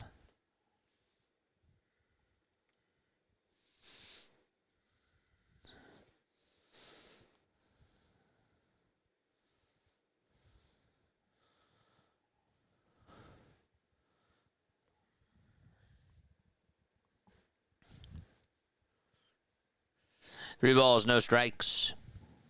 Abner comes set above the belt. And the 3-0, and that's high for ball 4. Base is loaded for Philadelphia.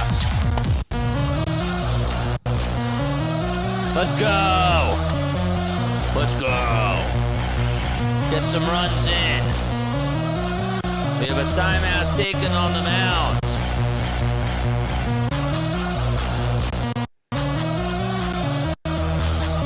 This is Philip Abner. He's making his debut with the Diamondbacks.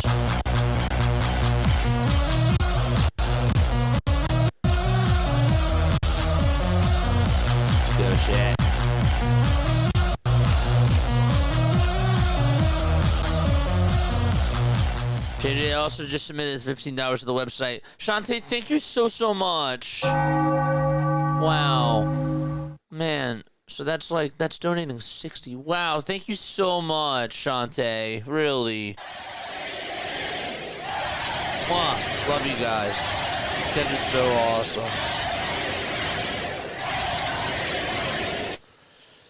All right, bases juice, top of the 7th. Marsh is up at the plate. And the first pitch that he takes is just off the plate for ball 1. 1-0 is the count.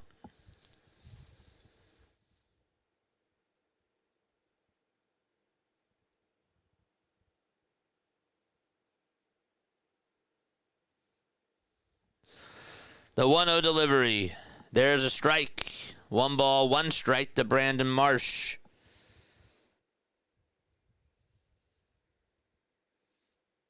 So the Diamondbacks called up Philip Abner. They called him up yesterday, and he is making his major league debut. 1-1 to Marsh. And that is down and away for ball 2. And that will make it now a 2-ball, 1 strike count.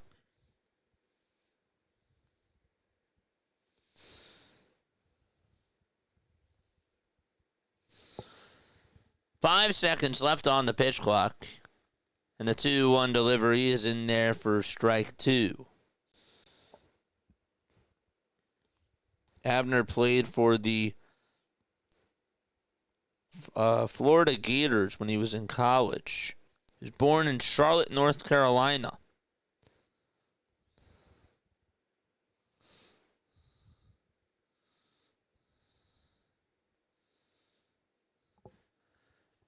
Two balls, 2 strikes. Time will be called. Umpire was going over there to see if there was an issue with his comm. There was some issues, but I think Abner says that he's getting a new device.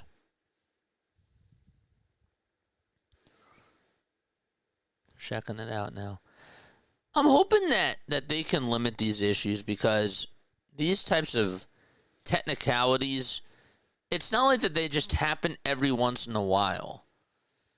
I'm really just hoping that they can try to get rid of that, but I understand that it's not so easy to do so.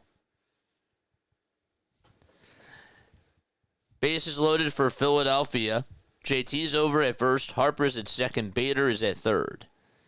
It's 2 balls, 2 strikes. A huge pitch here to Brandon Marsh.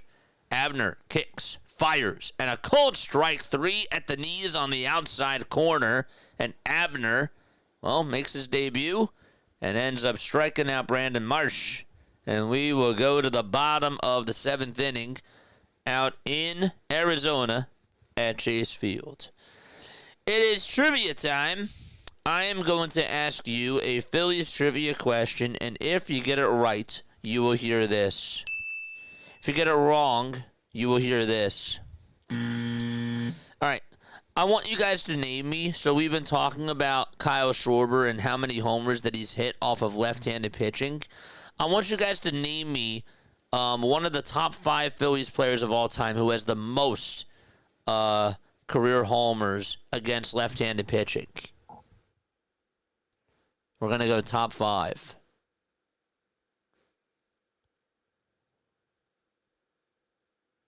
They are another delay. I made it back for trivia. And also to watch me eat some more pizza.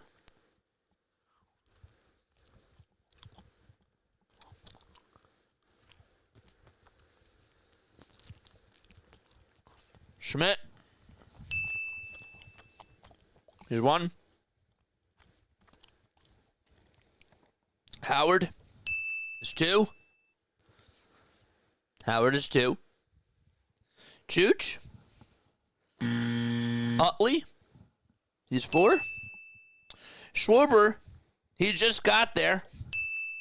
Kyle Schwarber just got there, and he beat out Jimmy Rollins. So that's incorrect. We're missing 1 more. So we got Schmidt, Howard, Utley, and Schwarber. And to put it to you this way, Mike Schmidt's number 1, Howard's number 2, Schwarber's number 5, and Utley's number 4. Not Lazinski. It's not Lazinski. It's not Kruk. Pat Burrell. Yes. Mike Schmidt had 133 homers against lefties. Ryan Howard had 91. Burrell had 71. Utley had 68. Kyle Schwarber, 59. Rollins, 58. And Harper, 53. The 1-0 pitch. And there is a pop-up hit out over towards shallow left field. Stott is there, and he'll make the catch. Eighth is Jason Worth. Worth has hit 41 homers against lefties. And number 9 is Rhys Hoskins. Rhys Hoskins hit 40 against lefties. And tied for 10th, Victorino and Lazinski. 39. 39. No balls, 1 strike. Walker Buehler pitching. Tawa is at the plate.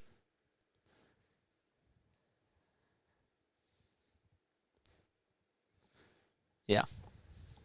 And the next pitch. It's a foul ball. So it's Schmidt and then everybody else. Can you believe that Greg Lazinski, though, is tied with Shane Victorino? 1 ball, 2 strikes. 1 out, bottom of the 7th. Now, what's even more interesting, if you're interested in this, 1 second. Wanted to look this up. I had this up before. 2 balls, 2 strikes in the bottom of the 7th. Schwarber is not in the top 5 against lefties, which I think is funny. But I guess it makes sense. The 2-2, and that's a foul ball. So Schmidt is hit 396 against righties. This is the top 5 against right-handed pitching. 396 homers against righties. Howard, 291 against righties. Burrell with 180.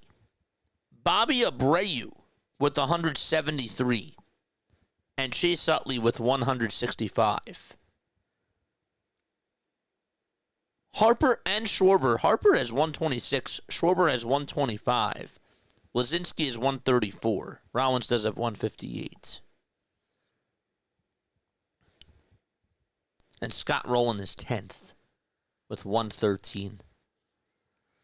3 balls, 2 strikes, by the way. And the 3-2 pitch on the way on the outside corner for a called strike 3. There's 2 outs in the bottom of the 7th. That was a good pitch thrown. Really nice pitch. So Tawa just struck out looking. And Lazinski could not run like the flying Hawaiian.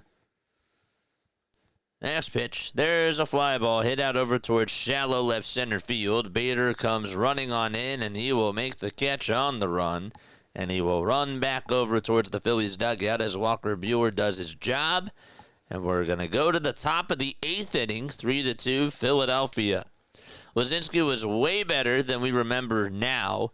I had his poster in my room between Schmidt and Carlton, says Sonic the Eagles fan. Righties like Lazinski and Burrell would have more versus lefties. Where was Ralph Kiner at against righties? Ralph Kiner? Not even in the top 25.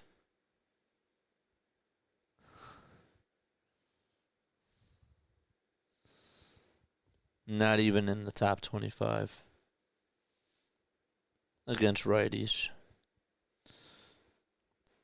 Michael Franco's in the top 18. Odupo Herrera is in the top 20. He's in front of Nick Castellanos. Isn't that sad? Odupo Herrera has hit more homers against right-handed pitching than Nick Castellanos. 66 for Odupo Herrera and 56 for Castellanos. Huh. Shane Vittorino had 49 against righties, but I guess that kind of does make sense.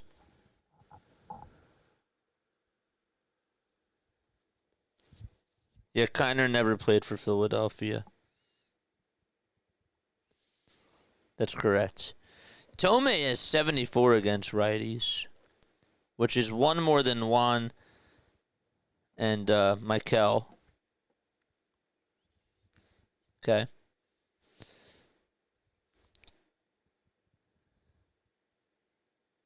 Against righties, sorry.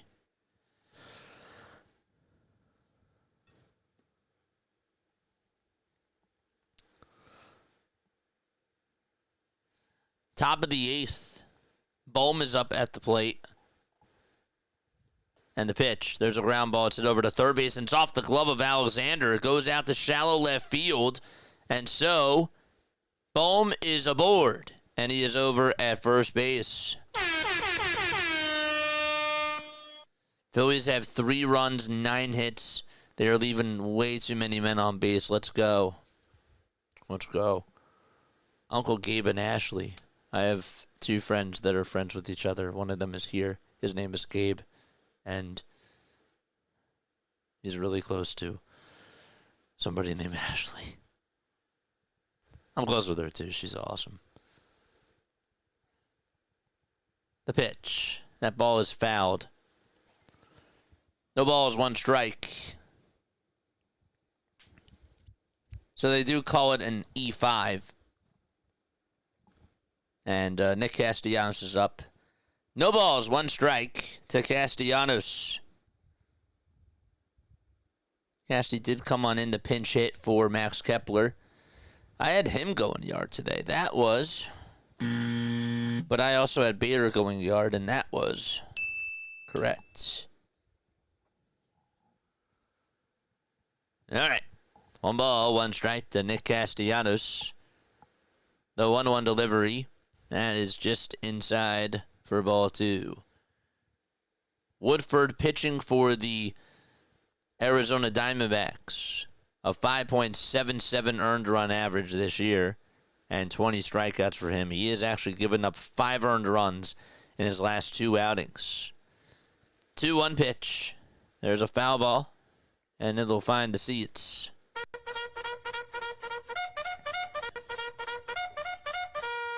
Charge! That was bad. By the way, the Dodgers are down 5 to, they are leading at 5-2 in the bottom of the 5th against the Giants. 2 balls, 2 strikes to Nick Castellanos. And the next pitch on the way, and that ball is fouled off the mask of the catcher. Count is 2-2.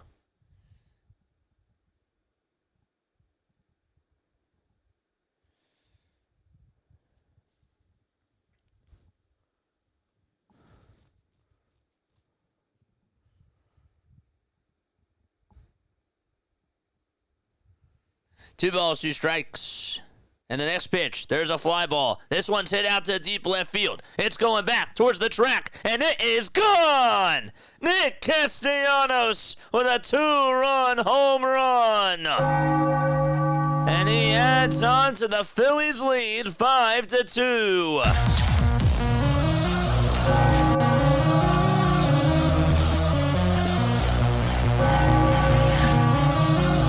Talking about how Casty didn't have as many homers against right-handed pitching. And well, bad timing on my end, I guess.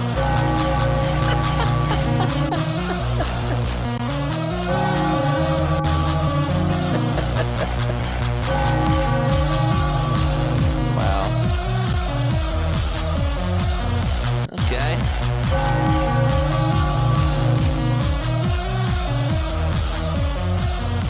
Must have heard me. That was his 250th career homer. Man. 5-2 Phillies, top of the 8th. And the 0-1 pitch, and that's inside for a ball. You must have heard me, man.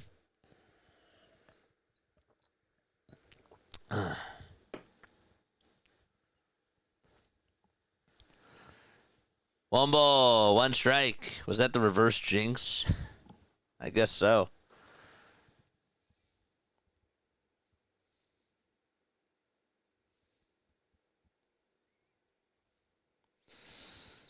Well, he only needs 9 more to tie him. 2-1.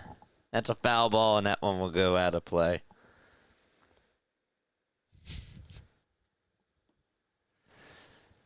So that makes it now 2 balls, 2 strikes. 5-2 Phillies. We had 270 people watching, 153 likes. Hit that thumbs up button. Next pitch, outside and low for ball 3.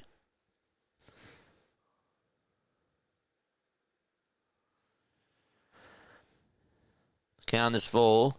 3 balls, 2 strikes to Wes Wilson. And the next pitch, there's a called strike, 3 at the knees. And there is out number 1.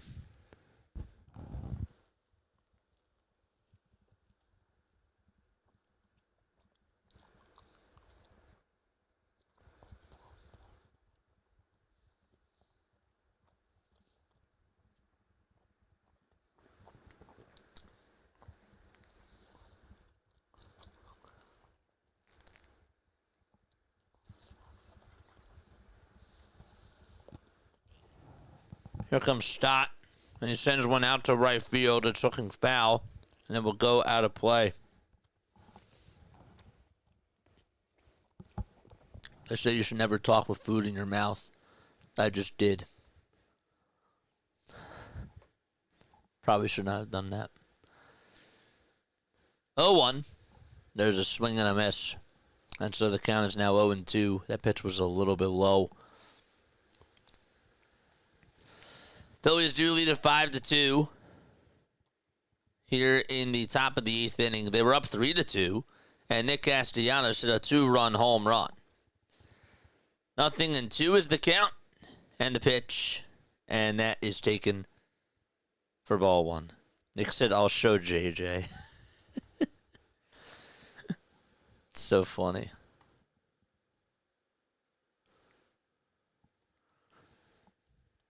Woodford on the mound for Arizona.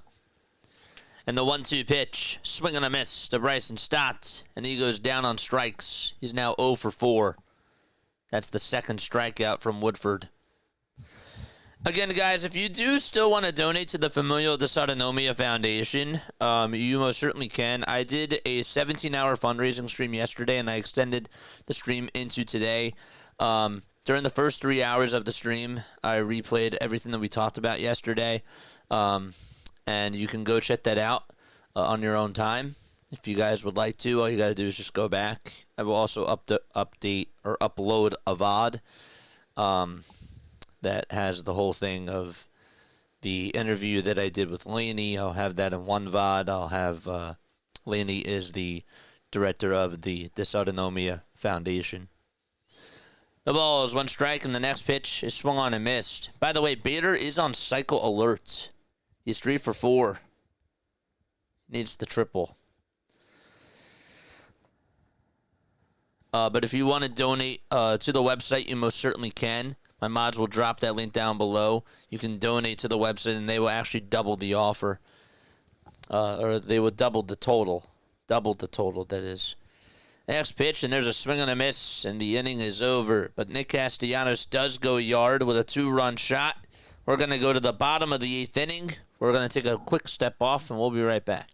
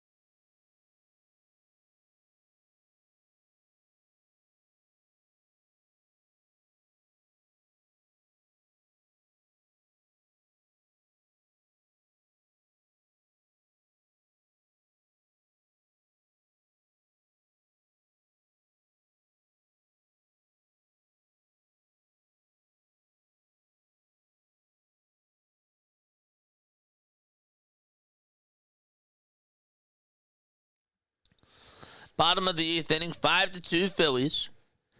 Perdomo is up at the plate, and the 1-0 is taken down for ball 2. Alcilo, thank you so much, man. Just wanted to say that I'm really proud of my guy, JJ. What a great thing that you did in honor of your brother. Mad props to a great guy. I love you, my guy. I love you too, man. Shout out to you. Really. Ugh. Thank you so much. And thank you for spreading the word, man. Like, you really pushed and you reached out to people on socials, and I really thank you for doing that. 2 balls, 1 strike, and the next pitch, and that ball is fouled away. And so the count is now 2 balls, 2 strikes. We really crushed our goal. I said this before. I will say it again. This is my proudest moment I've ever had on YouTube. It's not a game, you know. Like, everybody's gonna say, like, what was your proudest moment here on YouTube? Like, calling, was it calling a game? No, it was not. Was doing this by far. 2 balls, 2 strikes, bottom of the 8th, and I'm actually really happy I didn't do it during the playoffs. I figured, like, now was a really good time to do it, because during the playoffs, like, that's during this time we could really focus on it, you know? Like, we don't have any other distractions. We can just focus on this. And that's really what I wanted. I wanted to make this a big focus. You know? 3-2. That ball is popped up out over towards the right side. And Wilson is there, and he'll make the catch for out number 1. Stanton, 449. Schwarber, 337. Harper, 363. Judge, 363. JJ and Chad, who do you think will get to 500 home runs? Judge will. I'd like to say Judge will. Next pitch, and that is outside for ball 2. Oh, man, that's tough. I don't think Ohtani will. The 1-0 pitch, that is down for ball 2. Man, who will get to 500 home runs? I don't think Schwarber will. I don't think he will. 2-0 pitch on the way, and there's a strike called. 2-1 is the count. That's a tough one. 2 balls, 1 strike, and the next pitch, and there is a line drive base hit out to center field. Harrison Bader does get over to it. I do think Judge will. Now that I think about it. I do. Judge is 32 years old.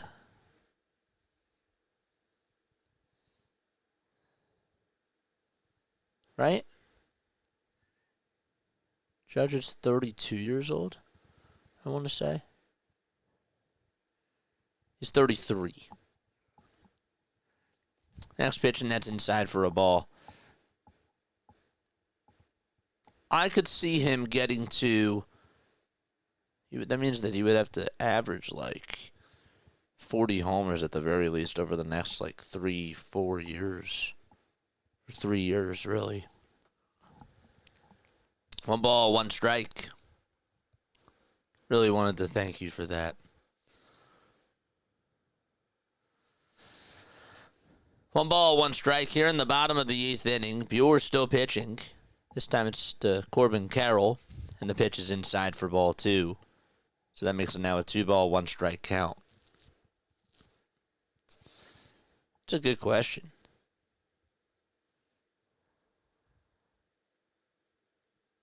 And Matthew, that's correct. That's correct. Congratulations, by the way. Just had a newborn in June. That's incredible. Next pitch, there's a fly ball hit out over towards right field, and that's going to be caught. Definitely no pressure to anybody to donate, but if you can, feel free to do so.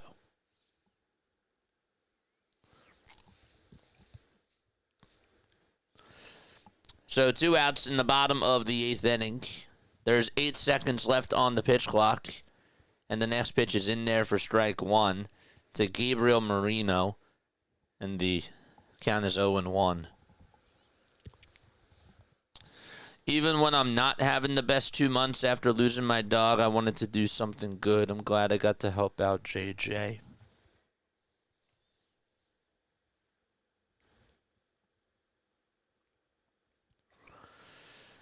Thank you.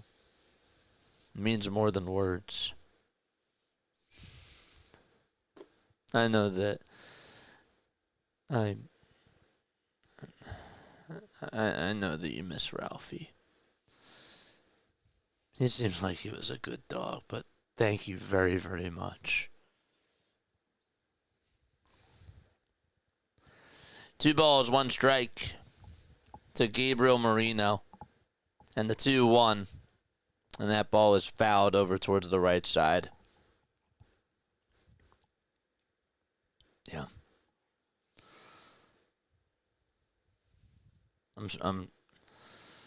Yeah. I say prayers for you every night. I really do. 2 balls, 2 strikes. And the next pitch is up high and inside for ball 3. Marino did have to get out of the way of that. JJ Judge is 33. I don't know, like, who else would get to that amount? Like, what's Juan Soto at? And he's only 26, Juan Soto. 3-2 on the way, and that's outside for ball 4. And so there are 2 outs here in the bottom of the 8th inning. And that'll put 2 runners over at first and second. I'm trying to see what Juan Soto is at right now. So if we go to the Mets team, we go to their stat leaders. We go to Juan Soto. Caleb Cotham is going to go out there, by the way. Soto's at 242. So Juan Soto, because he came into the league when he was 19, he already has 242 homers. If he plays for like another 10 years, I could see him doing it. He could average 25 homers for 10 years at the very least. That really would not surprise me. It would surprise me if he averaged 25 for the next 10 years. So I'd say Juan Soto has a chance. It might be too soon to tell, but in my opinion, I think he can do it. 2 outs here in the bottom of the 8th. And Alexander is now up. And he's the tying run. And the pitch is up high and inside for a ball.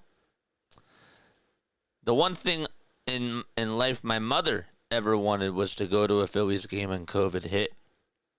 I want to bring her ashes to a game in memory of here and would love to meet and greet with you.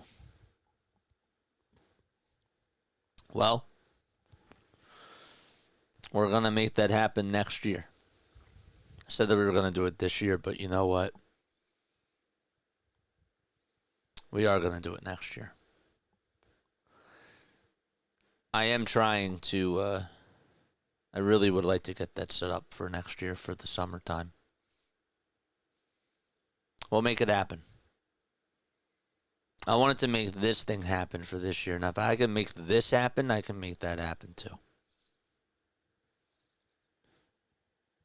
2 balls, 1 strike. And the pitch on the way, and that's inside for ball 3.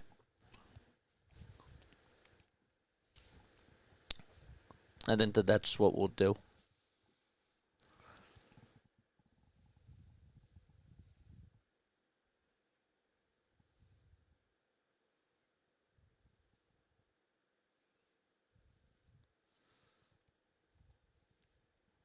Next pitch, and that's a foul ball. Did I see that right? 5,500 raised. Yep. That's coming on into today, man. Congrats, man. Love seeing Mitchell's memory live on. Thank you, man. Thank you so much, Alex. I appreciate you.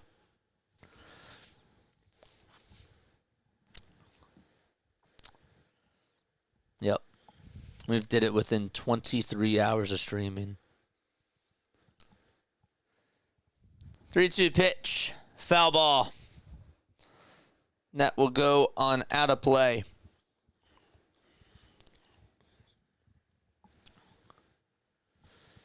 So the count is full. Bueller with 59 pitches.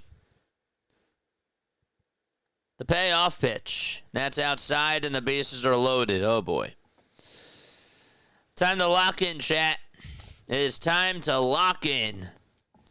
Bases juiced. Bottom of the 8th. And we have a timeout taken on the mound here. Rob Thompson is actually going to make a move. And he will go to his bullpen. Let's see who they're going to go to here. It'll be Tanner Banks. Tanner Banks will come on in to face Adrian Del Castillo. They saved the lefty for the lefty.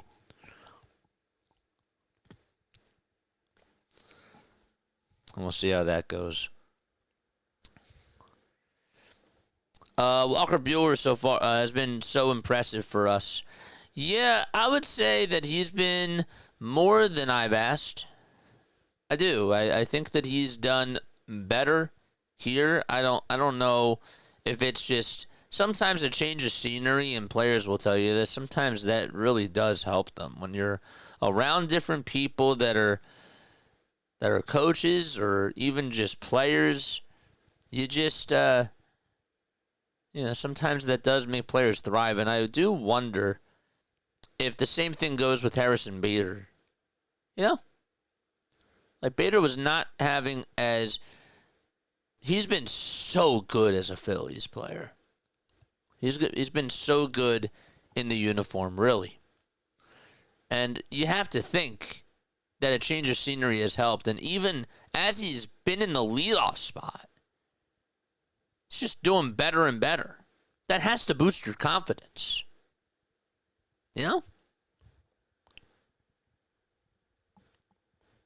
Dude, something was stuck in my mouth. A piece of pizza, of course, was stuck in my mouth for a while. I was moving the tongue for a little bit as I was talking. And I'm like, all right, it's gonna come down at some point. It's gonna, I'm gonna get it. I'm gonna get it at some point, and I finally got it. Man, it feels good. Yes. Just wait for Caminero's 500 home run chase. There was something else there, too. I just got that as well.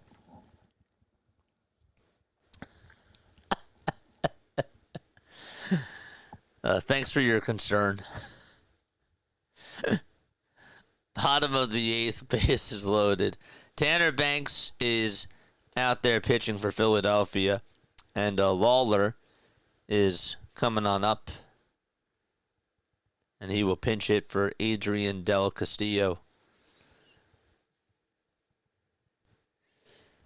The pitch. That is taken way inside for ball 1. Now the Dodgers do lead at 6-2. Phillies just got to take care of their own business. That's it. 1-0 pitch. That ball's popped up. It's skied over towards the left side of the mound. Who's going to get there? It'll be Bryson Stott as the wind brought it back towards the mound, and he caught it. And there is out number 3. Banks comes in to face one batter.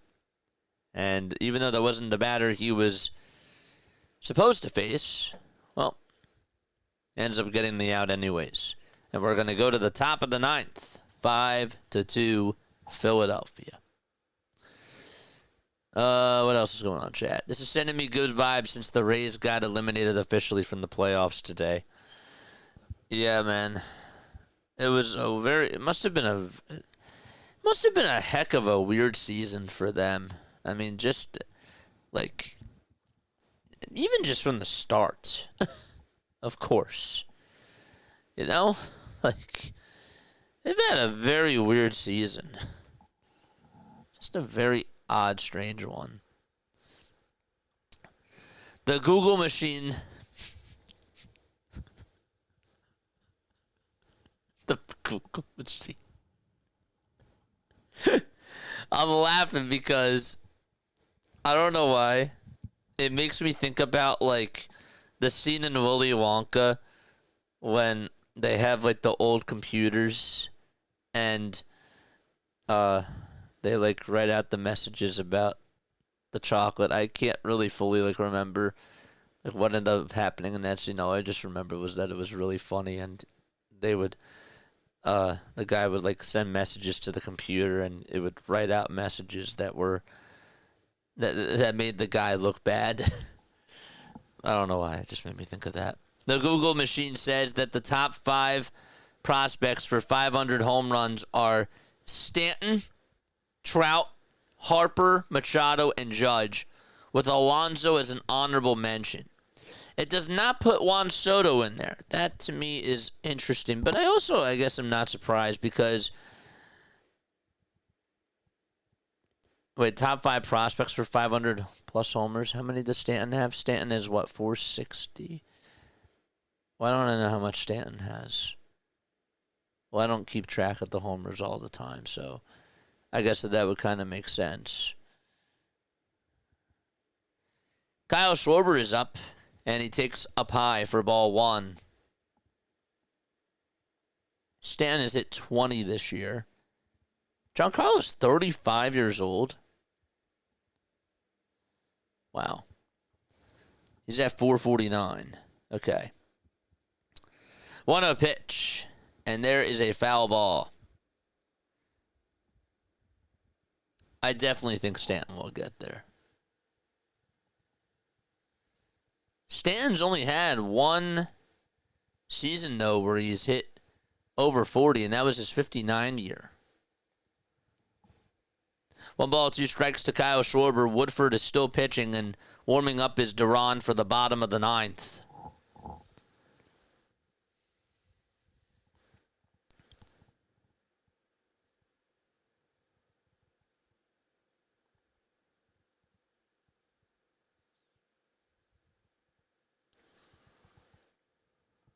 I just had that problem with hamburger from my hamburger helper, JJ. I'm happy somebody else laughed. 2 balls, 2 strikes to Kyle Schwarber. He's 0 for 3. I'm happy somebody else got that. Was waiting for it. The 2-2 pitch. That ball's popped up. It's hit out over towards the left side. And the catch will be made by Blaze Alexander for the first out of the inning. Diamondbacks should be ashamed of themselves. Fire Rob was the rally cry on this channel back in May, June, basically before the trade deadline, because Rob had to play the bullpen arms that he had, like Romano. You are right. Yes, that is correct. O.M. Ferguson. I like that. I like that. That's funny. 1 ball, no strikes. It was. There's still things I don't like. But the 1-0 pitch, and that is up high for ball 2.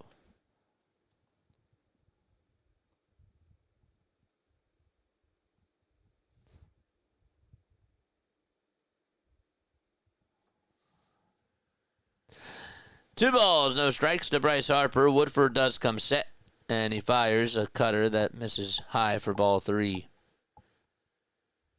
So it's 3 balls, no strikes to Bryce. Harper's 2 for 3 today. Looking to try to get on for the 3rd time. 3-0 to Bryce, and that's outside for ball 4. Part of me was thinking he was going to swing at a 3-0 pitch. He did not, though, and he is on base for the 3rd time this evening. Okay. So 1 out in the top of the 9th, and a runner is on over at first. And JT Realmuto will be up next. Giants and Dodgers are still on. It's 6-2 LA. That game is in the top of the 7th. Here comes JT, and he takes strike 1. That was a sweeper. that was in there. The ball is 1 strike.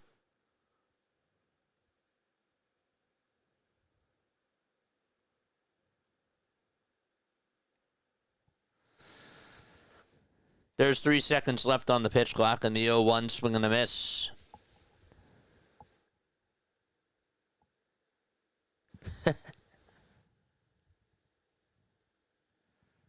Lazar and Duran are warming up in the pen. If it's a save situation, they're going to go with Duran, but if not, they're trying to be a little bit mysterious. The 0-2, and that is outside for a ball. They're trying to trick everybody. I see it. I see it. That's... wow. 1-2 pitch to JT. That's a foul ball. Well, you know what's funny? We talk about sometimes how the Phillies don't warm up 2 guys at once. I guess a lot of teams don't really do that nowadays. You still, I mean, you see it, but just like not as often as it used to be. 4 seconds left on the pitch clock. There's the 1-2 pitch, and that is low for ball 2. So it's now 2 balls, 2 strikes.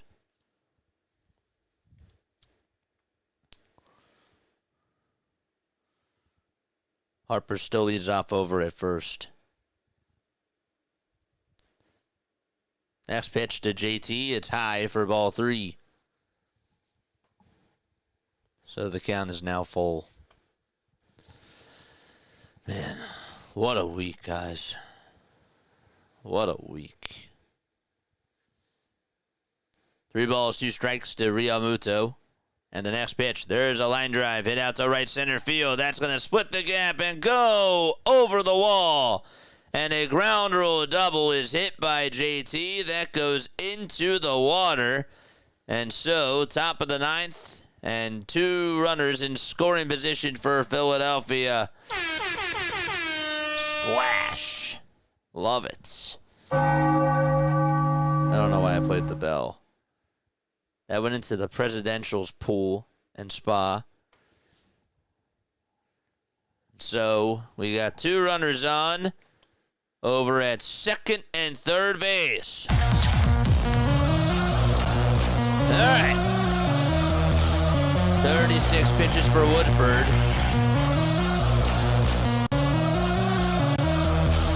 The Giants, however, did just score a run. They are down 6-3 to the Dodgers.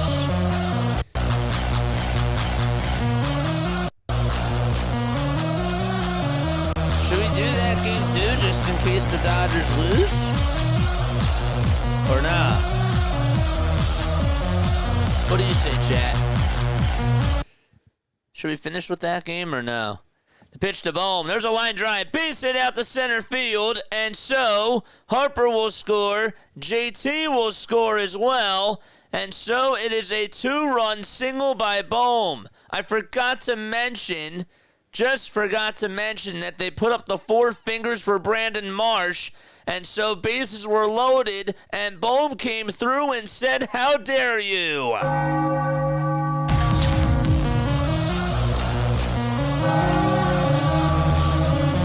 Marsh does stop at second.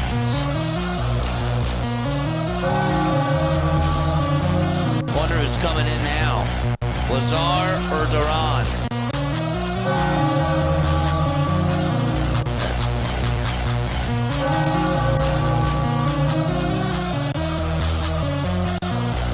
And now Castellanos comes up. He homered his last time up, and he takes away up high for ball 1.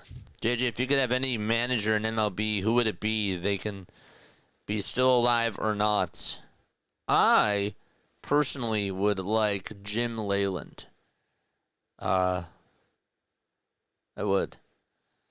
1-0 pitch. Line drive. Hit out to center field. That'll get down for a base hit. Thomas just played it on a hop. Marsh is being waved home. Another RBI base hit for Philadelphia. Castellanos starting to get hot.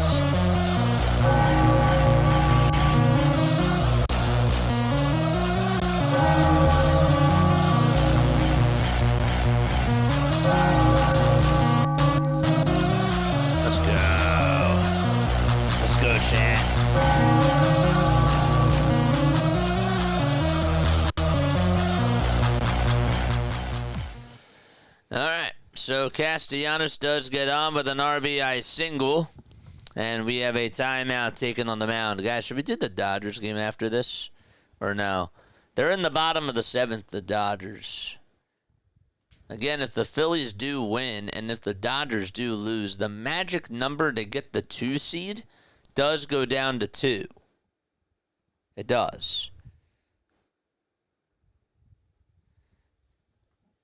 All right, so they sat Duran down. Wow, I'm shocked. No time to eat pizza in our ears when they score, baby. That's right. Yeah, something must be going on if that's the case. Yes, do the Dodgers Nets. Okay. All right. They're going to the bottom of the 7th. All right, top of the 9th. 1 away. Wilson is up. And the pitch. That ball is fouled. I guess that means I gotta get the iPad out. Okay.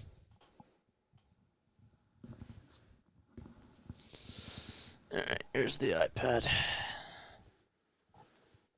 Where was this offense 23 months ago? Where was this offense back in May? 0-1, foul ball. And so it is no balls and 2 strikes.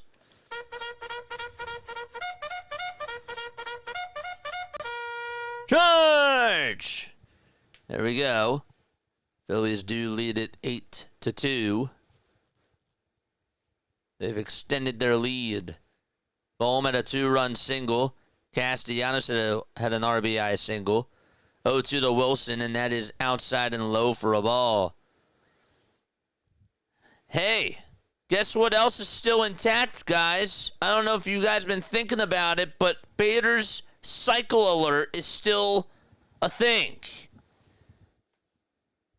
If he can get on, if he can get up to the plate, that'd be awesome. The 1-2 pitch, that's inside for ball 2. He needs a triple. But still, he came up in the 8th inning, and people bet you were probably thinking that he's not going to come on up. 2 balls, 2 strikes, and the next pitch. Check swing. Did he go? He did not. It was an 0-2 count, and now the count is full.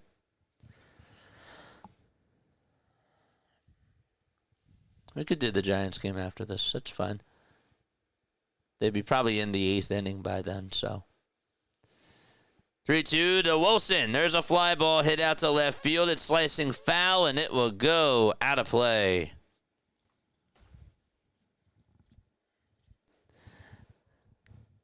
Again, one last time, if you guys do still want to donate to the Familial Dysautonomia Foundation in honor of my brother Mitchell, you most certainly can.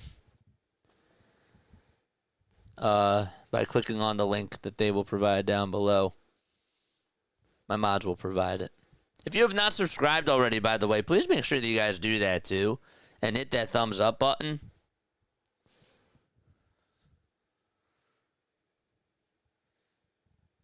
One out, top of the 9th. 3-2 to Wilson. There's a fly ball hit out over towards shallow left field. Perdomo calls off McCarthy, and he will make the catch for the 2nd out of the inning. All right, come on. Get to Harrison Bader. Give him a chance, baby. Come on, Stott. Stott is 0 for 4 with 2 groundouts and 2 strikeouts as well. And so once this is over, we'll go to the Dodgers-Giants game. That game is on Apple TV. The pitch. That ball's going to get away from the catcher, and that's going to put runners at 2nd and 3rd for Philadelphia. Wonder if they're going to call it a pass ball or a wild pitch, because the ball did hit the glove of the catcher. It looked like Marino should have had that. At least in my eyes. Tried to backhand it and bounced off the bottom of his glove. 1 ball, no strikes. There's 8 seconds left on the pitch clock. Phillies have put up 3 runs in this 9th inning. They also put up 2 in the 8th. The 1-0 pitch, and that's in there for strike 1. 13 hits for the Phillies, 8 runs.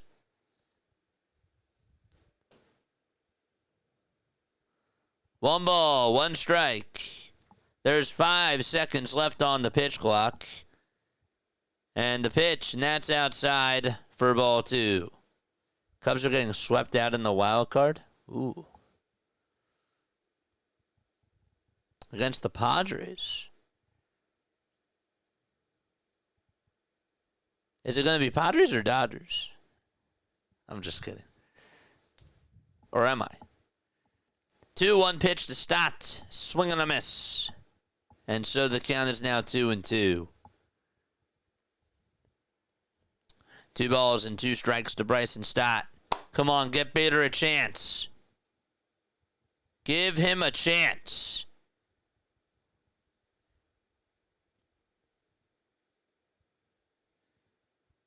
2-2 pitch. Fly ball hit out over towards left field. It'll stay in the yard, and the catch is made.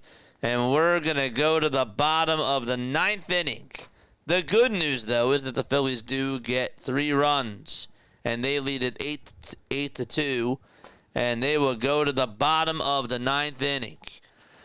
All right, guys. I know that some of you guys are not going to stay on for the Dodgers game after this, but I do want to thank you all again from the bottom of my heart for those of you that have donated, for those of you that have been on here, that have spreaded the word in honor of my brother. Really, thank you so much. I've been saying thank you a lot, but I truly mean the thank yous. I feel like I can never say that enough to all those people that have really just done good, done great things, and making a difference. You guys really are making a difference, and it's very just awesome to see. If you guys have not donated and you would still like to, feel free to click on the link that the mods are posting down below. If you donate through the website, yes, you can donate through YouTube, but if you donate through the website, the foundation is actually doubling the amount that we raise on the website, which is absolutely awesome. And then tomorrow we get back into the regular swing of things, and it'll be great. It'll be really awesome. But with what we did during these past 2 days, I'm so proud.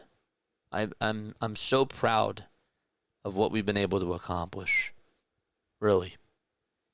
We made it happen. We all did. And it's nice. It feels so rewarding to be able to contribute to something positive. You know?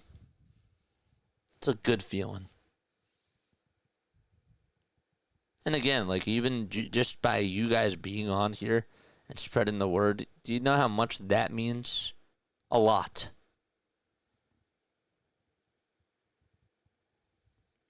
Max Lazar is out there on the mound for the Phillies, and he will pitch the bottom of the 9th.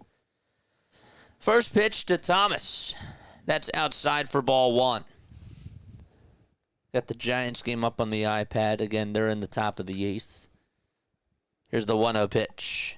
That's in there for strike 1. It's 1 ball, 1 strike.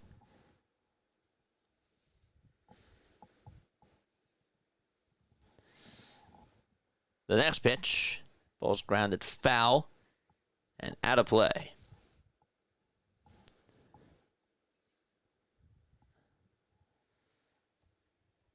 One ball, 2 strikes to Alec Thomas.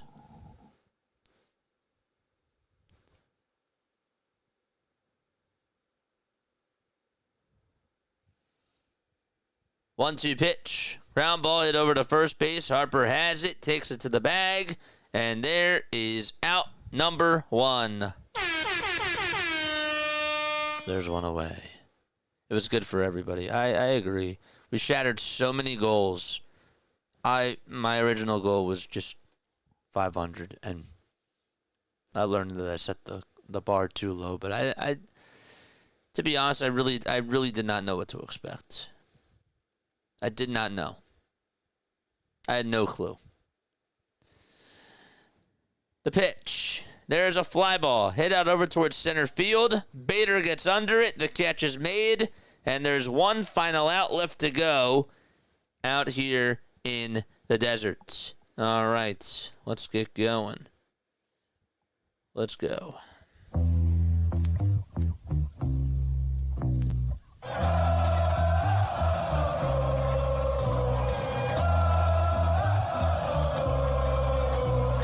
Jake McCarthy is up, and he takes ball one. It's low.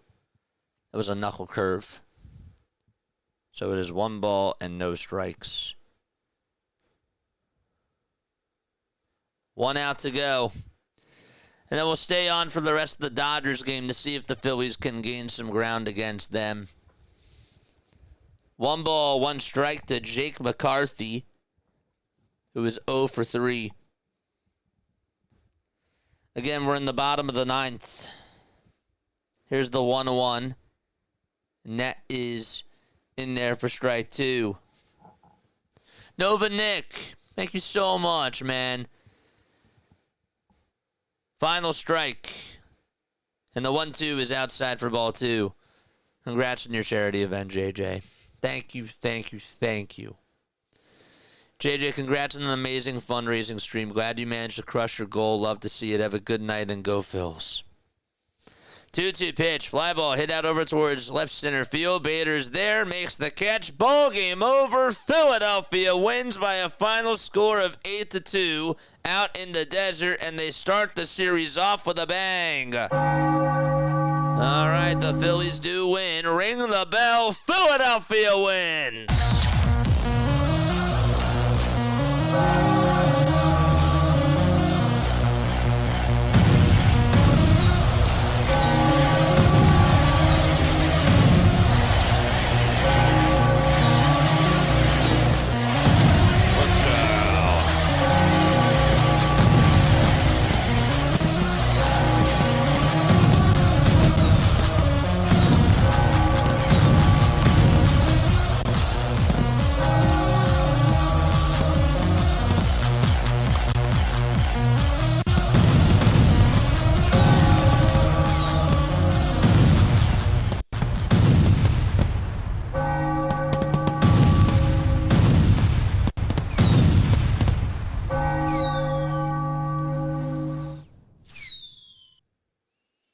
Alrighty.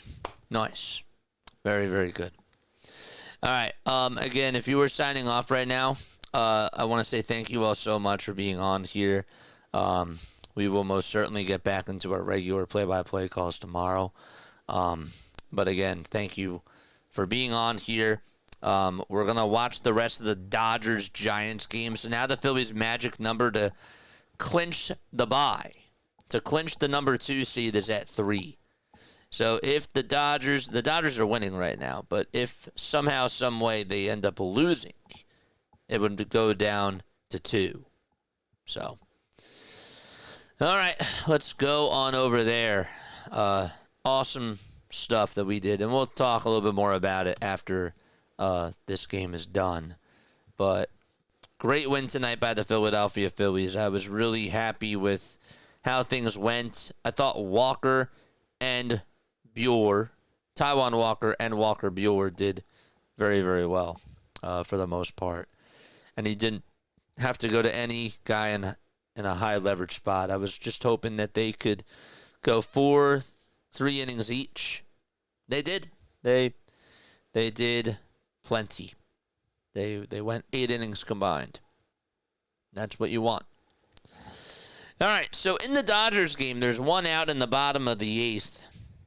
The count is 2 balls, no strikes to Freddie Freeman. And Seymour is pitching. So it's 2-0. That's the count. Y'all think Bryce Harper gonna score a home run? Put a bet on him. Well, the game is over, my friend. The crowd is doing the Eagles chant.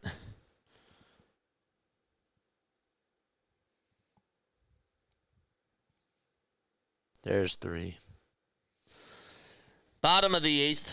1 out in this Dodgers game. In the 3-1, there's a ground ball. It's hit over towards the second base side, then the throw over to first is in time.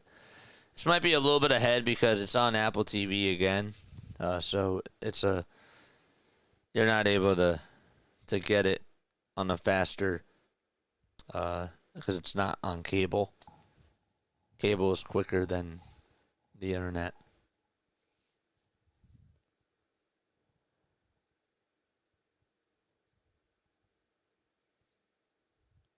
Yeah, playoff seeding has been locked in for a while. No surprises, no excitement.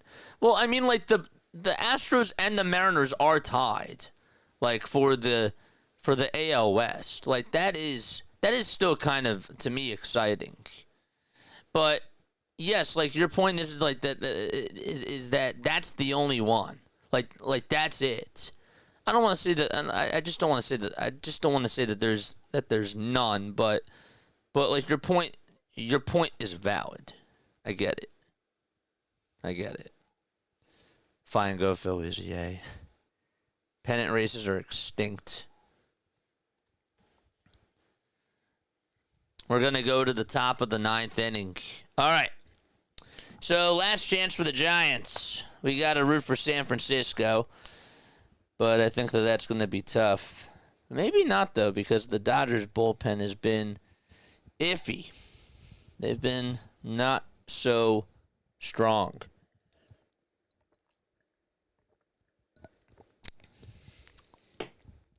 That was a big loss, too, for the Snakes. Didn't really talk about that, but Cleveland making a move on Detroit. Yeah, that's gotten a lot closer, too, but do you still think that it's too little too late? Yeah, 1 race. I think that's like, if Detroit loses, okay, so what is that now? I didn't get to check today. I know that this is an everyday thing, of course. But did Detroit lose today? Yeah, that's now 2. You know what? You're right. You're actually right now. Okay. I'm willing to say that Guardians-Detroit race is now officially a race because the Tigers have lost 4 in a row. They're 3-7 in their last 10, and the Guardians have won 8 in a row. So it is safe to say that now that is a race. So that's 2. That is 2. You're right about that. But even still, it's not as meaningful. Do we really think that the Yankees, I know that they're 3 games in back of Toronto, are they challenging Toronto with less than, I don't know how many games are left now, guys? 154 with like 8 games to go? No, I don't think so. I don't think so. The Guardians also have played 1 less game than Detroit has. So, yeah, I think that's... I now have to say that I think that they are challenging them. So, I'll put that there. The Padres, they're not challenging the Dodgers right now. Once the Dodgers go on a weird losing streak and the Padres can do that. Yeah. But yeah, the Mariners and Astros and Tigers and Guardians, yeah, I would say that. I would say that. 2.5 out with 8 games left. Yeah. Yep. All right, top of the 9th. Here we go. No balls, 1 strike to Christian Koss. The NL is set. Yes. The 0-1. Swing and a miss. And so the count is now 0-2. Wish that this was a little bit faster.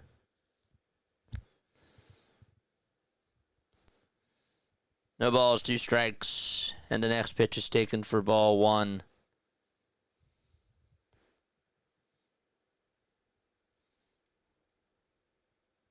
The 0-2, and that's down for a ball. Cole, you really want to know if the Padres have been concerning me. You've been asking me so many times, my friend. You've been asking me about those Padres. Are you a Padres fan, Cole? Just out of curiosity. I don't mean that as a bad thing. I'm just curious. 1 ball, 2 strikes. And here's the 1-2. There's a ground ball diving, stopped by Hernandez, but he'll have to eat it up as he fumbled the ball with his bare hand. And so, there we go. A leadoff infield single to start off the top of the 9th inning for San Fran. There we go. Cole says, no, I'm not a Padres fan. Okay, just out of curiosity. The Padres don't really scare me. If I said that they scared me at one point, it probably was like 3 weeks ago or so. But they don't. I wouldn't say that anybody. Nobody scares me in the NL East. Like, as weird as that sounds, right now, like, nobody scares me. The only thing that scares me is the Phillies bats going cold. Like, that's the thing that's still in the back of my mind. That's it. That's it. It's in the back of my mind. 0-1, and that's taken down for a ball. So it is 1 ball, 1 strike.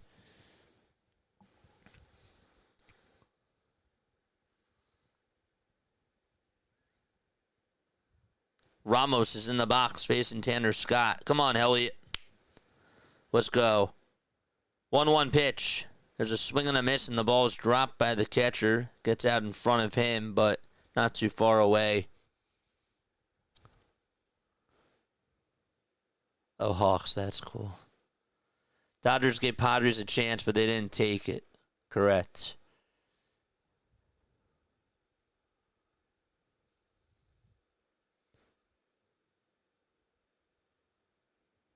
Are the Mets challenging? 1-2 pitch, swing and a miss, and Tanner Scott able to get a strikeout, and that's how we start off the 9th after the infield single. Okay. So 1 out in the top of the 9th. Come on, Giants, beat those Dodgers. Just come back. Adames comes up, and he swings and misses at the slider. So it's no balls, 1 strike.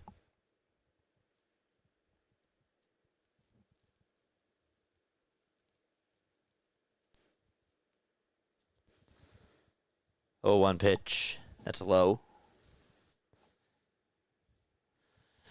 1 ball, 1 strike. Tanner Scott gets set above the belt. He kicks, he deals, swing and a miss. And so it's 1 ball, 2 strikes to Willy Adames. 2 outs left in this game. Phillies' magic number to clinch the 2 seed is at 3.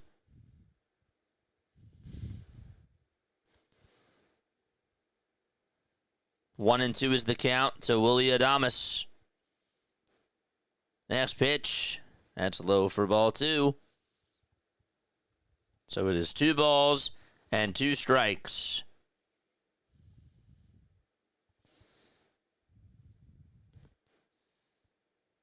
Come on, Willie.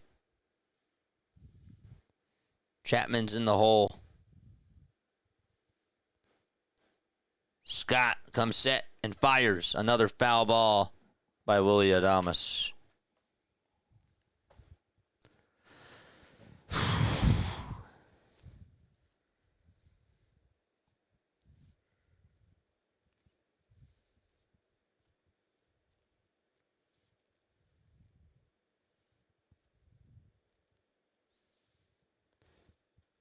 Scott kicks, fires, and that pitch is just inside for ball 3.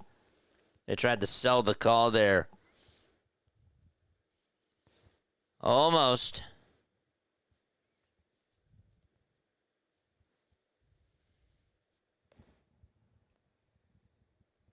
Payoff pitch, that's low, and the tying run is coming up to the plate just like that. Great at bat there by Willie Adames. Great plate appearance. Here comes Rafael Devers. I want to see Let's Go SF in the chat. Let's go SF.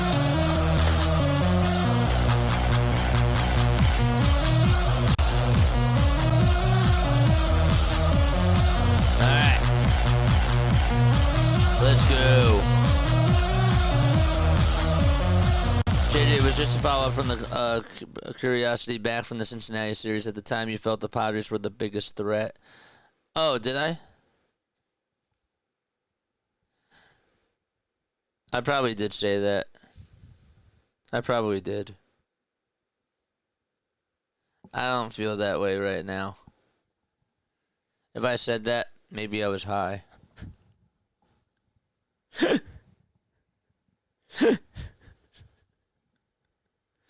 There's Rafael Devers. And the first pitch to Raffy is down for a ball. All right.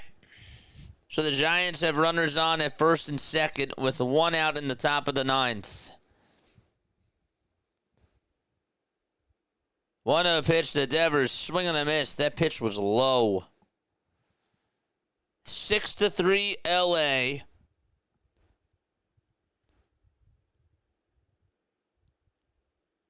Looking for the Giants to try to tie it up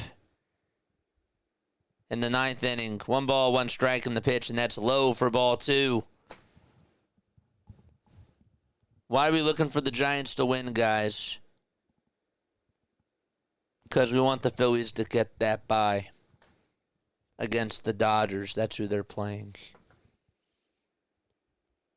The magic number for that is 3. 2-1 to Devers. Another foul ball.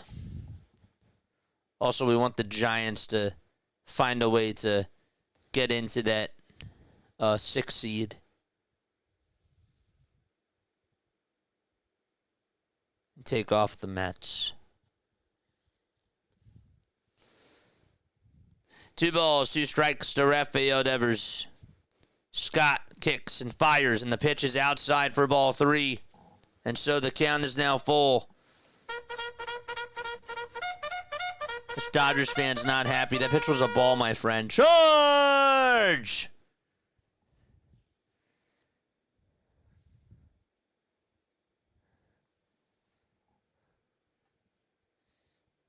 Three-two. A foul ball by Rafael Devers.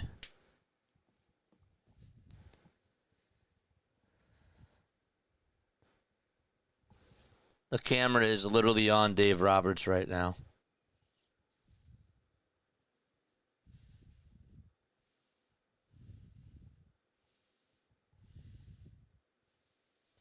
Payoff pitch, and a cold strike 3 to Rafael Devers, and there is out number 2. He thought it was going to break a little bit more, and so he thought about swinging, but then he held his swing. He held up, and he was down on strikes. That was a nice pitch thrown by Tanner Scott. Wow. There's out number 2, and the Giants are down to their final outs. Okay.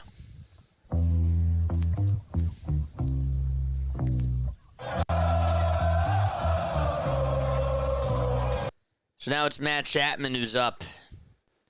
First pitch to Chapman, it's popped up. It's hit out over towards the infield. Betts says he has it. He's waiting for it to come down. He'll make the catch, and the ball game is over.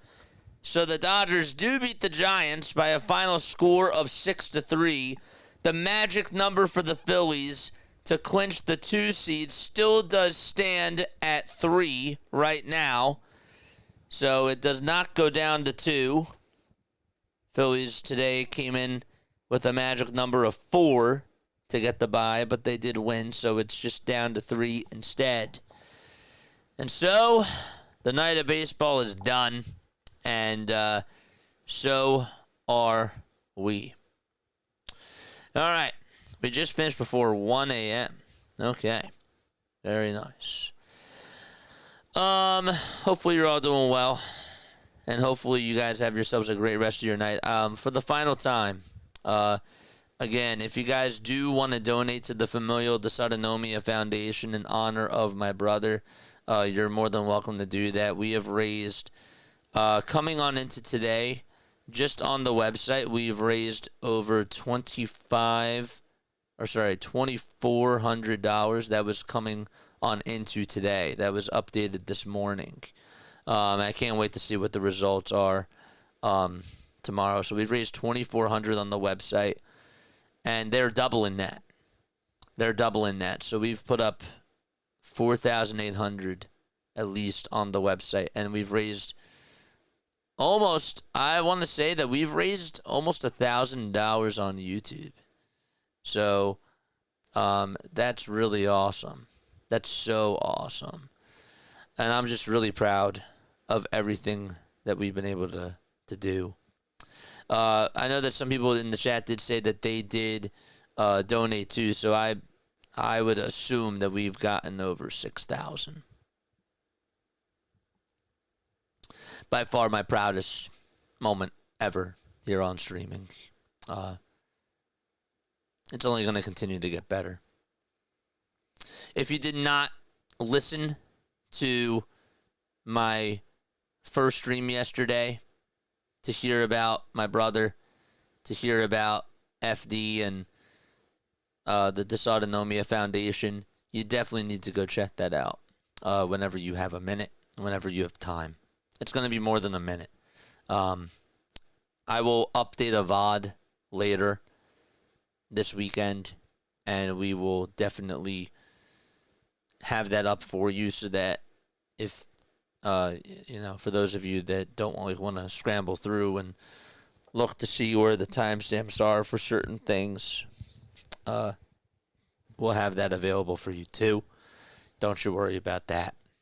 But I'm super proud of not just you guys and not just all of you. I really am proud of you guys. But I got to give myself a little pat on the back too, because I was really scared. I was nervous about doing this. And I'm really proud that I did it. Very proud. When you're proud of yourself, that says a lot. There's times where I feel like that we aren't so happy with ourselves and we don't give ourselves pats on the back. But I have to do that too. And again, I'm super proud of all of you. Don't get it twisted. I really am. Man, it's a feel-good moment for me. It is. So, more good things to come. And thank you all very much. I will definitely be making a list of everybody that donated, and I will give you all a huge shout out, and I will be writing all of you messages. If you did do it, if you super chatted me over on YouTube, there's no way that I can personally DM you or email you. But if you guys want to message me on the hotline to let me know that you guys donated, I mean, I can see you donated, but if you can message me on the hotline or even just through email that, and then just say, hey JJ or something like that, I'll know that you donated. But I want to personally reach out to you because you deserve that. You really do. And for those of you that just supported and spreaded the word, that's just awesome. That's just super nice. Yeah. I'm going to sleep well tonight. I slept very well last night. And, yeah, now that it's done, just gotta get everything ready, Got to write that check from YouTube. We'll send it over directly to them. And, yeah, I want to thank... I do want to take the time to also thank to thank Lainey, first and foremost, for allowing this to happen, and everybody from the Dysautonomia Foundation, Julia, for updating me, and Abala as well. I really appreciate you guys. So, And of course, thank you to my family. Thank you to Gabe. Thank you to everybody that has helped me out. Scott, all the mods, my family. None of this is possible without you guys. With that, I think I'm going to sign off. I do. I think that is going to be it from me. Great day. Great 2 days.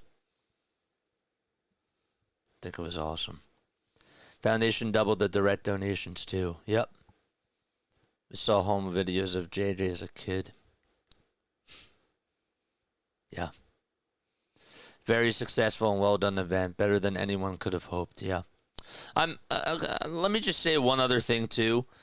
I'm really hoping that other people that have not been, that have been hesitant on doing something like this, I'm hoping that they see that this does work. I think that some people that are out there, and it takes a lot. It takes a lot to host something like this. It's a lot of coordinating.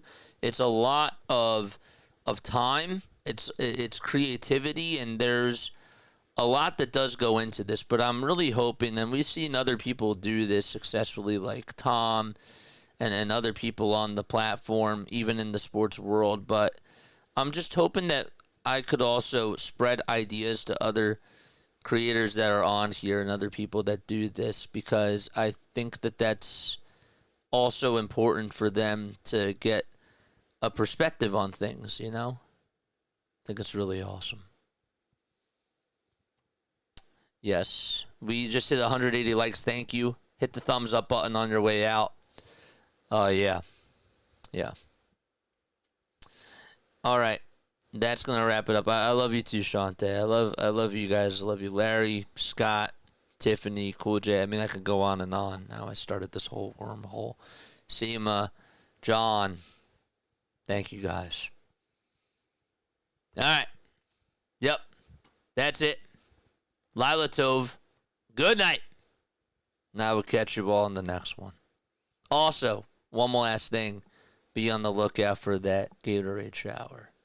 Because we did get to 5K. I said I would do that at 5K. So, be on the lookout for that. Bye.